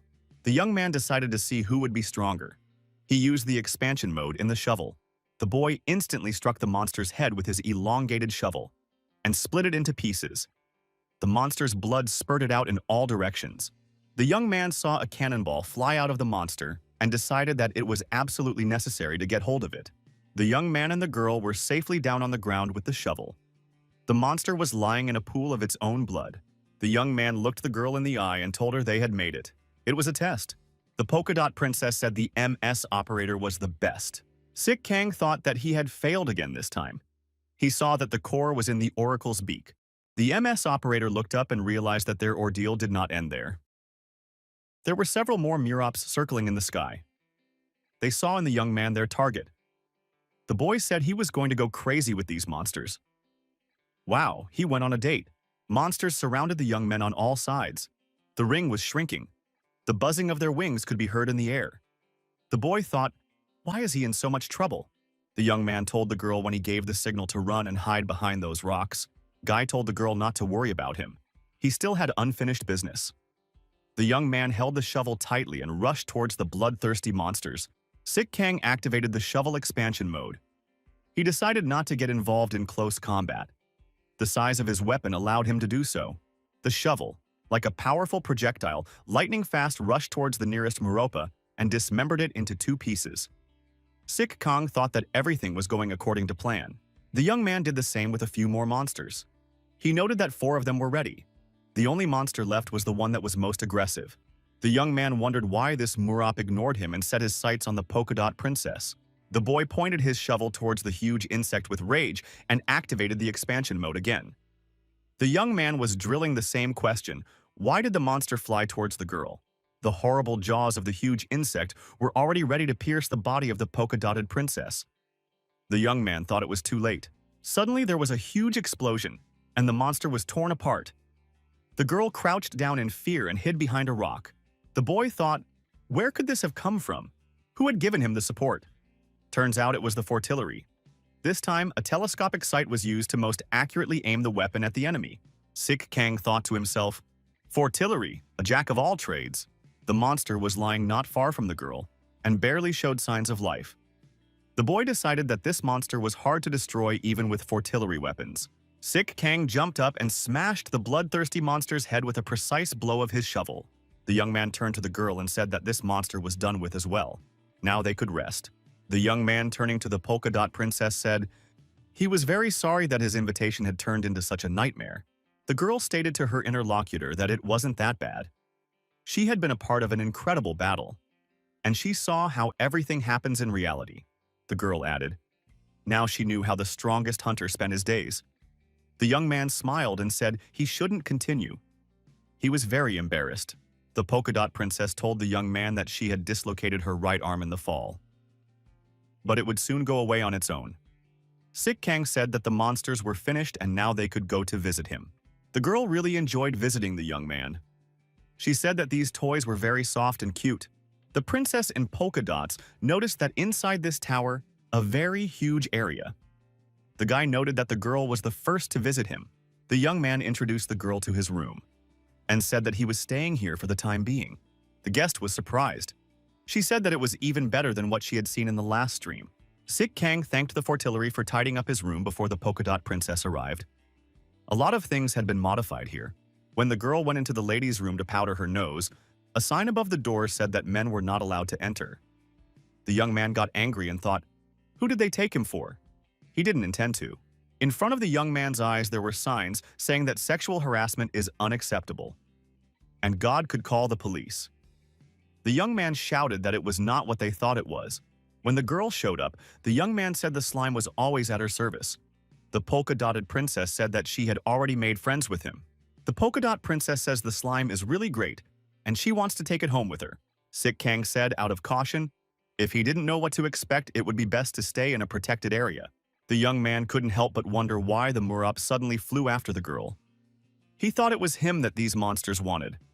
And his shovel. The guy admits he could be wrong, and this girl isn't who she says she is. At the medical center, the doctor, sitting at his computer, received new information. He said his theory was confirmed. The doctor dialed the MS operator on the phone and asked if he could come to the hospital tomorrow. Young said he couldn't make it tomorrow, he has a personal schedule. The doctor said the young man could not refuse. The doctor added that the information he has concerns the story of the young man and the Zero Blade. Sik Kang arrived at the doctor's office, but the latter was not present. The young man waited for a while. The doctor appeared in the office with an envelope stamped Top Secret. He apologized for being late. The boy expressed hope that the information was indeed worthwhile. It was not for nothing that he had traveled so long to get here. The doctor replied that the young man would not regret it. The doctor said it was an incredible discovery. It was difficult for him to describe everything in a message. That's why he needed an audience. The young man examined the contents of the envelope and asked what it was. Who are all these people? Could it be the ones who survived the Zero Blade attack? The doctor said the young man was right. The place and time are different, but they have all experienced an encounter with this monster at some point. The doctor made a correction, to be precise. These are the people that the Zero Blade allowed to survive. Sik Kang gritted his teeth in anger. Did the doctor really mean to say that this monster took pity on him? The doctor wondered if the young man had never thought about it. Why had he survived that collision? The doctor asked how the young man had managed to stay alive at that time. Did he analyze the situation? Sik Kang remembered how he cried over his sister's body and saying that she should survive. The boy remembered how his father had shielded his children from the monster. The child turned to his father out of fear, and the father, dying, told his son that he was bound to survive. The young man pounded his fist on the table and said that his father had covered his children from the monster's attack. The doctor interjected, "So the young man thinks his father stopped this monster capable of cutting through steel like butter?" The doctor continued, "Even assuming that's the case, then why didn't the monster get rid of the young man immediately afterwards?" Sik Kang was nervous. He asked, "What does the doctor mean by that?" The doctor said he had a hunch that the young man might be a suitable vessel for the Null Blade. The young man was surprised at such a theory. The doctor thought it was only because he had survived? It's all a stretch. The interlocutor said that this was his conclusion supported by evidence, and he is ready to present it. The doctor motioned for the young man to look at the documents. Each survivor cannot be linked to the cores of other monsters. Hence, there is a possibility that they are suitable for an unprotected core. The man said the decisive proof is now right in front of the young man. The man showed the young man some drawings, under which it was written that the match was more than 94%. The boy asked, "What does all this mean?" The doctor explained, "The internal skeleton and body shape are a 94% match. That can't be a coincidence." Sik Kang became even more nervous. What does the doctor mean by that? The doctor asked the young man to calm down and said maybe it was really just his theory. The doctor believes the null blade is purposely leaving his possible vessels alive. He may need them in the future. The doctor said he doesn't know what the monster's purpose is, he can only speculate based on his research. The man said he thought if the ability of the vessel wielded the appropriate core, it could turn into a null blade. Sik Kang finally boiled over. He pounded his fist on the table once more and said, "Does the doctor really think that the Zero Blade is a human? Is that his guess?" The doctor said that's exactly the point of his theory. The interlocutor asked. The young man had observed something like this before, hadn't he? The doctor continued, "The kernel, like a sprouted seed, turns a man into a monster." The young man immediately recalled the spider situation in China. There are organizations that are secretly researching this phenomenon. But it's classified. The doctor noticed that the monster's core held many secrets. Does the young man not allow even the thought that this could be true? Some survivors may actually be Zero Blade. Sik Kang asked, "If this is true, then how do people without any abilities get his core?" The doctor said that a proper investigation should be initiated immediately, and to notify the competent authorities. Need to know what these powerful monsters might be hiding? The young man was leaving the hospital. He was dizzy from the information he had received. Could he really be human? The guy thought, what were the odds that he too could turn into a Zero Blade? The young man remembered his sister and father. These thoughts always stirred his mind. The guy said it doesn't matter if he's human or not. He's his nemesis and that can't be changed. The young man decided to use any means to finish off this monster. The young man heard someone call out to him. The young woman shouted for the MS operator to help her. The boy looked back and saw Cho Sobhan's younger sister catching up with him. The girl was extremely excited. Sik Kang asked how she knew he was here now. The young lady paused to catch her breath and said that it didn't matter now. The girl was begging for help. She screamed that her brother could die now. That Sobhan started a new stream and said hello to everyone. He said that his viewers are welcomed by Korean Tor. And today, he will be destroying Anthrops. The young man said that the Ice Prince Omansu was present in their team today. Streamer continued. Also on their team is a better healer, Lee Miho. The girl said hello to everyone. Young said there is also a heroine present whose name speaks for itself. The young man said that the heroine's name is Kim So-yoon, and she's a real goddess. The hunting team wondered where the holes in the ground had come from. Wasn't this the work of the Anthropes? Mansu wondered, who could have interrupted these Anthropes? Kim So-yoon suggested putting out the fire first and then looking for survivors. After a while, Oh Mansu said that he had already dealt with the fire. Now it was necessary to do the search. Lee Miho used her superpowers, Healing Circle, and made a reconnaissance of the area. The girl assumed that there was only one survivor here. Lee Miho said that she can only feel the outgoing movements from that person. That's very unfortunate. The streamer told his subscribers on camera that they were able to locate one survivor.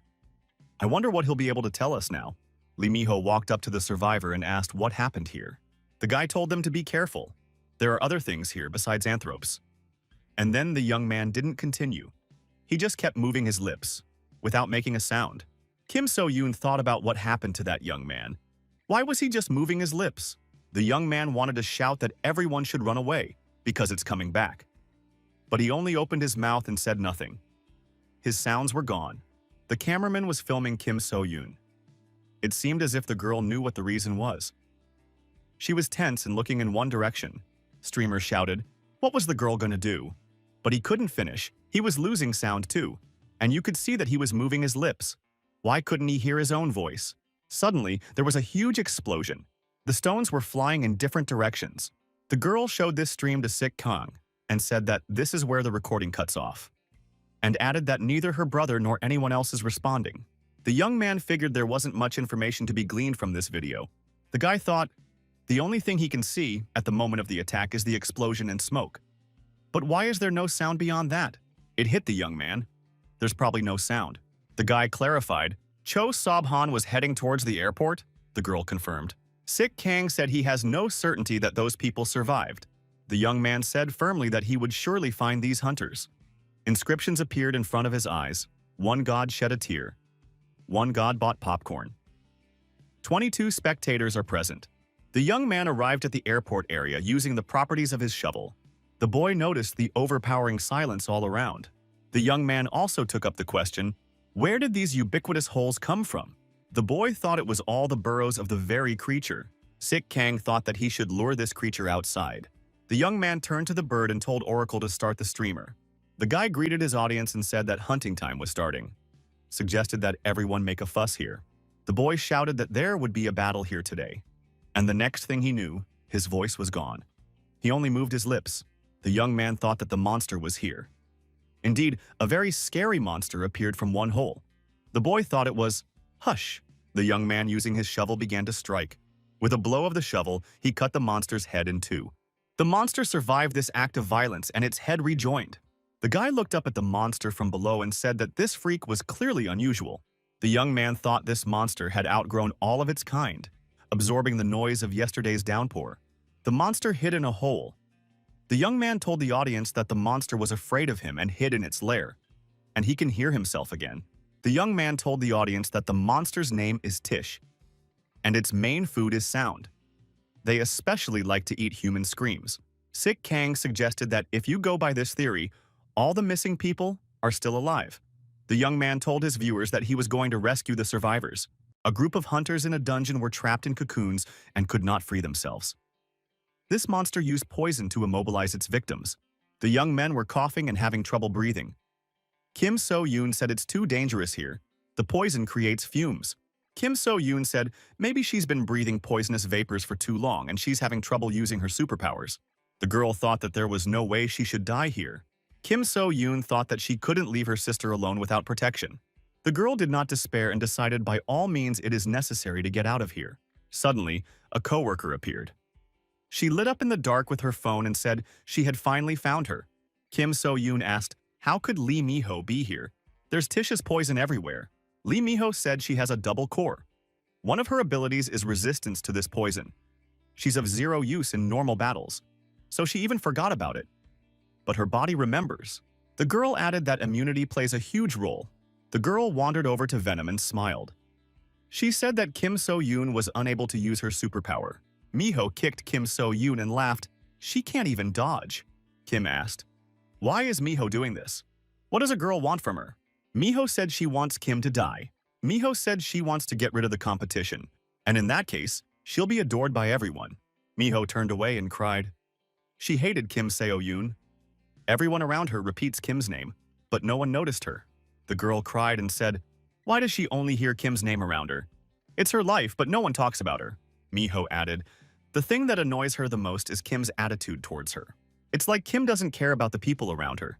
It seems as if everyone around her has to serve. Miho laughed and shouted, this is the reason why her rival is about to disappear from the face of the earth.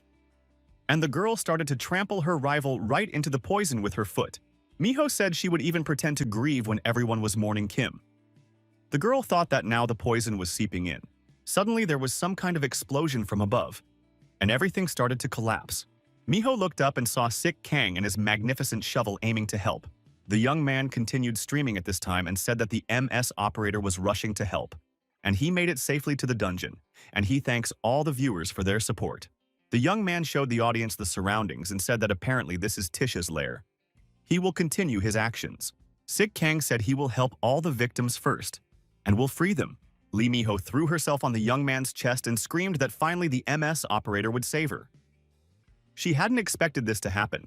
The girl tearfully pumped that she was very scared. The young man was surprised. The girl didn't look affected. Was her body resistant to Tish's poison? Sik Kang asked the girl to stay put and wait for him. He wants to take care of the needy wounded and free them. The guy walked over to Kim So-yoon and asked how she was feeling. The girl was still conscious. The young man tried to bring her to her senses and told her that the monster could appear at any moment. It would be hard for him to save everyone alone. He won't be able to do it without the help of Mrs. Kim. Kim opened her eyes and said that it won't work now. She can't concentrate because of the poison. Its fumes have affected her psyche. The young man yelled for the girl to pull herself together. Now was not the time to give up. She has to remember who she is. She's the brilliant Kim. The boy continued. She's not like the other hunter slackers. A lot of people count on her for help. Kim tried to get up, but it didn't work. She said she lacked strength. The poison had damaged her nervous system and weakened her physical condition. The young man noticed that his voice began to disappear. He tried to shout louder, but he couldn't even hear his own voice. Sik Kang shouted to the young men to run away from this place faster, but the voice was still missing. Suddenly, the monster Tish appeared and grabbed Lee Miho. The girl screamed and cried for help, but no one heard her. Miho tearfully asked for help, but no one could hear her cry. She only moved her lips. Sik Kang and Kim. So Yoon thought at the same time. Why did Tish grab Miho specifically? The young man swung his shovel and decided that now was a good opportunity to finish off this monster at once. The guy thought that right now he couldn't penetrate the core of this monster. He'd have to think of another way. The girl in Tish's jaws tried to scream for help. She was waiting to be rescued and did not want to die. But her voice was barely audible, and she could not finish a single sentence. The guy thought, this isn't over. The fight is not lost. We must try to destroy the core of this monster with one blow. The young man was held back by one thing. If he missed, he could hit Lee Miho directly. Sik Kang tried to avoid the fate of the girl who was in the jaws of the monster. The young man thought that he should use the factor that there was absolutely no sound here. Maybe it would help him fight the monster. Unexpectedly, Kim found her power again, using her superpowers, and decided to help the young man to destroy the monster. The guy got excited and shouted that the girl could whenever she wanted, and she confirmed her status as a genius. Kim came fully to her senses and confronted the monster. The girl was the same as before. The energy effect on the monster that Kim created forced the beast to let go of its victim. The beast let Lee Miho out of its mouth. The girl screamed that she was falling, and fear reappeared in his eyes. Kim helped the victim avoid a hard fall. Miho thought, why is she saving her? Kim was the same hunter again as before. The girl decided she didn't care what Lee Miho thought of her. Kim decided that right now she had to save everyone. The rest, it didn't matter. Sik Kang saw the extent of Kim's action and was impressed. He noticed that Tishi's poison was receding.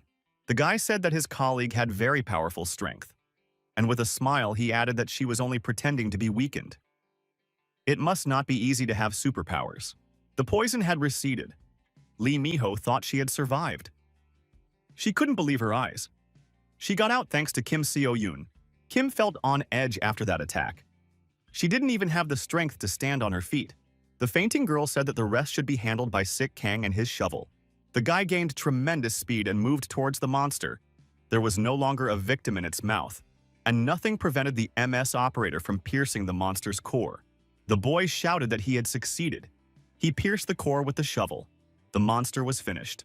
The young man said that now no one could restrain their voice, and he could shout without fear of not being heard. His attention was drawn to the girls. He thought, what is happening to them? Kim lay on the ground exhausted.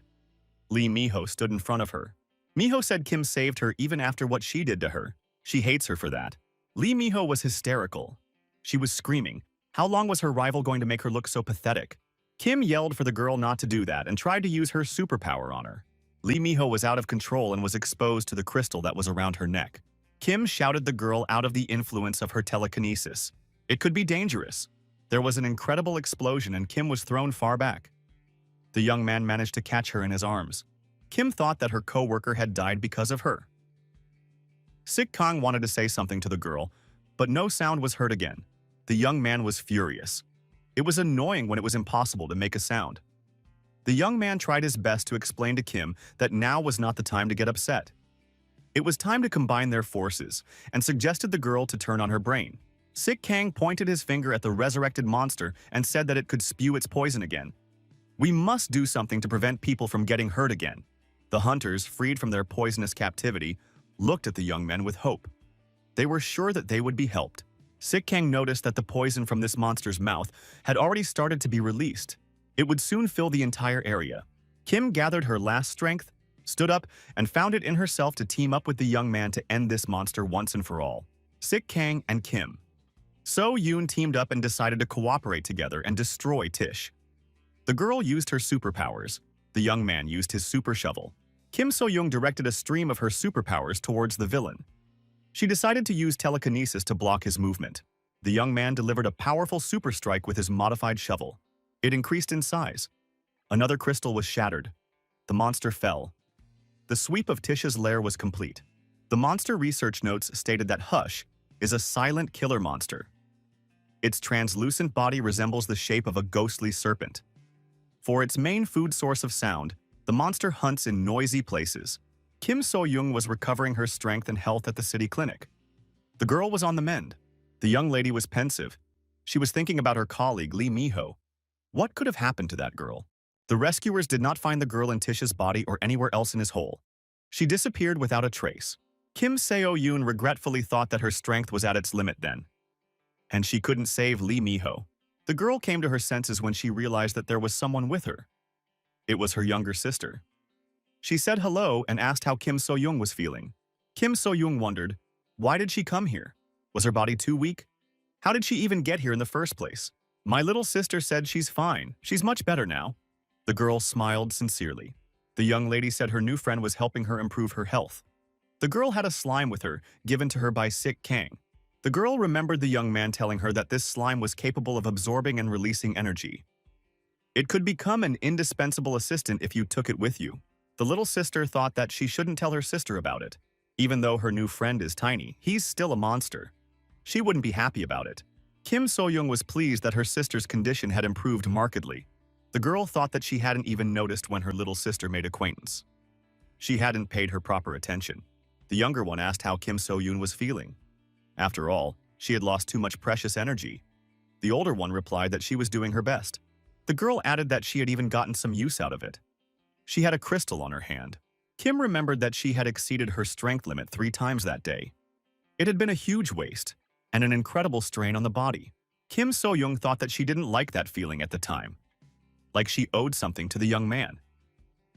But on the other hand, she had the opportunity to learn what she was capable of thanks to the young man. The girl thought she needed considerably more core energy. She knew how to use it. The sister asked, what kind of benefits are we talking about? Kim So-young said that it doesn't matter. It's just a thought out loud. The older sister pulled herself together in time. She thought she might have snapped and used her superpowers in front of her younger sister, who was still immature. The younger one said she's totally fine, and it's okay to go easy on her. The younger one stated that after what had passed, she could no longer lead her usual miserable lifestyle. Kim So-young looked at her sister and thought, when did she get so old? She had too little time for her. The girl said she had to leave. Her friend was already waiting. Next time she will come for a longer period of time. Her sister wished her luck and told her to be careful on the road, and of course to take care of her health. The girl left the room and breathed a sigh of relief. She apologized to the slime and said that he must have been too stuffy under her hair. She excused herself and said she was afraid of her sick sister's reaction. Inside the fortillery, work was boiling. The slimes didn't stop for a second. Production was in full swing. Sik Kang appreciated the scale of production and was pleased. He said that the guys are doing a good job. The young man remembered the remains of the destroyed machinery. He didn't think he could get a hold of anything. No one suspected he might find it. Probably those government goons had laughed at the young man for picking up a little trash. The young man laughed. The government hadn't taught him. The fact that he had slimes.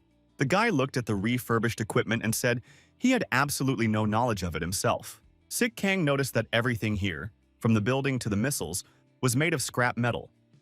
Nothing is impossible for an army of slimes. The young man turned his attention to the latest development. It's a modern cluster missile. With such a weapon in the arsenal, you can repel any attack in a matter of seconds. Sik Kang went on air and welcomed his viewers. He announced that the MS operator was back on the call. He prepared a special content today. The young man said he wouldn't be paying attention to unpacking today. From now on, cliches aside.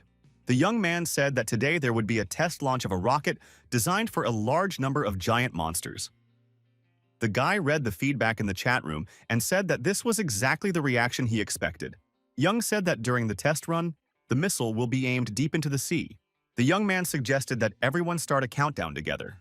The young man was very focused and counted the time until the launch along with his audience. Even before the start of the launch came, the rocket ignited and flew out of the fortillery. It was a very effective sight. The missile flew out of the tower and changed its flight path. The young man was surprised. Why did the rocket launch on its own? And why did it change its flight path? The young man was terrified. His missile was heading straight for the city. This could not be allowed to happen. The boy, instantly studying the trajectory of the missile, came to the conclusion that its target was the city hospital. He was terrified. The young man realized that the explosion could not be avoided, and it would be a terrible catastrophe. The young man was covered with cold sweat and turned pale. He screamed with fear. He went mad with indignation. The young man screamed. What could he have done in the fortillery? His life was over. Revenge could be forgotten. The young man joined the screen and wanted to see what was being written in the chat room. Reviews in the chat room, young man was horrified. Viewers wrote that he was cool. He managed to do everything, even better. Their relatives remained alive thanks to the young man. He's a savior.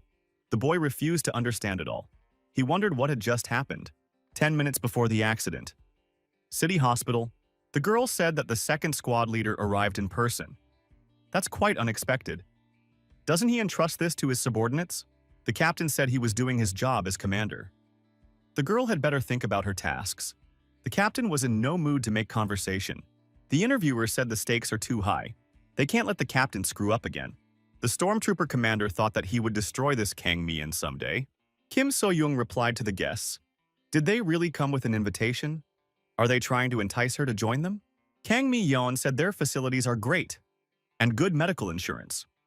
The captain said that Ms. Kim So-young is wasting her abilities. The captain reminded the girl of the recent dungeon battle with Tishu. He said that the incident could have been avoided if she had the support of the assault squad. The man continued, as long as she's hanging around with losers like those hunters, she'll continue to stagnate. She needs a push and a way forward. The captain finished his sentence, and this MS operator will save Kim So-young forever. Kim So-young's younger sister, who was present during this conversation, was surprised when she realized who was being talked about. Kim said she was clear, and the purpose for which this delegation had come was clear. The stormtrooper commander said that he was counting on understanding, and he had no doubt that they would be able to find common ground in this conversation. The girl wondered why the delegation had come to her and not Sik Kang. The young man is a more worthy candidate. The girl added, this organization that the delegation represents seems to have absolutely no control over that young man. Kim So-young continued, if the interlocutor was interested in abilities, this guy would be much more interesting to them. The girl thought her co-worker had screwed up after all, and she didn't bother to report it to her boss. The girl replied that the reason she became a hunter was to save lives. Kim So-young continued, she doesn't know the motives behind their organization, but they are clearly on different sides. The stormtrooper captain realized that he would not be able to persuade Kim So-young, and he hadn't accomplished his mission. The man was angry. The young men became alarmed. They could not understand what was happening. Things became very tense. Kim So-young thought anxiously, where did that sound and vibration come from? She was struck by a terrible realization. The hospital building was being attacked by crazed Murops. They were climbing the walls and trying to get into open rooms. People looked out the window and thought, where could a whole swarm of these things come from in the middle of the city? Kim So-young at the same moment began to use her superpowers to fend off the attack of those vile creatures. The girl shouted to her younger sister to stay put, because it's very dangerous here now. Kim So-young's first concern was for her sister, because she thought that if nothing was done, the danger would be even closer. The girl lowered herself onto the first Meropa she could find and immediately used her superpowers to deactivate it. At the same time, she looked out for the next target. Kim So-young thought that there were too many enemies, and it would be hard to deal with them alone. She won't be able to hold on for long. Suddenly, there was a huge explosion. Kim So-young flew aside. She wasn't hurt. The remains of torn Meropas were lying everywhere. The stormtrooper captain looked out the window and thought that Kim So-young definitely couldn't do it alone. She couldn't overcome so many monsters by herself. The girl asked the captain to help her sister. She still hadn't recovered from the previous battle. The man thought, if he uses this girl, Kim So-young might be in his debt. The man reassured the girl and told her not to worry. He had given the order and their organization was already looking into it. The stormtrooper commander said that the girl could now see the strength of the stormtrooper squad and their greatness. The captain, using the magic crystal in his ring as a superpower, made attacks on the Murops. Kim So-young thought that the captain's attacks are really fast, but Ilak is capable of destroying enemies one by one. He can't stand up to a huge number of monsters. The girl realized that she must not stop. She must maximize the use of her superpower. Right now, a lot of people were relying on her. A young lady in a hospital room heard a strange sound, and it really scared her. The girl looked back and saw that a ravenous monster had burst into the chamber. Murop was quite close. The bug made a nasty sound. The girl said it would take the assault squad a while longer to get here. They should all focus on defense now. In the air above the hospital at that moment, a huge explosion rang out. A large number of enemy insects were destroyed by the shockwave. The next second, Sick Kong appeared with his indispensable shovel. The young man immediately entered the battle. Using the superpowers of the shovel, he began to destroy the outnumbered opponent. The guy thought the rocket would put an end to his life. I guess it didn't. A young man came to Kim So-young's rescue. Who knew there would be so many Meropas here? The girl saw the young man and wondered, where did the MS operator come from? Sick Kong replied, if Kim So-young wasn't going to deal with them alone, then she could pass the baton to him. The assault squad commander saw the young man through the window and thought, why did he come here? He was the only thing missing here. The young lady saw Sick Kang and shouted happily, finally the MS cameraman has come. The young man saw the polka-dotted princess in the window. He thought that the Meropas had gathered around her again. There's a reason for that. People looked out of their apartments and asked with hope, would the MS operator be able to save them? They would survive, wouldn't they? The young man proudly thought that now he had a great opportunity to increase his popularity. Sick Kang swung his shovel and said he was ready to have some fun with his arthropod friends. The young man was like a hurricane. His shovel knew no fatigue. It worked like a meat grinder, crushing the bones and skulls of enemy monsters. The captain was surprised. How could an ordinary guy have such powers? He was now even stronger than before. It was not easy for the young man. He mentally asked the gods to help him. The boy used all the abilities of his shovel. In this case, the ability to cause a localized earthquake helped him. With a single blow of the shovel, the young man was able to pierce through the entire body of huge Merops, causing the monsters to die instantly. Residents of nearby homes and patients at the hospital who watched the MS operator in action thanked him and said he was the best. The polka dot princess said the young man was behaving amazingly. MS operator, the best. The guy acted as if he had everything planned out. His every move was fine-tuned and synchronized. Oracle helped keep the streamer going. Bird pumped his left head. The young man regarded the bird's cry as an indication that the emergency would still continue. The bird looked like a bird of prey. A huge swarm of wild African Meropas appeared on the horizon. How did they get here? The bugs buzzed menacingly and kept heading toward the hospital. The captain thought, why is this swarm coming straight here? Kim So-young became worried about her sister and yelled that she needed help. The young man made contact with the fortillery by means of his shovel and said it was now her turn. Guy corrected the target and commanded, fire. The turret guns fired simultaneously. The shot was accurate and it hit the swarm. The next moment, the stormtroopers appeared and said that from this point on, the situation was under the control of the assault squad. Sick Kong, sitting on the body of one of the Muros, said that the stormtroopers were too late. He had already taken care of all the problems. The young man looked at the Oracle and said that they didn't have to worry about the cores either. Though, if they did a thorough inspection, they might find some crumbs.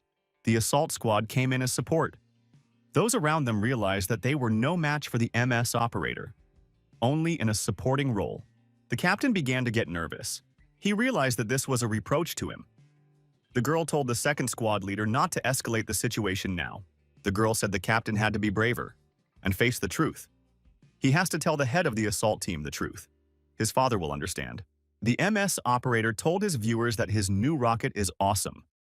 A young man showed the aftermath of the fortillery in the stream and a lot of destroyed Merops. The young man said that this is where he would end today's stream. All the most interesting things his viewers have already watched. Kim So-young thought that a swarm of Meropas had flown to the city center. Does this mean that there are no more safe places in the capital? The young man gave another quiz at the end of the stream and said that the winner would get a Meropa antenna. The girl was concerned about her sister's welfare. The sisters met and hugged each other. Kim So-young said she was fine. She asked how the younger one was feeling. The girl replied that she was fine. But her sister hasn't fully recovered yet. That's why it's better to hold off on fighting for the time being. Kim So-young thought, is she able to protect her little sister now, in this state? The girl turned to Sick Kang and asked that he take care of her little sister in the future. The young man realized that the sisters were standing in front of him. And he was very surprised at that. It was a revelation for him. The girl explained that she was now in the hospital, and it was difficult for her to control her younger sister. The girl added that there were no more safe places left in the city. It must be admitted that the young man was by far the strongest hunter she knew. Kim So-young explained, the young man has incredible strength. He has the best defensive house, fortillery. The girl concluded that he was the only one she could safely entrust her little sister to. Kim So-young bowed to Sik Kang and asked that he honor her request. The polka-dotted princess was surprised. Her sister had never ever bowed to anyone, and now she was going to do it just for her. The young man said he agreed, but only until Kim So-young got stronger. The girl accepted his terms. The young man thought he and the polka-dot princess would be a little awkward. The boy read the inscription in front of his eyes that some god was preparing for a honeymoon. A breaking news bulletin reported that the Murops had appeared in the center of town, at the hospital. The entire swarm had been destroyed. What could have led to a monstrous disaster was eliminated by a monster streamer who appeared suddenly like a shooting star. Thanks to his timely intervention, only a small number of people suffered minor injuries. On the other hand, the public is unhappy that the Defense Department failed to foresee this situation. Where was the country's air defense looking? The head of the department said angrily, how could they have foreseen this? After all, Murops are only found in Africa. The aide told the minister that other countries were insisting that they provide information about the Murops. The minister said that he himself would like to know something first. The official thought, if things continue like this, his position is in jeopardy. Apparently, he would have to negotiate with the MS operator. The minister asked his assistant what the young man's occupation was. What is he doing now? The aide said that according to their information, this young man is now on a date with a girl in his fortress. The minister grudgingly thought, it's such a difficult time, and this young man, has a date? Sik Kang led the girl to the room she would have to spend some time in. Both of them were stunned. The girl liked the room very much. The young man said that the polka-dot princess really liked the fortillery. That's why she got such a great room. The young man was a little discouraged. This room was much better than his room. The boy had to read more inscriptions in front of his eyes. One god asked how many children the young man was planning. One god said it was only a matter of time. The young man resented. What are they thinking up there? The polka-dot princess said she couldn't do that. Her big sister is still out there somewhere, and she's in pain. And there's no telling when the Muripas will show up again, so she can't stay here. The girl said maybe it's selfish, but she'd like to give that room to her sister instead. The young man shouted that her sister would be better off if the polka-dotted princess stayed here. The guy added, he's the one who thinks so, because Kim So-young really asked to take care of her little sister. Sik Kang asked the girl to trust him. She really should stay in the fortillery. The polka-dotted princess genuinely wondered, what did that mean? She couldn't know about the young man's true motives. The young men heard the oracle scream. They looked at the bird and realized that it was the left head that was screaming. It was a bad omen. Hordes of Murops were approaching the fortillery. The young man instinctively grabbed his shovel. The polka-dotted princess asked, did he want to fight right here? The young man said that these monsters appeared here faster than he thought, and he gave the command to the fortress to start intercepting them. The polka-dot princess wondered, how could the young man know they could come here? The young man said he didn't know, of course, but he expected to, and assumed. The guy looked at the number of monsters arriving and said that he was now absolutely sure of his version. Fortillery began shooting away monsters. They were aiming at the monsters. The number of monsters was decreasing, but there were still plenty of monsters. The insatiable bugs were making a terrible noise. It was as if they had come from all over Africa. The young man figured that the fortillery wouldn't be able to deal with everyone on its own, but she could buy precious time. The young man figured there weren't many missiles left, and it would take some time to reload. Something must be done. The monsters were trying to chew through the walls of the fortillery. The guy decided he had only one option left. The young man located the epicenter of the Murop swarm and prepared to attack them. The young man shouted loudly and, putting forward his magnificent shovel, rushed straight into the center of the insect cluster. The polka-dotted princess watched this epic battle from a safe place. Her cute friends kept her company. The young man, going into battle, said that it would be better if the girl stayed here. He was absolutely sure of it. The polka-dotted princess remembered these words of the young man and guessed that she was the one who attracted these Murops. The polka-dotted princess was horrified to realize that these monsters had appeared in the country just because of her. They had traveled across several continents. The polka-dotted princess thought that her older sister had sacrificed herself for her. She was very sad to realize that. The polka-dotted princess bitterly decided that she had set her sister up to be a burden. Would she really have to spend the rest of her life as a burden to the rest of us? Suddenly, the young man shouted for the girl to be very careful. He knocked down on the fly one Meropa who was threatening the princess in the polka dots. The young man wondered what the polka-dotted princess was doing here. After all, it's very dangerous. The girl tearfully asked Sik Kang, was she really the cause of all the troubles? The girl cried and kept asking questions. Would the Merops really come back here as long as she lived? The young man said. That seems to be the case. But we must deal with this invasion first, and then decide what to do next. The polka-dotted princess continued to cry. She said she saw salvation. To do so, the young man must destroy her. The girl thought. The Merops follow their queen's hormones, and her ability, that's the Merops queen. The young man hit the girl on the head with his fist in anger. He screamed, is this really why she wants doom? Does she want to make a murderer out of him? The polka dot princess said that as long as she was alive, they were all endangered, her big sister included. The young man asked his interlocutor why people with superpowers are so short-sighted. The guy explained, they just need to figure out how to use these superpowers.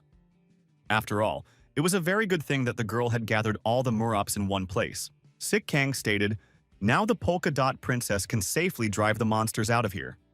The girl stated that she didn't have a core yet. The young man put his arm around the polka-dotted princess's waist and said they would solve the problem together. The shovel was already at the ready. Until the danger passed, the young man vowed to protect the girl. The boy said he promised to fulfill this function for the rest of his life. As long as he's healthy enough. The young man immediately fixed the inscriptions in front of his eyes. One god asks when is the wedding planned.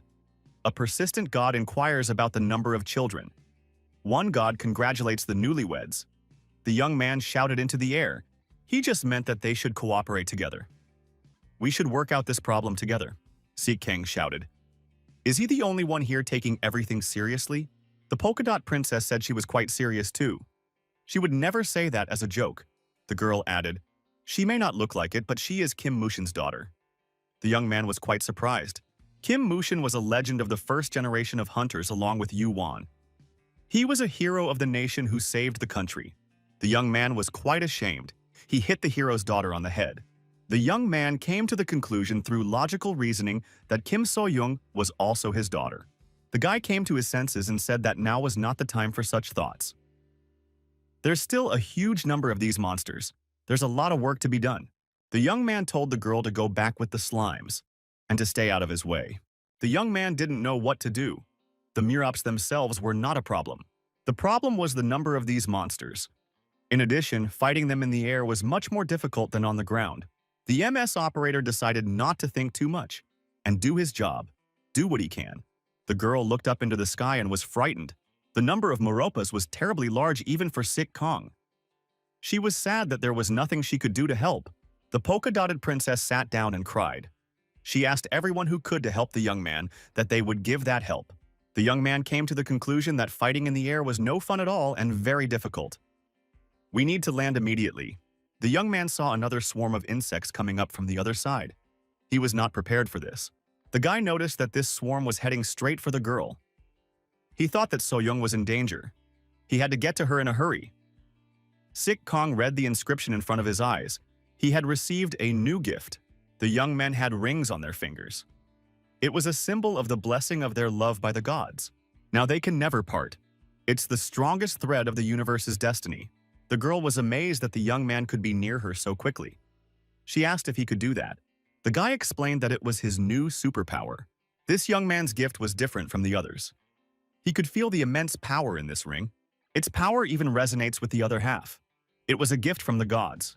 The girl asked the young man, are they really wedding rings? The young man said that these rings were indeed wedding rings. He looked up into the sky and said, I think someone is trying to bring them together. The girl whispered to the young man that the power of this ring was incredible.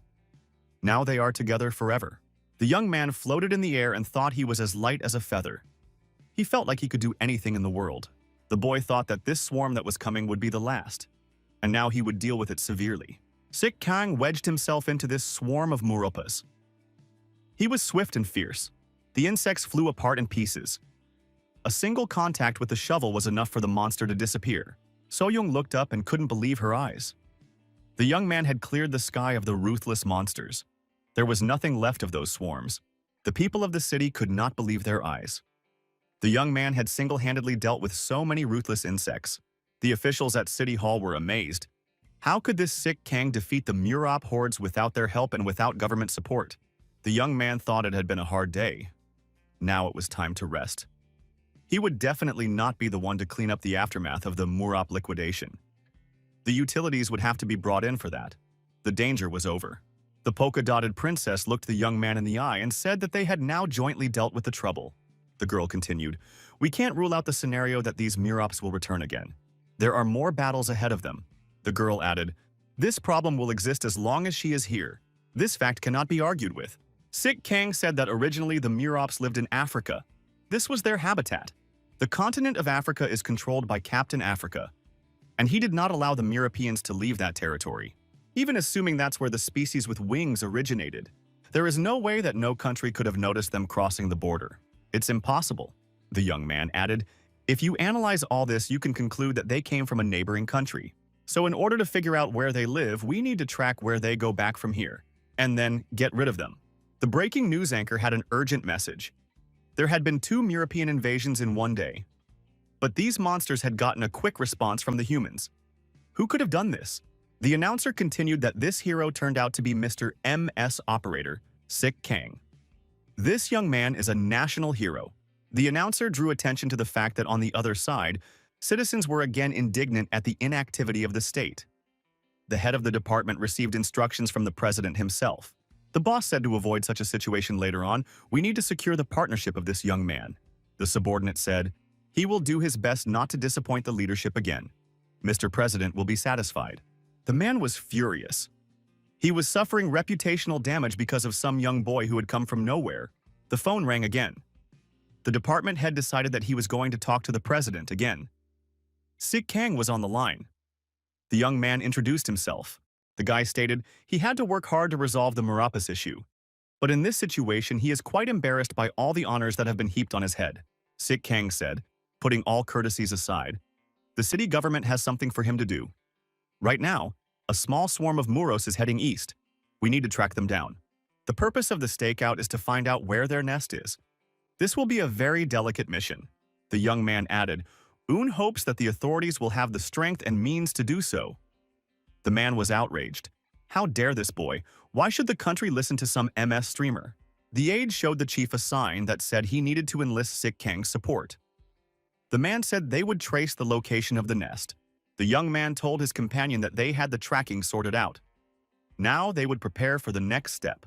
The young man said he was referring to storming the Murop nest. It would be a very important part of their mission. The guy said even though he had asked the government to track down the Murops, he had an idea of where they might be living. The young man assumed that if the Meropis flew eastward, then their nest was near Japan. The young man added that once they know the exact location of the nest, they will be ready to strike immediately. The young man looked at his companion and said that he had not seen such a beautiful smile in a long time. The girl smiled even wider. Sick Kang said he intended to show the girl the most ambitious project of this fortress. The young man said it was the newest and coolest fighter jet that would get them to Japan in no time. 72. A young boy saw what this fighter jet had become and screamed loudly. One of these 2 cute slimes said he wanted a cool and sexy fighter jet. The guy thought he was dreaming. Does this thing look like a serious machine? It's some kind of toy airplane. The Murops crossed the sea and returned to their nest. These monsters were met by a young man and wondered, were they really the only ones who survived? The guy asked why they couldn't grab one girl. The young man realized that the whole problem was this MS operator. He was interfering with the plan. The stranger decided that he had to take matters into his own hands. A young man on a super airplane arrived in Japan, the island of Hokkaido. The young man decided he shouldn't judge a book by its cover. His plane is 100% cool. Travel time on this swift airborne vehicle took only 10 minutes. Sick Kang couldn't believe that this airplane was so fast and comfortable. The designers had done their best. The young man proudly thought it was all thanks to the substance the slimes were made of. In the back seat was Ms. So-young, and she said that this liner felt like very high-quality latex. The young man said he was worried that the girl might get tired during the flight, but he was glad that she was happy with everything. The girl gingerly thought about what awaited them here. She said she wasn't sure if she should have gone on this flight. The pea-sized princess realized that now she would have to join in the destruction of Anthropia. The young man stated that he was contacted by the Ministry of Defense. They said that the Anthropes were on their way to Hokkaido. However, the Department of Defense and other organizations can't act as easily as the young man on that plane. There's too much politics involved, and officials are afraid of the Sea of Death. The young man added that he was being nominated to participate in the mission as an international contingent. Ms. Soyoung suggested that she might be a burden to the young man. The young man said it was all nonsense. The guy reminded the girl that her strength helped defeat those insects for him.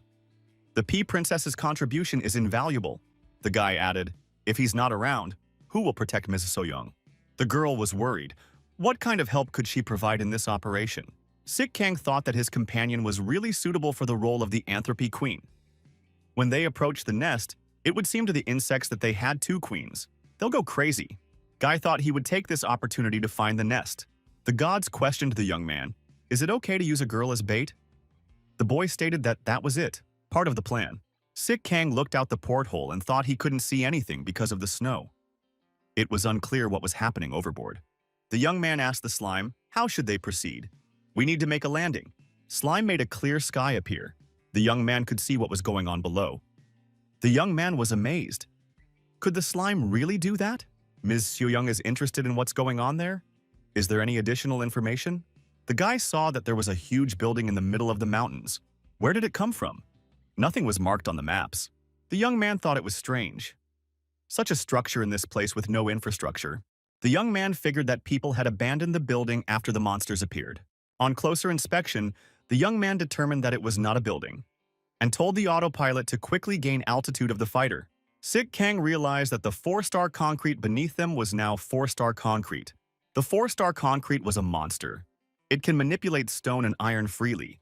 It is quite a formidable opponent. The monster is capable of destroying or building a city in an instant. It is a very mysterious and powerful creature. The young man had no time to gain altitude on his airplane, and the monster got him with its concrete paw and destroyed him. The stranger told the concrete monster if he keeps acting like this, he's going to get in trouble, Kontian. The stranger continued. What will the concrete do if it is a girl, also die? It is very difficult to find a suitable candidate for the role of queen. The young man thought that Sik Kang would not let the girl just die like this. Sik Kang and his companion landed safely after the plane's destruction, using a universal shovel. The young man stuck that shovel right into the concrete monster. The stranger thought he had just the right shovel in front of him. Sik Kang walked down the shovel like an elevator. The stranger turned to the young man and said he was stronger than rumored. The stranger asked where the girl was now. Sik Kang couldn't just throw her away. Sik Kang said that nothing can be ruled out, and wondered, how did this stranger know about Ms. Soyoung? The young man thought his opponent looked like the Japanese hunter Shiro Yamato. And why would he want his Ms. Soyoung? Sik Kang wondered, what kind of strange energy did this stranger possess? The young man had never met such a thing before. Shiro Yamato, a special hunter, representative of Japan, uses double blades. Not much is known about him. Sik Kang could now add another interesting fact about this Japanese. Shiro Yamato has the ability to control a 4-star monster. Concrete obeyed him. The Japanese man tried to attack the guest. The young man, using his skills and his shovel, parried this attack with no problem. Shiro Yamato thought that this young man was able to repel his blade. One must respect him and his shovel. One should not underestimate them.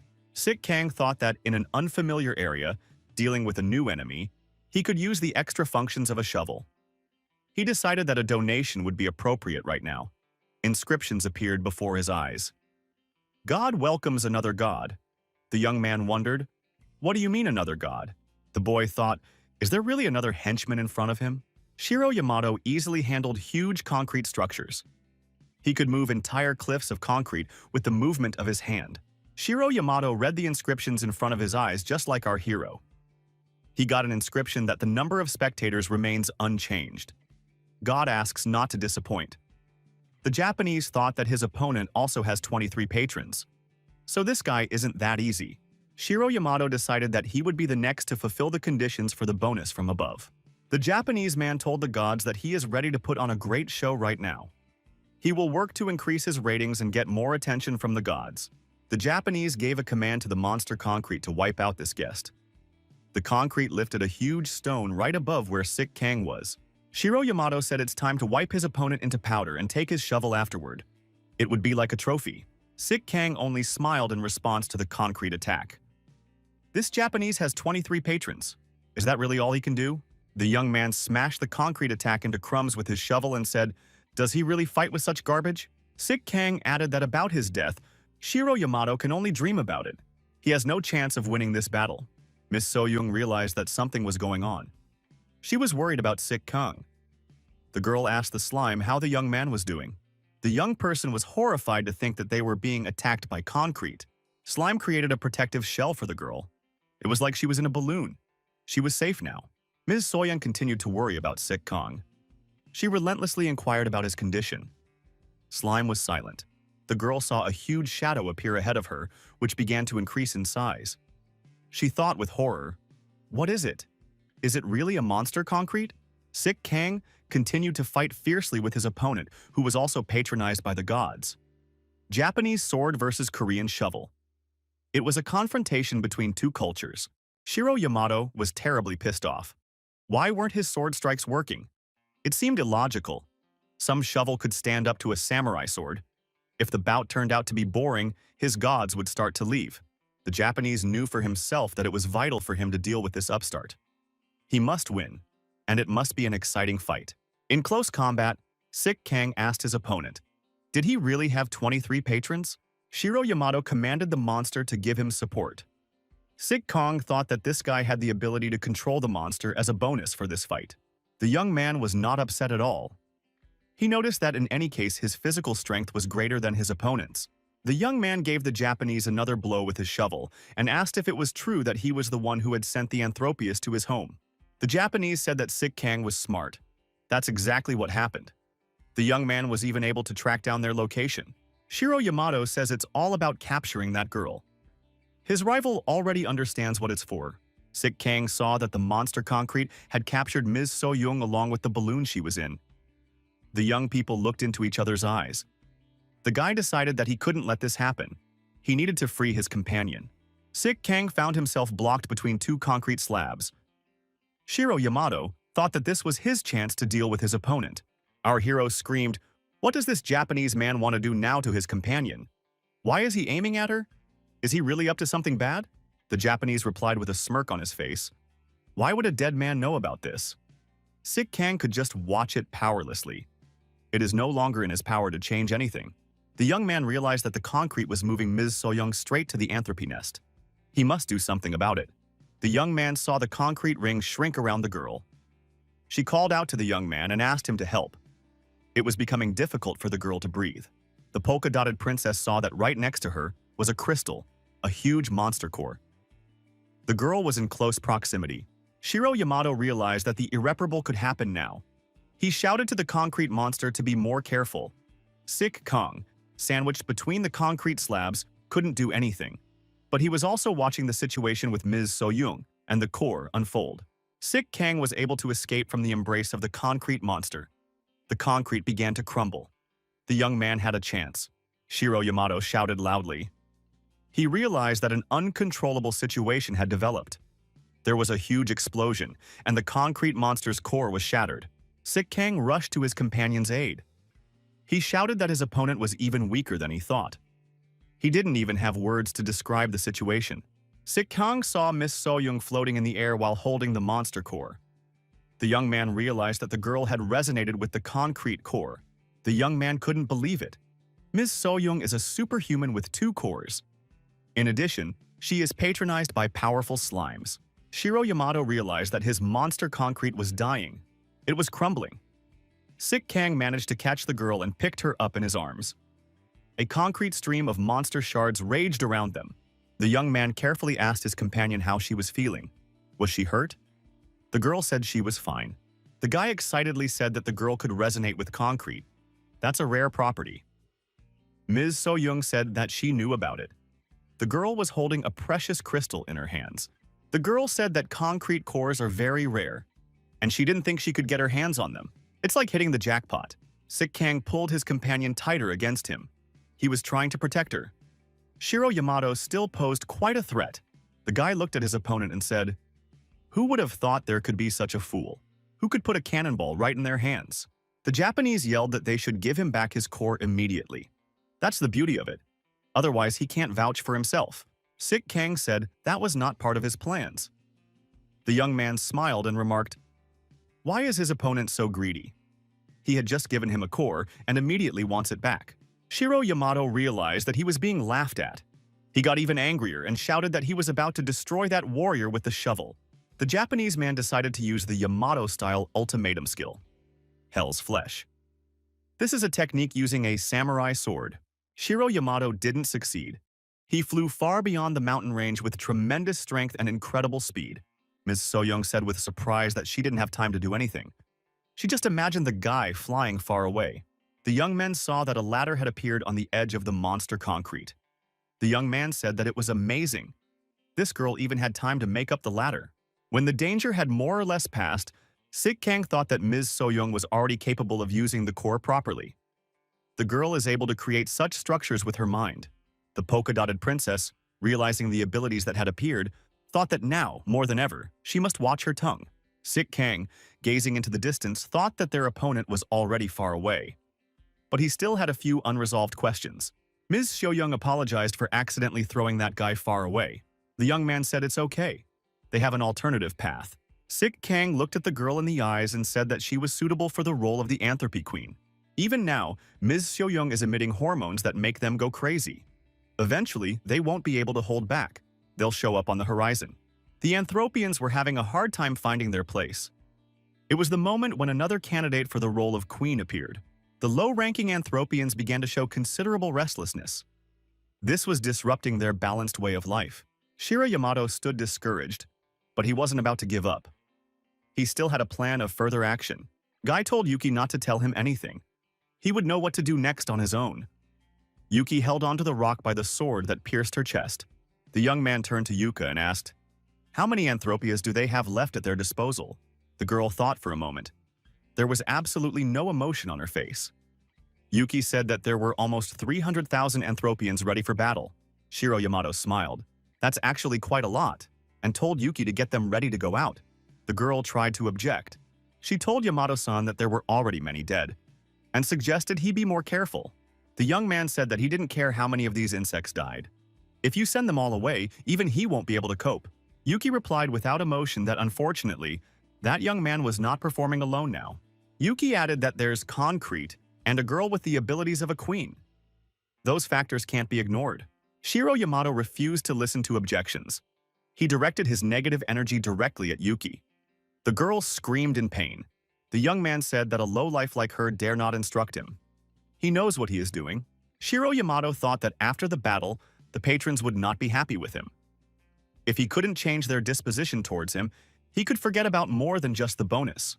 The Japanese feared that his opponent could poach his patrons as well. The young man once again told Yuka to shut up and do what he says. The guy added that after he impaled her with his sword, she is now his slave forever. Shiro Yamato said that Yuki should just keep laying eggs. That's her primary function. The girl said she obeyed. She'll do as Mr. Yamato wishes. Yuki added that she will do whatever Yamato-san tells her to do in order for him to fulfill his noble mission. That's what she sees as her purpose. The young man remained dissatisfied. He thought that this Yuke was no longer good for anything. He's noticed that she's slowed down her breeding rate, and we need to replace her sooner rather than later. With this new girl, Sik Kang and Ms. Soyoung continued their journey home. They realized that the major threats had not been eliminated. They had to stay alert at all times. The girl was disturbed by something. The young man asked what was wrong. Could she be feeling something? Ms. Soyoung said fearfully that she could feel it approaching.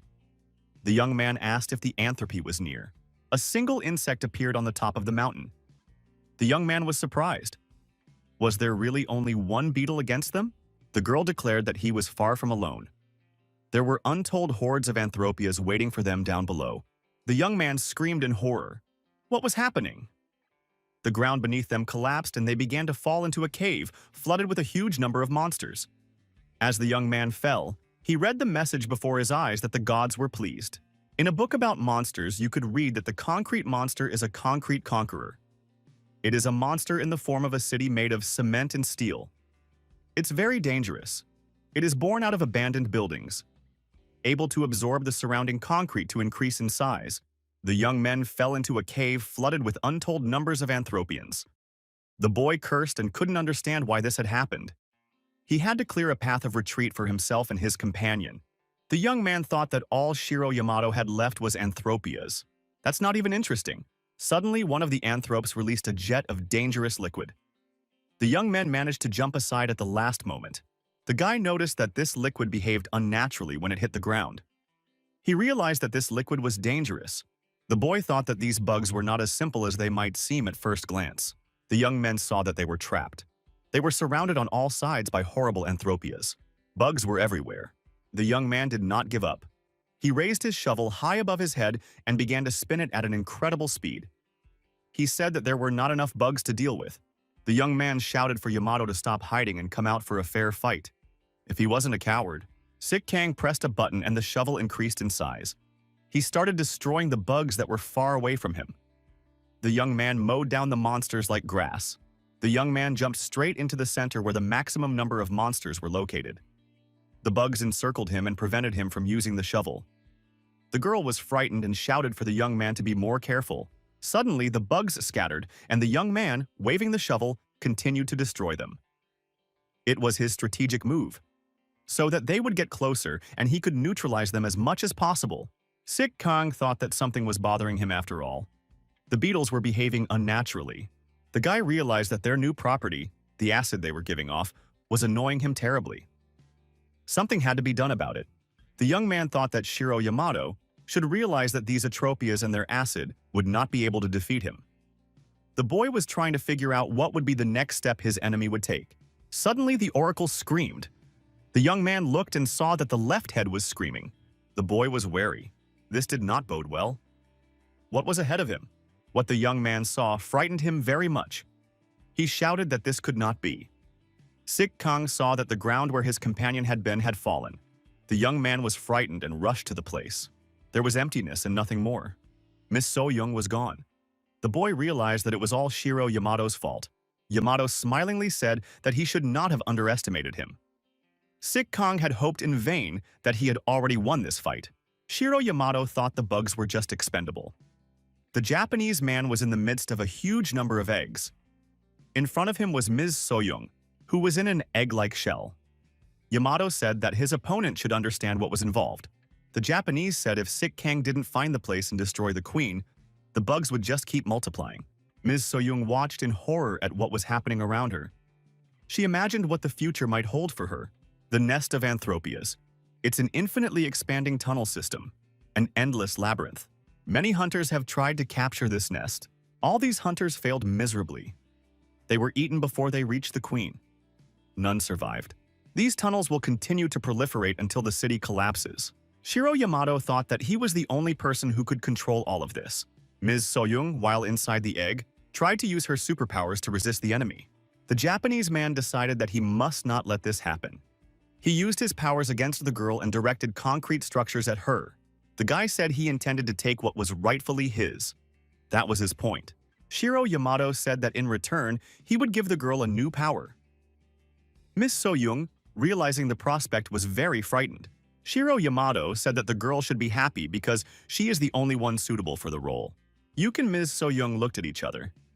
The Japanese man said he would make the girl the new queen. That's what this was all about. The guy said it was an honor to help him achieve his goals. Now, he'll be even more powerful. The girl said she didn't want any of this, and she's had enough. She'll fight back. Suddenly, there was a flash before Ms. So-young's eyes. The girl found herself in an unfamiliar place. She couldn't understand where she was. What was this place? A giant anthropy appeared in front of the young lady. Her eyes glowed with demonic fire. The monster was approaching the girl.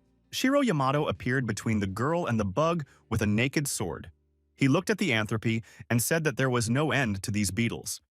The young man was enraged. Mrs. So-young asked Yamato, "What's going on?" The guy replied by asking if the girl was sure they should be here. Yuke appeared next to Ms. So-young. She looked like a normal person. Shiro Yamato once again asked if Yuke was sure they had to come here. So-young was surprised. What is Yamato doing? It's like he doesn't notice her. What's going on with him? Yuke said confidently that she could hear the call. And it's a very strong one. After all, she's the right person for the role, Yuke added. She remembered a time when she was still human. Those memories came back to her now. These memories are from a time when she was not yet queen. Yuke said to make the new challenger a queen, she will inject everything she has into her. Yuke continued. When she's done, So-young will be stronger than her. And a new, better queen, the strongest in history, will be born. So-young screamed that she didn't want that. There was terror in the girl's eyes. Yuke said that it was up to Shiro Yamato to decide. The Japanese man asked if she was ready. Yuke told her master that she was ready, and it was time to get started. Yuke continued, she will help the Lord chosen by the gods to save humanity. It is a great honor for her. Yuke said she would do whatever she could to control the queen's core. She sees it as her destiny now. The guy hugged the girl and said, she's all he has. Her ability will be the key to saving this world. The anthropes came to life and moved towards Yuke. Yuke laughed and shouted that the core was now in her power. And she is the true queen. The girl said, although she lost her human body due to the power of the core, it didn't matter. After all, she could save so many people now. Suddenly, the sword that Yuke was chained to the rock with glowed, and a bright light flashed in her chest. Shiro Yamato happily reported, meaning that the girl was now a true monster. Yuke asked fearfully, why had Mr. Yamato done this to her? She had been faithful to him. The young man said that this sword, a gift from the gods, it allows him to control monsters that are weaker than him. He has waited a long time for this moment. Yuke was depressed and cried bitterly. Shiro Yamato said that now he would use her to take over the world. Mrs. So-young was surprised. She couldn't think of how Yamato could do such a thing to Yuke. The young man stood between the queen and the Anthropians and spread his arms and said that he would now give everyone an amazing show. So dear gods may subscribe to him and press the bell. The wily Japanese thought, as long as this woman was in his power, no one in the world could stop him. He won this round. Shiro Yamato looked at Ms. So-young. The girl was not giving up.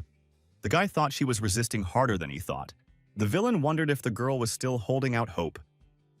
Her savior would never get here. Yamato said the girl should just get over it. She would make him many more children, and with their help, he would conquer the world. The guy spread his arms wide and said that he would start right now on this side. And in the near future, the whole world would bow down to him. Suddenly, there was an explosion, and rocks started falling from everywhere. The Japanese man thought with horror that it must be the girl's savior. Sik Kang noticed that Oracle shouted with his right head. He thought that they found the right place. He can feel Ms. So-young approaching. Our hero saw the queen and his girlfriend beside her. The young man, waving a shovel, rushed to help. The young man realized that it wasn't that simple. Shiro Yamato, who was standing nearby, put up stiff resistance. The enemy asked angrily, where did Sik Kang come from here? How did this boy find his way here? In this endless labyrinth, it was impossible to find the right path. Sik Kang laughed and said in response, it's immediately obvious that Shiro Yamato doesn't watch his streamers, and advised his opponent to sign up immediately. The young man added, did Yamato really think he could stop him? Where do such naive people come from? The queen realized that it wasn't all smooth sailing. She told Yamato-san that the girl had denied synchronization. But that's impossible. What went wrong? Shiro Yamato shouted for the queen to direct all the Anthropians to Sik Kang. We need to stop him immediately. They don't have much time left. Sik Kang was not discouraged. He said that Shiro Yamato didn't understand something. The young man grabbed his shovel and continued his swift movement. The boy shouted that the queen's actions could not affect him in any way, and the Anthropes could not stop him. Sik Kang came within striking distance of his opponent. He swung around and knocked Shiro Yamato out with a powerful punch. The shovel confidently made contact with his opponent's face, leaving him no chance. The Japanese man dropped his sword and flew far back. Sik Kang was indestructible at this moment. He was willing to move mountains for his girlfriend. The young man slung his shovel on his shoulder and asked, why doesn't Shiro Yamato understand one truth? Sik Kang is much better than him. All the gods saw that. An emergency situation was reported to the Prime Minister at the government center in the Japanese capital. The Prime Minister has been informed that there is an Anthropian attack across the country. It's a disaster.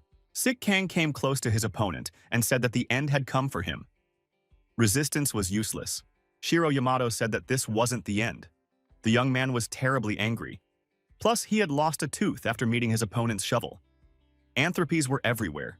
Sik Kang shouted that all of his opponent's actions were extremely useless. The young man waved his shovel and continued to destroy the advancing Anthropians. Their dismembered bodies were lying everywhere. The next stage of his mission, the young man saw the release of Miss So-young from the clutches of the monster queen. Sik Kang swung around and with his shovel destroyed the tentacles that the queen was using to hold the girl. The synchronization was completely stopped. The guy yelled that no one dared to mistreat his girlfriend. He wouldn't let anyone do that. The young man approached the girl and completely cleared her from the monster's tentacles. Miss So-young was terribly pleased with her savior. The guy picked his girlfriend up in his arms and asked how she was feeling. So-young clung to her savior and only now felt safe. The girl could feel the young man's heartbeat. The ruthless monster queen thought she still had a chance to make a difference. The queen ordered the Anthropians to attack the young man. The young man grabbed a shovel and said he had to stop these rampages. His mission had gone on long enough. It was time to put a stop to it. With one hand, the guy held Ms. So-young, while with the other hand he continued to mow down the oncoming monsters. The Anthropians continued to die in untold numbers. The young man looked back and saw that the queen had disappeared. A void had formed around the young people. Where did everyone go? The guy hid his shovel and thought that Shiro Yamato had also run away. The opponents realized that they were outmatched. The girl said that Shiro Yamato and the queen escaped, and she was grateful to the boy for saving her after all. The young man said that he could not have acted differently. His actions are perfectly natural. The girl should realize that. And don't be overly grateful. The guy said they just destroyed a nest of Anthropians, and it's all thanks to Ms. So-young's abilities. The young man added that the girl should be aware that she saved the whole world from the invasion of monstrous monsters. The weak woman's nerves could not stand it, and the girl cried. She clung to the young man without thanking him. So-young saw Sik Kang as her protector. The young man was a little discouraged. He didn't understand why the girl was crying. Was it because he had just praised her? That remained a mystery to him. The young man said the core enslaved that queen and turned her into a monster. He wondered what kind of relationship the queen had with Shiro Yamato. So-young thought the question was directed at her and said that she had no idea. The girl stated that she had seen the queen's memories. It's been a day since the Anthropian attack began. The consequences were already catastrophic. The prime minister realized they couldn't hide it any longer. The advisor said that something had to be done. Officials decided that a rescue plan had to be worked out. So far, that's all they've been able to do. The officials arrived for negotiations in a secret underground bunker. The men asked, "What happened?" No one had warned them that it would be like this. How to deal with this disaster now? In front of the officials, Yamato-san sat on the throne. They asked, hadn't he promised that he would stop the attacks of all monsters, including Anthropias? In return, they gave him the financial support of the government. The young man said menacingly that he had made such a promise. So the officials are still living. The young man said, now it is time to pay his debt. The men wondered, what duty were we talking about? They had so far fulfilled all of Shiro Yamato's demands. The young man received 30% of all the country's taxes. What more did he want? Yamato said angrily that he'd been given some change. And now they were snapping at him. Next to the young man was the queen. Yamato added that such a debt must be paid with their lives. The guy added that he is talking to politicians now, so they have to mobilize everyone, people and soldiers. Shiro Yamato said that if the politicians don't like it, he has other methods. The officials were surrounded by ominous Anthropias. The young man said that these people were very ungrateful for all that he had done for them. The guy looked menacingly at the frightened men. He said it was time to pay the debt anyway. Sik Kang stated that there is a huge nest of Anthropias under the Japanese capital. This could end disastrously.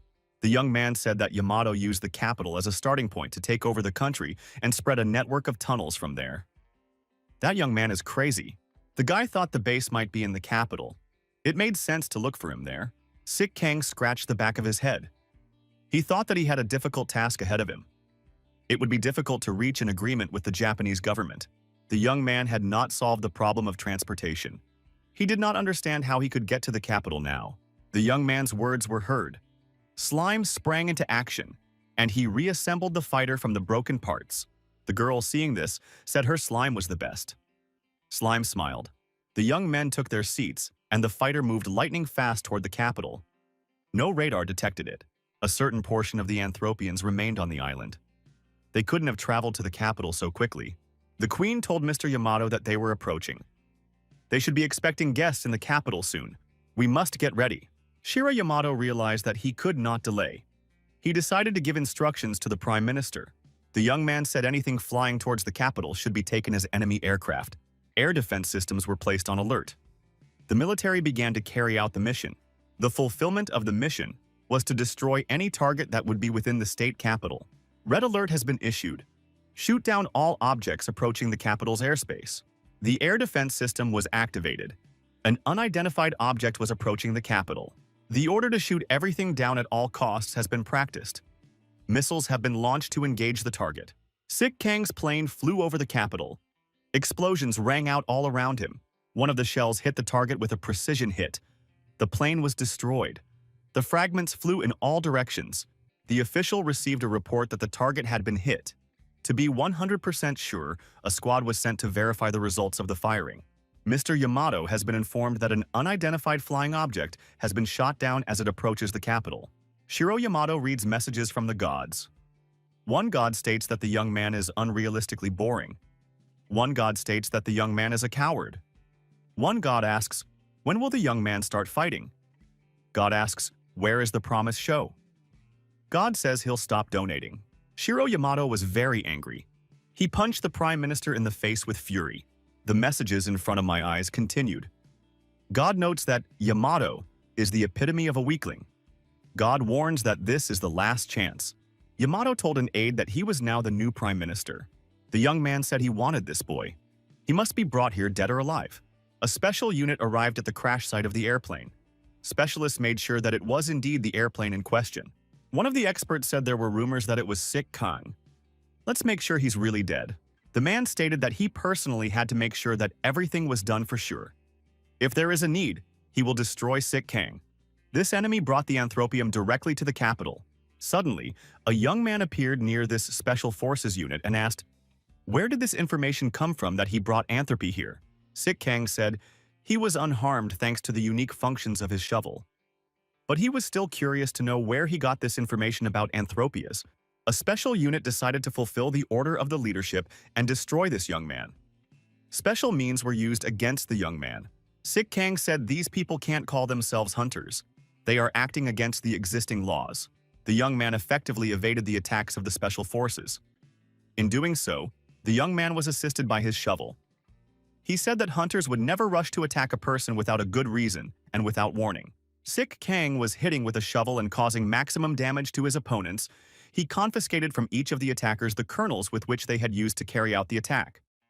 The young man said that they had no rights to possess these cores because of their bad behavior.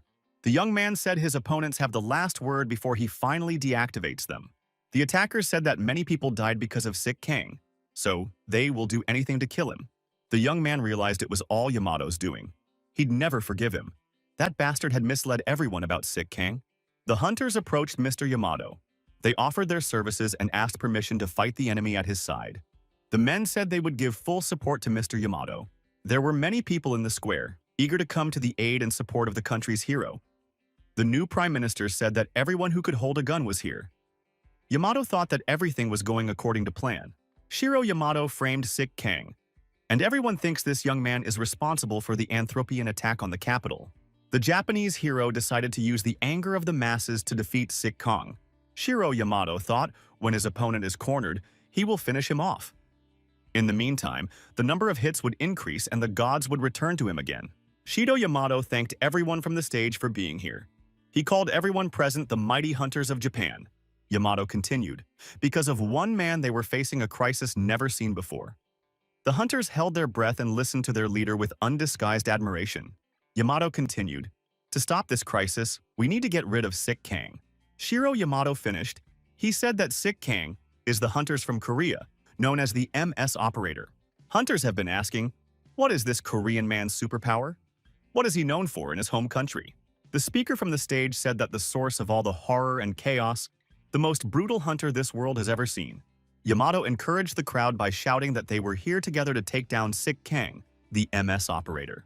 The new Prime Minister listened to Yamato's speech and thought that he continued to shamelessly lie to all the people. The official thought that there was a very dangerous person standing in front of him.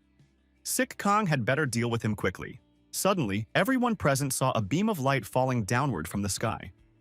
The hunters noticed that an MS operator had appeared in that place. the one they all hated fiercely. Shiro Yamato shouted that the rascal had come to them himself. The young man shouted that Shiro Yamato, a shameless liar. He lied to his opponent and to all these people. Before Sick Kang could finish his sentence, ruthless bugs appeared from the ground. These monsters burst out and moved to attack Sick Kang. The young man became angry and shouted that Mr. Yamato had sicked these monsters on him. The young man told all the hunters to pay attention to the fact that it was the young man who was being pursued by these anthropias. The hunters could not be calmed down. They shouted that Mr. Yamato was right. The hunters claimed that Sick Kang was the one controlling this army of anthropians. The young man looked at the fact that the bugs had stopped attacking him. He thought that his opponent had done that on purpose, in favor of his lie.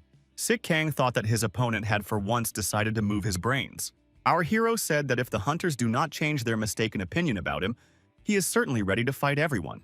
The hunters were unconvinced and decided to destroy the operator, using the powers they had gained from the cores. The men went on the attack. As always, the unbelievable happened. Sick Kang ruthlessly and purposefully dealt with his opponents. The young man was so fast and impetuous that his opponents didn't even notice him. The young man used his skills, which he received as a bonus from the gods. Shiro Yamato was surprised. Was this Sick Kang really that good? How much time can one waste on him? The villain looked at the bodies of the hunters that were lying everywhere. He thought that everything was going according to plan. Now this guy is going to be a murderer's yoke. The hunters were puzzled. How did this young man manage to break their cores? Now they had no superpowers. Yamato was surprised. How was this Sick Kang managed to focus on destroying nukes in the chaos? The Japanese thought that such actions were unrealistic. His opponent was definitely being helped by something. Could it be his shovel? The new prime minister didn't understand what was happening. Why was their enemy winning? Could it not be as it was presented? Yamato said that everything was going according to plan. The prime minister was surprised. After all, the Japanese hunters were taking heavy casualties. Shiro Yamato tried to calm down and focus. He still had a trump card up his sleeve. The young man decided to enlist Yuke's help once again. He told her to start destroying the hunters. Sick Kang was surprised. Why did the Anthropians start attacking the Japanese hunters? Who had given them such a task?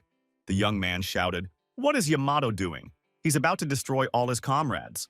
Yamato objected and said that the young man was wrong. Everyone would know that it was Sick Kang who had killed those hunters. The boy looked around. The Japanese hunters had suffered heavy losses. They couldn't stand up to the bugs because they had no nukes. Sick Kang shouted with rage and began to destroy all the bugs that were within his reach with even more force. He realized what Shiro Yamato was preparing. It would be an even grander deception. The surrounded hunters realized that they wouldn't last long without the nukes. The men couldn't understand why the MS operator was saving them. Why is he destroying Anthropias? Do they really have common interests? The young man fighting thought it was only getting worse. Ms. Shoyoung is still not ready. Shiro Yamato swung his sword at Sick Kang. The young men fought in hand-to-hand combat. The Japanese asked, "It must be difficult, fighting and defending Japanese hunters at the same time?" Everyone around them shouted that Mr. Yamato, the hero of Japan. He's fighting their common enemy. The surviving hunters shouted that thanks to Yamato-san, the Anthropians were beginning to retreat. Yamato thought, these hunters don't even realize he's using them. Practically, they worship him. The villain thought that today he would destroy Sick Kang and ascend to new heights himself. The bastard planned to track down Ms. Shoyoung after that and use her for his deceitful plans. Yamato continued to charge at Sick Kang. He was pressing down on his shovel with his sword. The Japanese man wondered where the girl was now.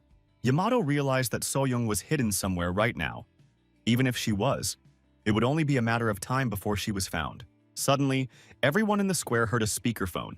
Someone was checking the microphone. The question was asked, "Can you hear well?" The next question was, "Could Yamato-san hear well?" Everyone fell silent and looked in the direction the sound was coming from. Everyone looked at the stage and saw Ms. Soyoung standing there. The girl's image was being broadcast on the big screen.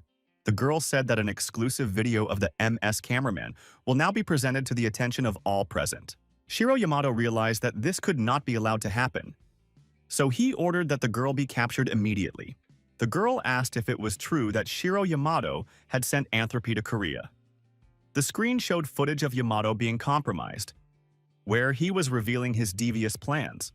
The footage showed Shiro Yamato calling the Japanese hunters worthless and saying that they are not capable of anything. On the screen, there was footage of Shiro Yamato giving orders to the concrete monster and telling it to swallow the girl and take her to the Anthropy nest. The hunters listening to this were very surprised. Did Yamato really control the monster concrete? Did he really control the Anthropians? Yamato didn't know how he should act now. He could see the disapproving looks on him already. There was no time to think of anything.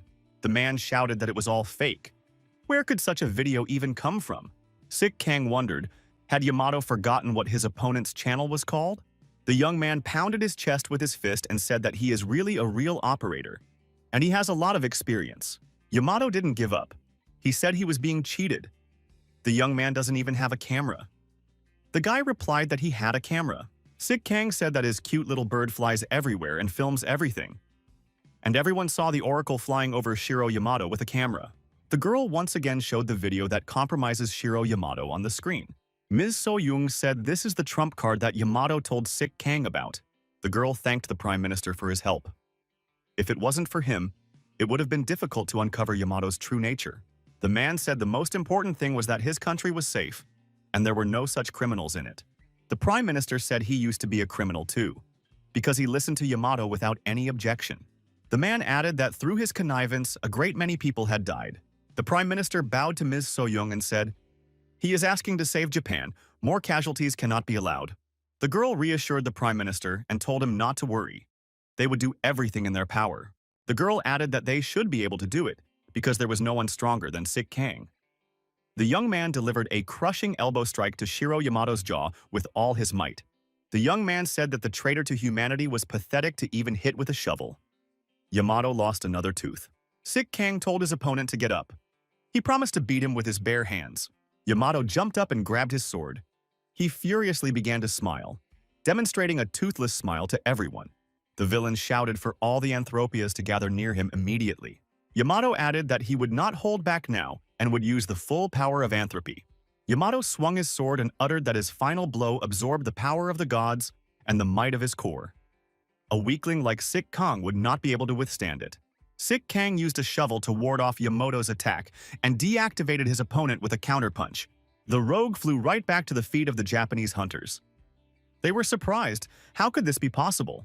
Yamato, bleeding, reminded that he was about to use the full power of the Anthropians against his opponent.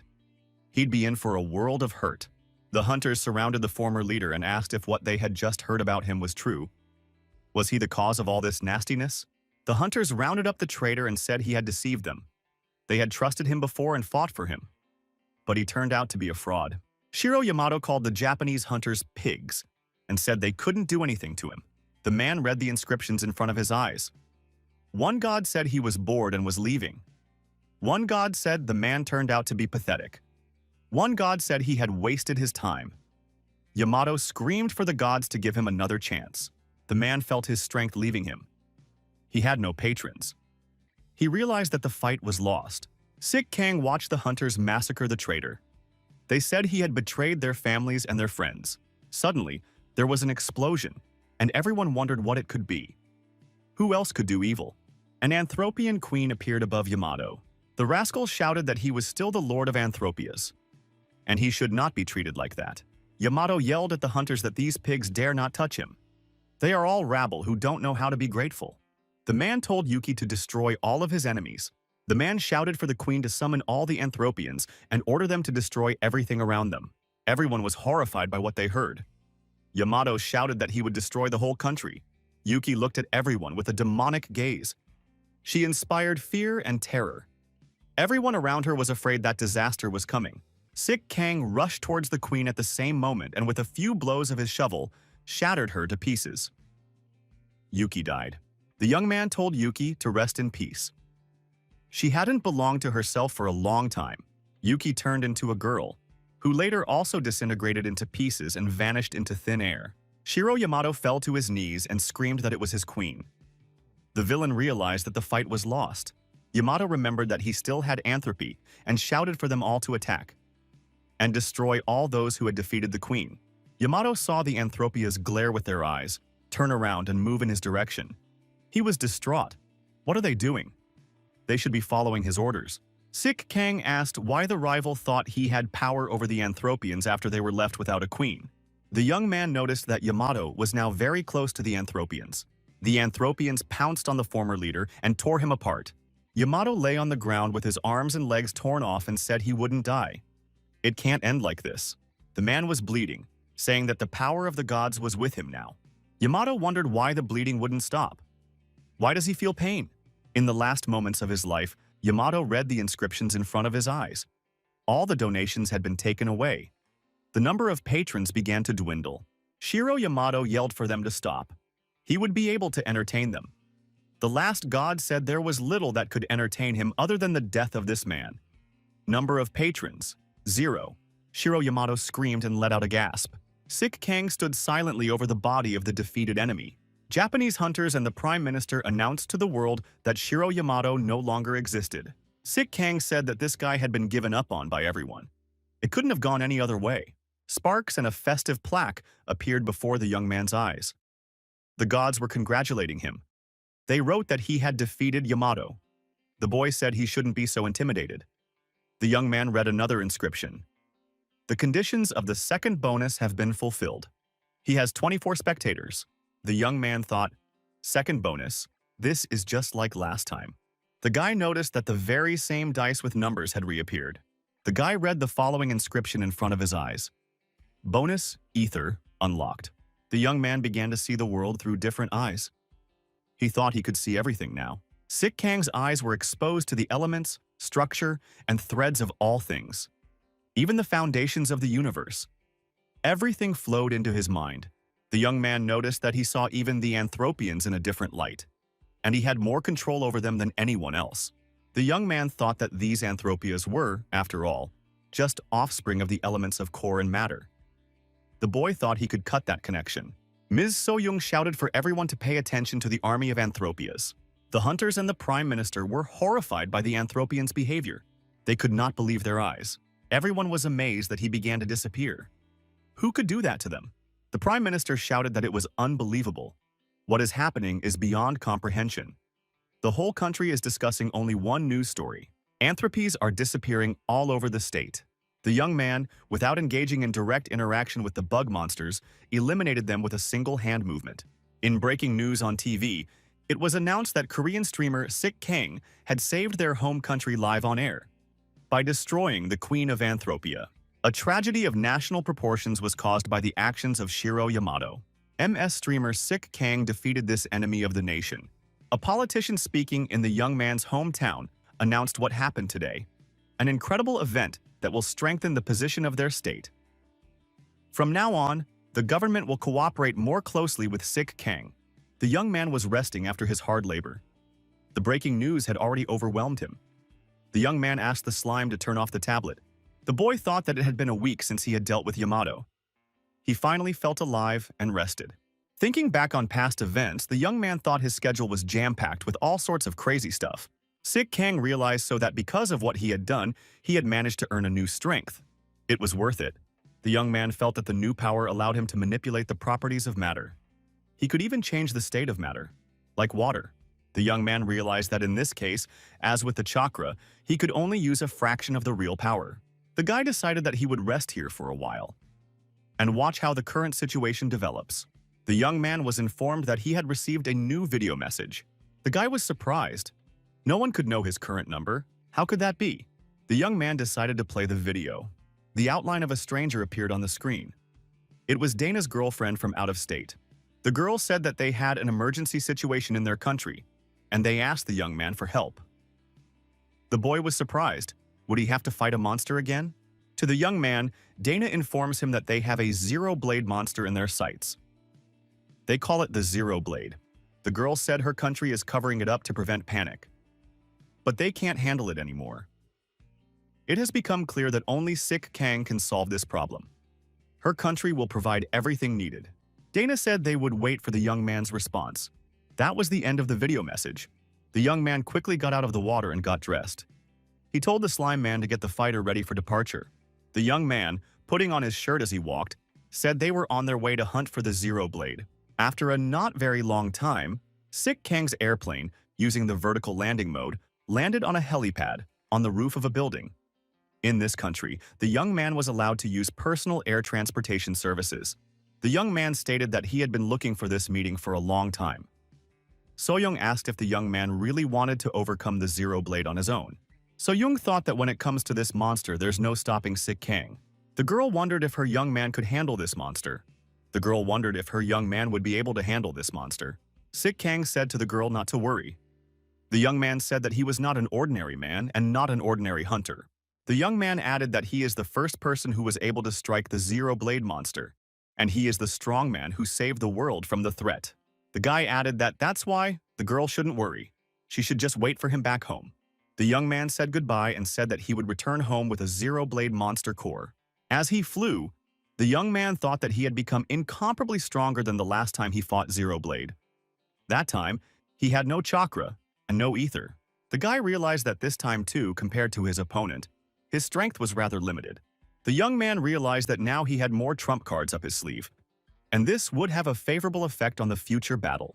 The young man mentally tells the Zero Blade monster to wait for him, and he promises to tear it apart. The young man's plane shook. The young man realized that he was under laser attack. The guy thought that this attack was the same as Yu Il Aka's attack, but several times stronger. The young man ordered the slime to track this laser. Sik Kang looked around and realized that he was being attacked by a vulture. It was quite unexpected. Griff, using his laser capabilities, fought off the invasion of the fearsome monsters. It was an unequal battle. The 5-star monster scattered the attackers in all directions. Kaiser and his companion, watching from the cliff, said that the 5-star monster, he and in Africa 5-star. Kaiser said that with such low-ranking minions, they are only delaying the inevitable. The young woman said to hold off the attack. The young man had already arrived. The girl thanked Kaiser for the help he had given her. Kaiser asked the girl if the young man could really be of use to her in their plans. The girl said if he really is what they say he is, he'll be useful, and he could be a key figure in this plan. Griff continued to attack Sik Kang's plane with his laser. The plane skillfully evaded the attack. The guy thought it might be a decent warm-up before a Zero Blade fight, and told him to have his plane pointed directly at this feathered creature. Sik Kang entered the battle with the vulture and thought, before he started fighting with the Zero Blade, he needed to get used to its ether. Ether. It was a gift from the gods. It was a new power that had yet to be explored. The young man studied how much energy he needed to use this ability. He realized that the characteristic of the vulture is light. If he uses darkness particles that don't let light through, maybe he could do something like this. The guy had succeeded in accomplishing everything he'd planned, and the vulture laser stopped affecting him. It was a localized victory. After Sik Kang stripped Vulture of his main weapon, he decided that it was now possible to use his shovel in battle. Griff shouted and attacked the young man, but it was all in vain. The attacks without the laser could not properly affect the outcome of the fight. The young man eventually figured out how to use the ether for defense. Now he had to deal with the plasma. The boy felt the recoil of the ether affecting his body. He still had to deal with that too. The boy remembered that he also had chakra in his arsenal. He remembered that he had chakra in his arsenal as well. After a series of several experiments, the young man managed to stabilize his body normally. Sik Kang gave the vulture no chance to win. Seizing the moment, he delivered a devastating blow to the bird, again using his shovel. Kaiser, watching this fight, shouted, "This young man had destroyed the vulture with one blow. A 5-star monster." His companion was terribly surprised. The famous hunter Kaiser was surprised after this fight. Where did this young man get such strength? Sik Kang realized that it would not be possible to use the same options twice in a row without recovery. The Kaiser's companion thought that this young man was just what they needed. He has great strength, and there are at least 2 bonuses available. The girl asked Mr. Kaiser for his opinion on the matter. What did he think of the young man? The girl assumed that with a young man like this, it could work out, if you stretched it out over 10 years. Kaiser wondered if the girl would be able to talk him down. What suggestions did she have for him? The interlocutor says she has to talk him down. She has no other choice. Further, she will act according to the circumstances. After the battle, the young man thought that unlike chakra, which increased the body's ability, the new incredible power had a huge risk during its application. The guy thought about fighting with a Zero Blade. If that happens during a fight, there could be trouble. One shouldn't fully rely on that power, Sik Kang said. Maybe she'll stop hiding and come out already. He can still sense her. The girl apologized and said that there was nothing to hide from Mr. Sick Kang. She went out. The stranger looked at the young man and introduced herself. She said her name was Dana. She is in charge of security in her country, and it was she who called the young man here. The guy guessed it was the woman from the video message. The guy became alarmed. How could she get so close to him? Dana suggested that the young man might have a lot of questions for her. She promised to explain everything on the way. The young man was surprised. He said that he was a very busy man. Unless it was about the Zero-Blade monster, he had nothing to do here. Dana said they would go right now to the Zero-Blade monster. The young man's eyes got very rounded. The girl said that her country was not so foolish as to deceive such a strong hunter. The young men approached the vehicle. It was a vehicle specially designed for traveling in such weather conditions. The young man said that it was a very good truck. It can withstand many monster attacks. Dana said that her country, and especially the central part of it, is a very dangerous place. Her country is very large, and they can't defend it all.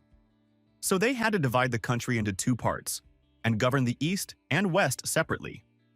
The central zone serves as the border. The border is inhabited by high-ranking monsters. They fight over territory. The monster that the young man had destroyed was a monster that had been banished from fighting for territory. He was a hermit. The young man thought that this 5-star monster might have played someone. Serious monsters rule here. The guy thought that this vulture was given 5 stars for its stealthy attacking ability.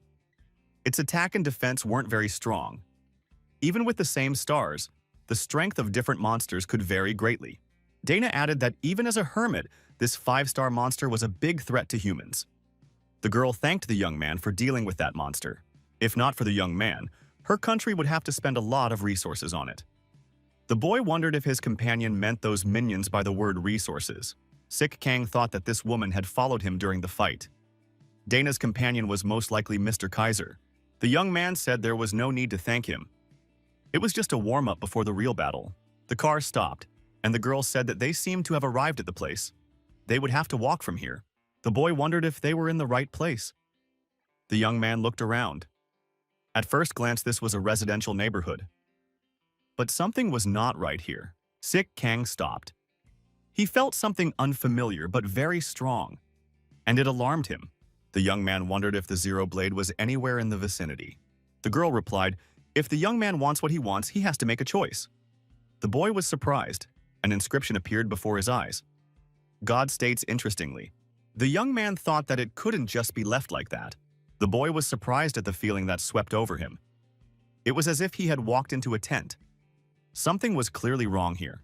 The young man didn't realize what was going on. Suddenly, Sick Kang saw a shadow with the corner of his eye. He bent down sharply and it saved him. Behind him was a Zero-Blade monster. The young man wondered how he could not notice it. It was as if it wasn't even alive at all. Upon closer inspection, Sick Kang realized that this monster, Zero-Blade, was a completely different monster, not the one he was looking for. The young man fought bravely and repelled all the attacks of this terrifying monster.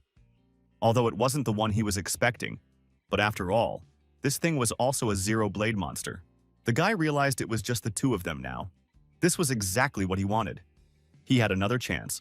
After another attack, Sick Kang realized that this monster's blade count was getting higher. Why is that? The guy was very surprised by his opponent's unconventional attacks. He'd never even heard of it. It turned out that there was something he didn't know. A thought occurred to the young man. Maybe it's not that simple. Sick Kang jumped high up and turned around and swung down directly at his opponent. He decided to try his idea in action. He was almost sure that he was right. Already on the approach, the young man activated his chakra while putting his shovel forward. It was the first time he had ever done such a thing. Just before the attack itself, the young man activated a thread of chakra and shouted a drill.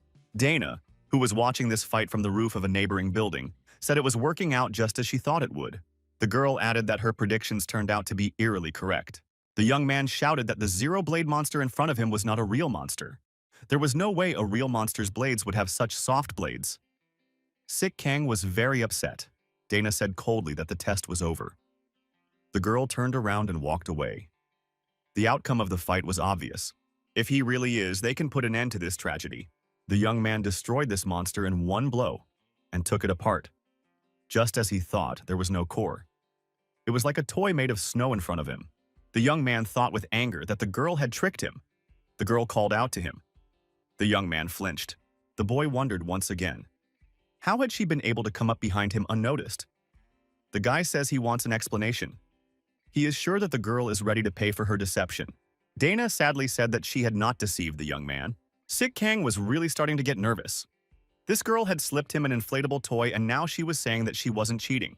The young man said he was expending a great deal of energy and resources to track down this monster. Dana reminded him that she had promised to take the young man to the Zero-Blade monster. That offer still stood. The young man thought that the girl continued to deceive him. Suddenly, unexpectedly, he noticed that a terrible snow avalanche was coming. The boy asked, "Where could an avalanche come from?" The girl apologized and took the young man under her arm. She clung to him tightly. In the next moment, to avoid the danger caused by the avalanche, the young man, using the functions of his shovel, was forced to change his dislocation. Dana clung tightly to the young man. They changed dislocation at the same time. The young men found themselves on top of the mountain. The young man still did not understand what was happening. The oracle was circling above him. The girl said that the situation was an emergency and she used her ability without warning the young man. The boy thought it was teleportation. The young man was a bit puzzled. First, there was a snow toy that looked like a Zero-Blade monster. Then out of nowhere, an avalanche appeared. The young man couldn't understand what was going on in this country. The girl said that the worst monster that rules this country. The key is to find the monster Zero-Blade. The young man looked intently at his companion. He tried to figure out her plans. The girl's face was indifferent and a little sad. The young man did not notice any other emotions. The girl said that the snowman is their common enemy. The guy wondered where the name came from, snowman? Sik Kang said that the girl had no idea what the Zero-Blade monster meant to him. The young man added that he had traveled halfway around the world in search of this monster. Finding this monster is his main goal in life today. The girl said that she absolutely understands Mr. Sik Kang. She is in the same situation. Inscriptions appeared in front of the young man's eyes. One god almost choked from the tension. One god said hello to the young man. Dana said she was a player who was also chosen by the gods. The girl continued, "She swears in the name of the gods that she is not going to lie and deceive the young man." The guy calmed down and said that in that case he would at least listen to his interlocutor. The young man had questions. What was the fake monster from a little earlier? And what did common enemy mean? The girl said that 10 years ago, her whole country was in a state of war between monsters. Everyone was desperate. There seemed to be no end in sight. At that moment, the snowman appeared with his snow army. The snowman army was destroying everything in its path. People could not escape the avalanche. Monsters were everywhere. They were even crawling out from under the snow. Even the avalanche was made up of monsters. The girl was just a child. She and her parents tried to escape the avalanche. The girl's parents were destroyed by the snowman army. The girl begged the monsters to spare her. Dana cried and asked God to help her. The monsters were already leaning over the baby. The girl opened her eyes and couldn't understand what had happened. She was sitting alone on top of a mountain, away from the city. She was not threatened by the avalanche. Inscriptions appeared in front of the girl's eyes. God welcomed her. She got one audience. God asks if she will amuse him. The next inscription said that the god would give the girl a cannonball. And indeed, Dana had a cannonball in her hands. The monsters from the snowman army were getting close to the girl again.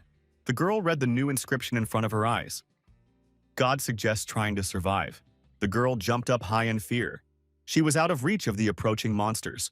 Young Dana noticed that she could move through space. It was teleportation. Such is the power of the core given to her. The girl immediately decided to go back to her parents. They might still be alive. The girl thought she didn't have any more time. She wouldn't be able to check. A snowman has chained young Dana in an ice crystal. The girl was trapped. Dana was terrified. What was happening to her? She couldn't move.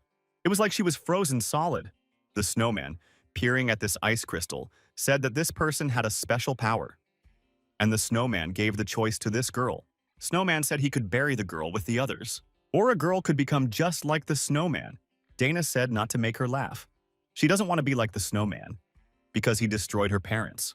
The girl read the inscription in front of her eyes. God said that everything now depends on the girl. God wants the girl to concentrate. Dana thought she was the only one who could see it. The snowman said he was willing to take pity on the girl if she would become like him and obey him. The snowman added that he would keep the souls of those two people and protect this country. Now the girl must choose. Dana thought the reward was too good. We need to focus and think. Something is clearly wrong here. After a brainstorm, Dana realized there was another source of power in the snowman. The source of the snowman's power was the blade. The girl noticed it. The girl could feel the power flowing out of the hole made by the blade. There could be no doubt. The girl realized that this monster vitally needed her help. The girl gave up and said that she would become like the snowman. She thought she should do her best now. Dana decided that when the time was right, she would destroy this snowman. As she finished her story, Dana added that she had the same hatred in her as Sick Kong. The girl added, that's why she's not going to cheat on the young man, and hopes that they will be allies. Sick Kang scratched the back of his head again and said, if that was the case, he would like to know what the snowman's goals were right now. And why did she lure him here? Dana noted that the blade in the snowman's body belonged to the Zero Blade monster. To the young man's surprise, the girl added that this country was teeming with high-ranking monsters. The young man's companion stated that the snowman and the Zero Blade monster fought right there. The snowman had to fiercely defend himself. He had used up almost all of his strength. Snowman was able to lock the Zero Blade in space and time. Dana added that it didn't happen, because Zero Blade made a deal with the snowman. If the snowman can help satisfy the Zero Blade's bloodlust, the snowman's life draining away due to the blade lodged in his body will be prolonged. Snowman agreed, and used Dana to attract high-ranking monsters in his territory. He fed those monsters to the Zero Blade. Sick Kang, after listening to this story, asked, the snowman will die sooner or later anyway, right? The girl said the snowman uses the time he's won as an opportunity. He turns monsters into his own kind. At a certain point, when he is fully ready, he will break the seal and attempt to kill the Zero Blade monster. The guy asked another question. It turns out that all this time Dana was the snowman's weapon? The girl said that if that was all she was doing, the other hunters would have finished her off long ago. Sick Kang asked what she meant. Dana replied that they get something from the fights between the monsters. The girl provides the corpses of dead monsters to Mr. Kaiser. Mr. Kaiser's army uses the bodies, and now their forces with the snowman are equal. The girl assumes that they now have the strength to defend the country on their own, and not to resort to outsiders to do so. The guy said it all sounded pretty confident, but how does she think to deal with the Zero Blade monster? The girl revealed that this is why they contacted Mr. Sick Kong. Dana said that they have been following the young man for a long time, and after the young man has dealt with the situation in Japan, they are sure that the young man will win. The guy assumed that the recent fake monster was just a test, and he added that in this country the exams for hunters are quite severe. The girl said she was not asking the young man to handle the situation out of the goodness of his heart. As long as the monster Zero Blade is imprisoned in the snowman's space, no one can get to it. After they destroy the snowman, the Zero Blade will break free. The girl said that in that case, she would be able to use her power and make Mr. Sick Kang's wish for a duel with the blade become a reality. Dana looked the young man in the eye and asked if this was a fair deal. The young man thought that a Zero Blade duel was something he had been looking forward to for so long. The young man thought that by using this girl's abilities, it would be possible to achieve the goal. The young man said that he could not refuse such a thing. He accepts the offer. The young men turned at the noise. They saw huge monsters approaching them. The young man thought, where did these monsters come from? The boy shouted, why hadn't the oracle given advance warning? They were almost caught off guard. The young man asked, what kind of monsters are these? Is it really the ability of a snowman? The girl said that the snowman hadn't reacted to her like that until now. It was probably scared of Mr. Sick Kang. The young man began to read the inscriptions in front of his eyes. One god enters the chat room. Number of viewers, 26. The young man thought they had newcomers, and promised they wouldn't regret joining. The young man used his shovel to suppress the snow monster's attack. He did his job splendidly, as always. The guy activated chakra and used the drill technique. The attacking monsters after that were not to be envied. They were left with scattered body parts all around. The number of monsters didn't decrease. They appeared out of the snow in the middle of nowhere. Sick Kang destroyed them with the same speed. The guy thought these snow monsters were breeding because they had snow around them. The young man thought that maybe an earthquake would help to kill them. The guy stuck a shovel into the snow and caused a localized earthquake. The consequences of this localized earthquake were more tragic, and the monsters didn't survive them. A fiery lava rose from the bowels of the earth and consumed all the snow monsters. The young man read the message in front of his eyes. He had a new donut. The young man said that they managed to get rid of the snowman's minions. The lava caused by the earthquake from the impact of the shovel had destroyed all the snow monsters. Dana marveled that the young man had such a unique ability. It could greatly help in solving their plan. The young man thought that he didn't trust his companion very much yet. He asked her to tell him the details of his plan. The young men continued on their way through the snow-covered, deserted area. In this wilderness, the girl led the young man to a huge compound. The guy said he couldn't believe that this place could house such an underground complex. How did they manage to put it under a mountain? The scale is impressive. The girl said it's a very important facility. It's classified. This facility plays the role of a fortress for hunters. Dana continued. Mr. Kaiser conducts his tests here. The young man realized why there were so many spiraled monster corpses in this place. The guy saw some people and asked who they were. What are they doing in the middle of nowhere? The companion said that they, the core of this facility, the Lenin Strike Group. Without them, they couldn't have built a place like this. The masked men and Sick Kong glanced at each other. The boy thought they didn't like him. The young men used the elevator and went even lower. The girl said that Mr. Kaiser and Mr. Vesti were waiting for them downstairs. Dana clarified that Mr. Vesti is the leader of the second highest-ranking strike force in the world. He is portrayed in the press as a cold-blooded, profit-driven man. The girl added that Mr. Vesti had sacrificed a lot for his country. The elevator stopped, and Dana said that they had arrived at the place. All the way, the girl showed restraint and didn't show her emotions. When the elevator doors opened, Mr. Vesti was overjoyed and welcomed Sick Kang with open arms. It was as if he was an old acquaintance.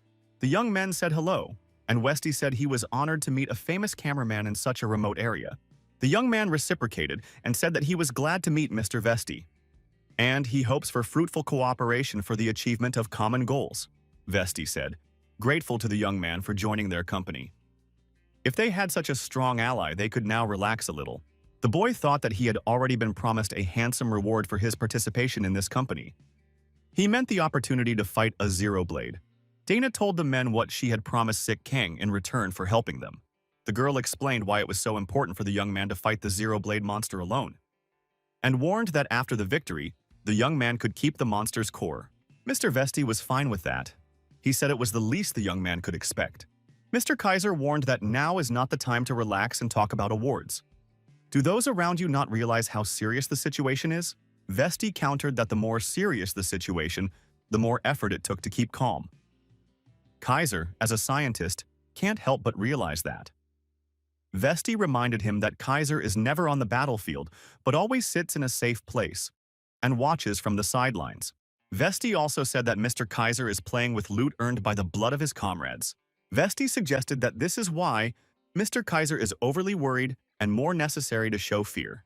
Mr. Vesti clenched his fist and said that unlike Mr. Kaiser, Lenin's strike force was not afraid of death. Kaiser said it doesn't matter at all whether they stay alive or not. What matters is that if they lose, millions of people across the country could disappear without a trace. The man warned his interlocutor. If they lost in the monster Mr. Vesti liked, it could end badly for him. The monster can flaunt it and not destroy it. It would be a horrible sight. Mrs. Dana intervened in this conversation and told them to stop. This is not the time to be fighting. They should be working together. Sick Kang silently watched and listened from the side. He felt strange about this relationship. The young man decided that things would not go smoothly. The assembled decided to start the briefing. The girl on the hologram showed the snowman's land and said that it was inhabited by his henchmen. Dana reminded her that the high-ranking monsters trying to escape are also here in sufficient numbers. If the number of unpredictable variables increases in chaos, it is important to finish this quickly and as quietly as possible. This should look like a surprise ambush by a small number of elite soldiers mission. The girl added that it was necessary to stealthily attack the enemy using her best-trained fighters. Mr. Kaiser watched the ice city from a safe distance. He visualized the entire battle zone in front of him. The Zero Blade monster was in close proximity to the hunter. Its eyes glowed with demonic fire. Mr. Kaiser was going to use an army of chimeras that had been trained specifically for the first attack. This army of chimeras was utilized through decades of research and is now being used as the strongest army in the world. The Kaiser must overwhelm the monster guards and serve as a distraction, the girl continued. While Mr. Kaiser would buy time, the three of them, along with the elite of Lenin's strike force, would infiltrate. The girl warned that this special secret squad would attack quickly and skillfully. Dana expressed her hope that it should work out for them, because they are the best of the best. A special squad led by young men arrived at their future battlefield. Observing the area, the young man saw that it wasn't that simple. There was a magical snowman barrier in front of them. It had to be overcome. Sik Kang said that now it was time for the girl to make a move. Dana got ready to use her superpowers. The girl said that she was about to use the insight mode. The young man was surprised. He had never known anything about insight before. Mr. Vesti said it was another of Dana's abilities. It allows her to see the true nature of things. Dana can see if an object is animate or not. This strategic ability helps her see weaknesses. This ability is very impressive. The young man thought it was likely that the girl had gotten such an ability as a performance bonus from God. Sik Kang asked the girl, how much longer would she have to mess around with the barrier? Dana was very focused, and without taking her eyes off the process, said she would need another 10 minutes tops. The young man said that their actions directly depended on how long Mr. Kaiser's Chimera army would hold out. The situation was not good. There were many more enemies than they had thought. The young man said that in that case, it would be best if they helped Kaiser-san a little. The chimeras did not stop attacking the snow monsters of the snowman. Mr. Vesti said that if the young man joined the fight, it would strengthen their position. After all, he is the main striking body of their team. The young man took out his shovel and said that his interlocutor need not worry. The young man explained that he was going to buy time for their company, and he wasn't going to disrupt any plans. The young man advanced towards the enemy and said that he was ready to start putting his plan into action. And he assumes it will be much easier for Mr. Kaiser now. Sik Kang decided to use his new ability combined with ether. He expected it to have an explosive effect. Kaiser's strike force was amazed by the young man's abilities. He used fire snow and controlled it from afar. It was incredible. The militants were amazed at the young man's ability to summon underground lava. But you have to be careful with this one, because the young man is ready to fry even Chimera Kaiser. Mr. Vesti, watching everything from the sidelines, thought the young man was quite talented and doing his part with inspiration. The young man tweaked his actions, and now the lava began to hit only the snowman monsters. Bypassing the Chimera Kaiser, Sik Kang noticed that the ether was severely depleting his stamina, just as he had suspected.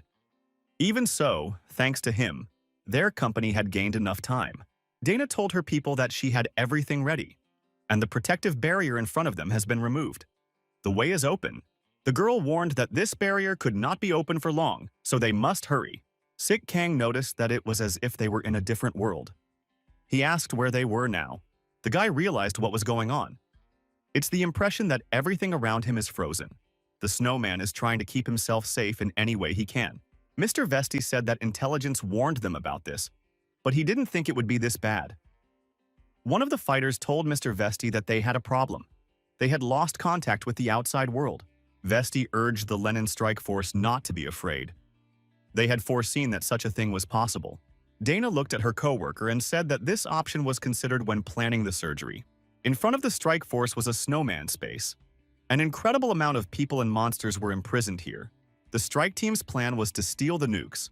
Snowman is saving them for a fight with the Zero-Blade monster. The girl reminded that it was also necessary to rescue all the sealed people. Dana added that they planned to destroy not only the snowman, but also the Zero-Blade monster. That would be the apogee of their operation. Dana said they had a plan B, an alternative, designed in case they don't succeed. They'll start bombarding the area to attract as many monsters as possible. While the monsters will be distracted in this part, the strike force will be rescuing civilians. The girl apologized to Mr. Vesti just in case for dragging them all into this danger zone. Vesti replied that it was their common cause. Mr. Vesti said that if it weren't for Miss Dana's abilities and aspirations, they would have had to live under this tyranny for the rest of their lives. Now everyone is still alive, thanks to the sacrifice Dana made 10 years ago. Mr. Vesti said that now it was their turn to pay their debt to Dana. The girl was very touched. Vesti gave the command, Lenin's shock troops. He shouted that they were starting the operation. Sik Kang said that it was time for them to move out as well. They would need more time to find them in such a vast area. Dana asked, "Doesn't Sik Kang feel any fear?" Compared to the monsters that fought him before, these two are on a completely different level, the girl added. "If you lose, you will never be able to avenge your family in the future." The young man replied that he certainly feels a sense of fear. But that feeling cannot stop him, and the feeling of revenge is much stronger. Sik Kang added that he was even more scared that his hatred for this monster might fade away. The guy said he suffered enough. It's time to end it. The girl said that they would be moving out as well and turned on the insight mode. The young man followed the guide. Dana's eyes lost their fear and gained confidence. She thanked the young man and said that now she wasn't afraid either. Dana says they don't need to look for the snowman at all. The snowman has been here since the beginning. The snowman said Dana was his stupid maid. How dare she deceive her master?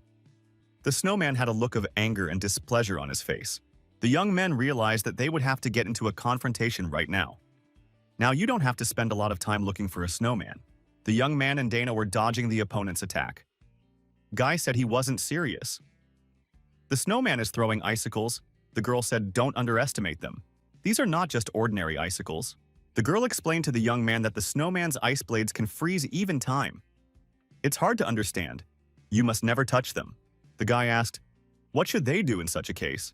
They can't endlessly only dodge. The girl replied that this snowman ability is very powerful, but it also has its limit. To use this ability, the monster uses its life force. You need to make the snowman use this power as much as possible.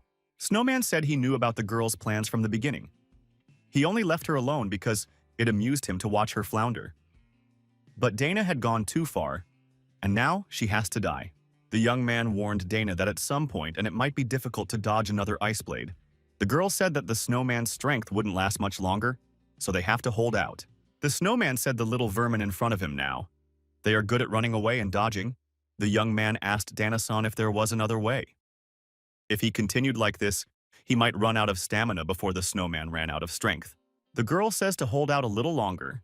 She can already see the snowman's weakness. The girl shouted out that the snowman was already having his last throws. The snowman was fighting more than just them now. Dana notes that the snowman needs to keep an eye on the Kaiser's army and Lenin's strike force. Mr. Vesti and Mr. Kaiser continued to attack the snow monsters. Without stopping for a second, Dana warned that they would definitely have an opportunity now. The young man agreed and said they needed to wait a little longer before attacking. Dana said she would give the signal when the time was right.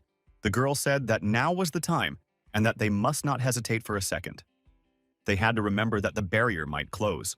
The young man, using the special functions of the shovel, used a series of fierce attacks aimed at the snowman, and he said it worked. He used just the right moment when his opponent was distracted. The snowman screamed out of his last strength and tried to strike back at the youth. The young man defended himself effectively. Despite everything, the snowman was still strong. He tried to suppress his attackers. The snowman shouted, "How dare a pathetic person behave like this?" The guy thought space was starting to freeze in all directions. Dana said that the snowman was trying to pull together the rest of its power. The girl assumed that their opponent had decided to freeze everything around them. Everything at all. Dana warned that if that happened, even her ability wouldn't be able to save them. The boy said that in that case, they would just have to retreat. The girl gave the snowman a hard look and said it wouldn't be necessary. The young man looked in the same direction and his eyes sparkled. He said that he had noticed the same thing. The young men saw an incredible aura of murder. The blade that the snowman had been wounded with all this time began to increase in size. The snowman cried out with fear that his seal had broken, and he tried to stop the blade from increasing in size with his hands. The snowman screamed for the blade to go back. The snowman was finished. In the monster notes, it was stated that a snowman is a space-time monster that can freeze the present, takes the form of a beautiful girl whose flesh and blood are made of pure snow, dwells in an ice castle surrounded by servants. The young man said he now understood what only Dana-sama could see. It was about the monster blade Zero Blade. Dana was relieved that the snowman had used all his power, and now it could be stated that they had won. The young men watched the snowman's death agony. He said he couldn't just die like that. Snowman said angrily that he needed a little more time to get everything ready. How dare these people do such a thing? Dana responded by saying that the snowman should have just not let her live. The snowman back in the day made a big mistake. Dana extracted the core from the dying snowman. That was the end of the battle. The warriors of Lenin's unit told Mr. Vesti that space was shuddering. The commander did not understand what was really happening. Kaiser looked at the snow monster losing strength and thought that his colleagues had done well. The girl clutched the snowman core tightly in her hands. It was a valuable artifact. The young man said it was the first time he'd ever seen such a core so close. Dana lowered her head and said that her parents could now rest in peace. The girl cried. Sik Kang thought that he too would be free after he could destroy the Zero Blade monster. The youth heard the oracle shouting with his left head. The young man realized that if the snowman was dead, the rogue who had been sealed away might now be free.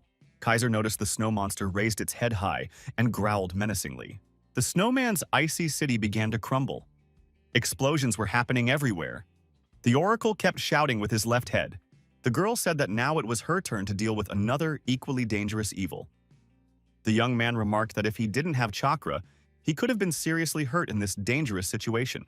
The young man looked at the giant monster Zero Blade and said that the one would not be able to intimidate him. The girl was horrified by the power of the Zero Blade. This monster was able to destroy the snowman's castle in a second. Dana, with fear, said she was wrong. This monster was much stronger than the other 5-star monsters. Mrs. Dana told the young man that they should step back. They need a break, and they need to come up with a new plan. The young man told his companion to calm down. He knew what he was getting into.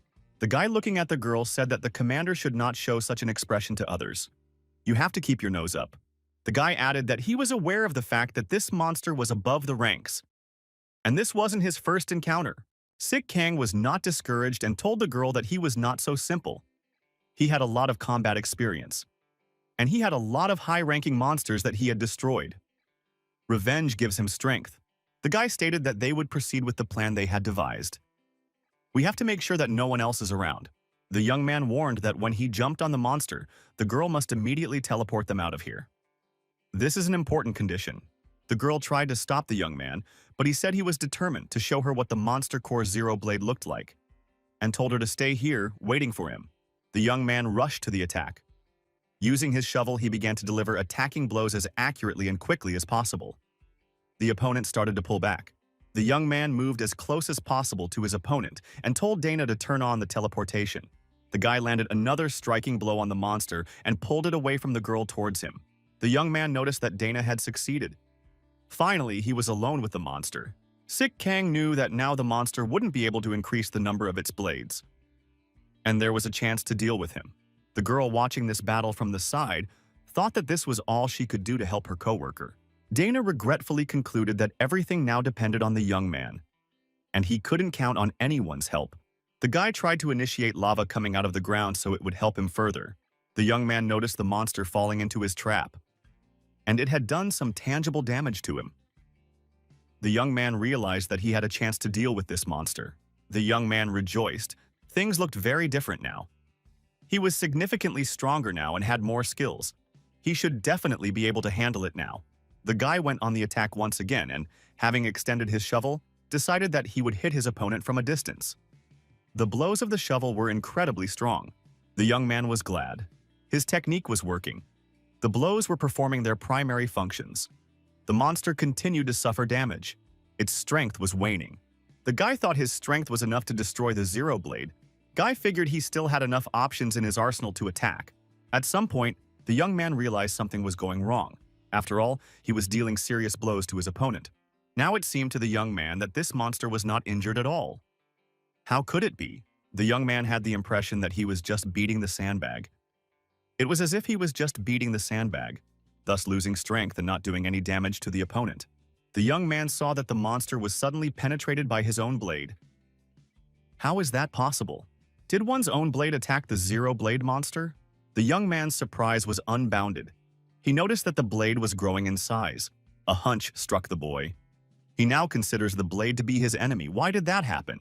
The young man decided that he urgently needed to move to a safe distance, and he had to do it as quickly as possible. The monster, despite the blade sticking out of his chest, activated attacks on the young man. The boy dodged and effectively evaded these attacks. The young man turned around and decided to counterattack his opponent. He swung around and threw the shovel with great force right into the ruthless monster's chest. The shovel, releasing a huge amount of energy, hit right on target. The monster screamed loudly. The young man saw a huge number of deadly blades forming above the Zero Blade. It was a horrible sight. The boy looked at those blades with undisguised fear. The oracle shouted with his left head. The young man watched from the sidelines as a huge flash occurred. The young man wondered if it was all a spark. Sik Kang saw how powerful an attack was organized with these Zero Blade blades. The boy managed to dodge those blades at the last moment, but their temperature was so high that his shoulder was burned. The young man considered himself lucky. The guy looked at his left arm and thought he was born with a shirt on. It could have been much worse. The young man thought that if it wasn't for the ether shield, his body would have been torn to pieces. He thanked the gods again for this bonus. The young man guessed that this attack was a Rayligan. There could be no mistake. Spinning the metal blades at high speed, the monster created energy under high pressure and used it to spin the blades at high speeds. The young man regretted that Zero Blade had more combat experience than he thought. Zero Blade is actually smart enough to use this experience, just like humans. The guy realized his mistake. He had been overconfident. The boy thought that he would continue to dodge such simple attacks in the future. He would just have to pay more attention to it. The next attack was much more sophisticated. This had never happened to the young man before. He flew a few dozen meters away and fell on the snow.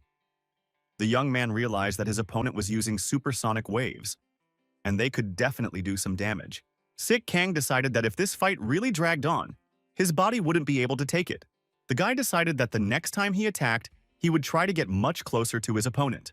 If the young man organizes a strong attack and he is at a close distance from the monster, the Zero Blade will not be able to release a new portion of supersonic waves into it. The guy tried a new tactic and it paid off. The attack with sound waves stopped. The boy realized that the railgun was too strong for the monster. Sik Kang was once again surprised. He saw blades appear from the damaged part of the monster's body. The young man guessed that the monster was using the blades to repair its body. Zero Blade lunged his blade towards the young man in a sharp motion. The young man used his defense and was unhurt, but he flew backwards. The guy noticed that the monster, despite the fact that they were fighting one-on-one, had the ability to increase the number of blades. This monster has already shown many times that it can learn and adapt.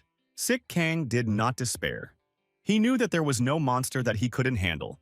He only needed to be persistent and creative in solving this issue. The shovel would help him.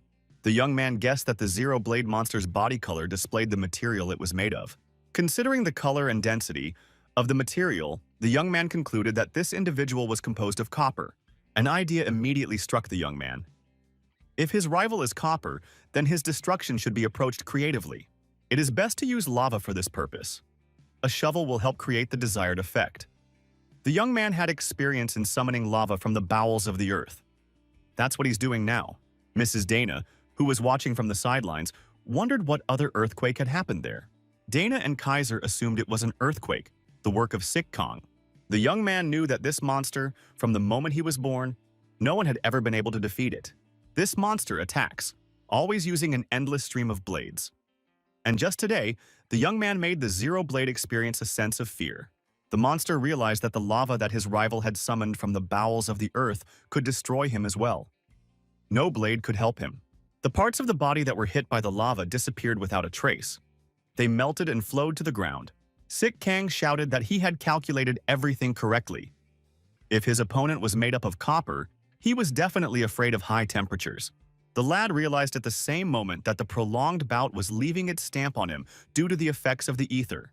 The young man once again decided that he needed to end this fight sooner rather than later.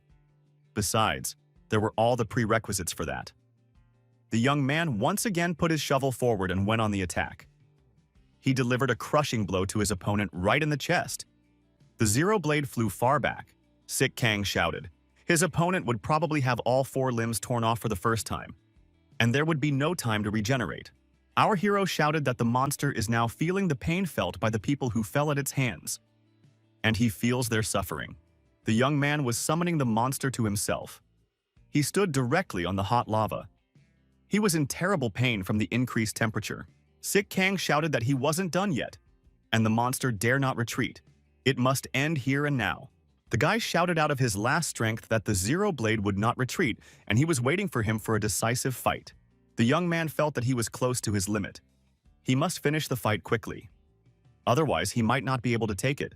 The young man noticed that his opponent still had a hidden blade, despite the missing limbs.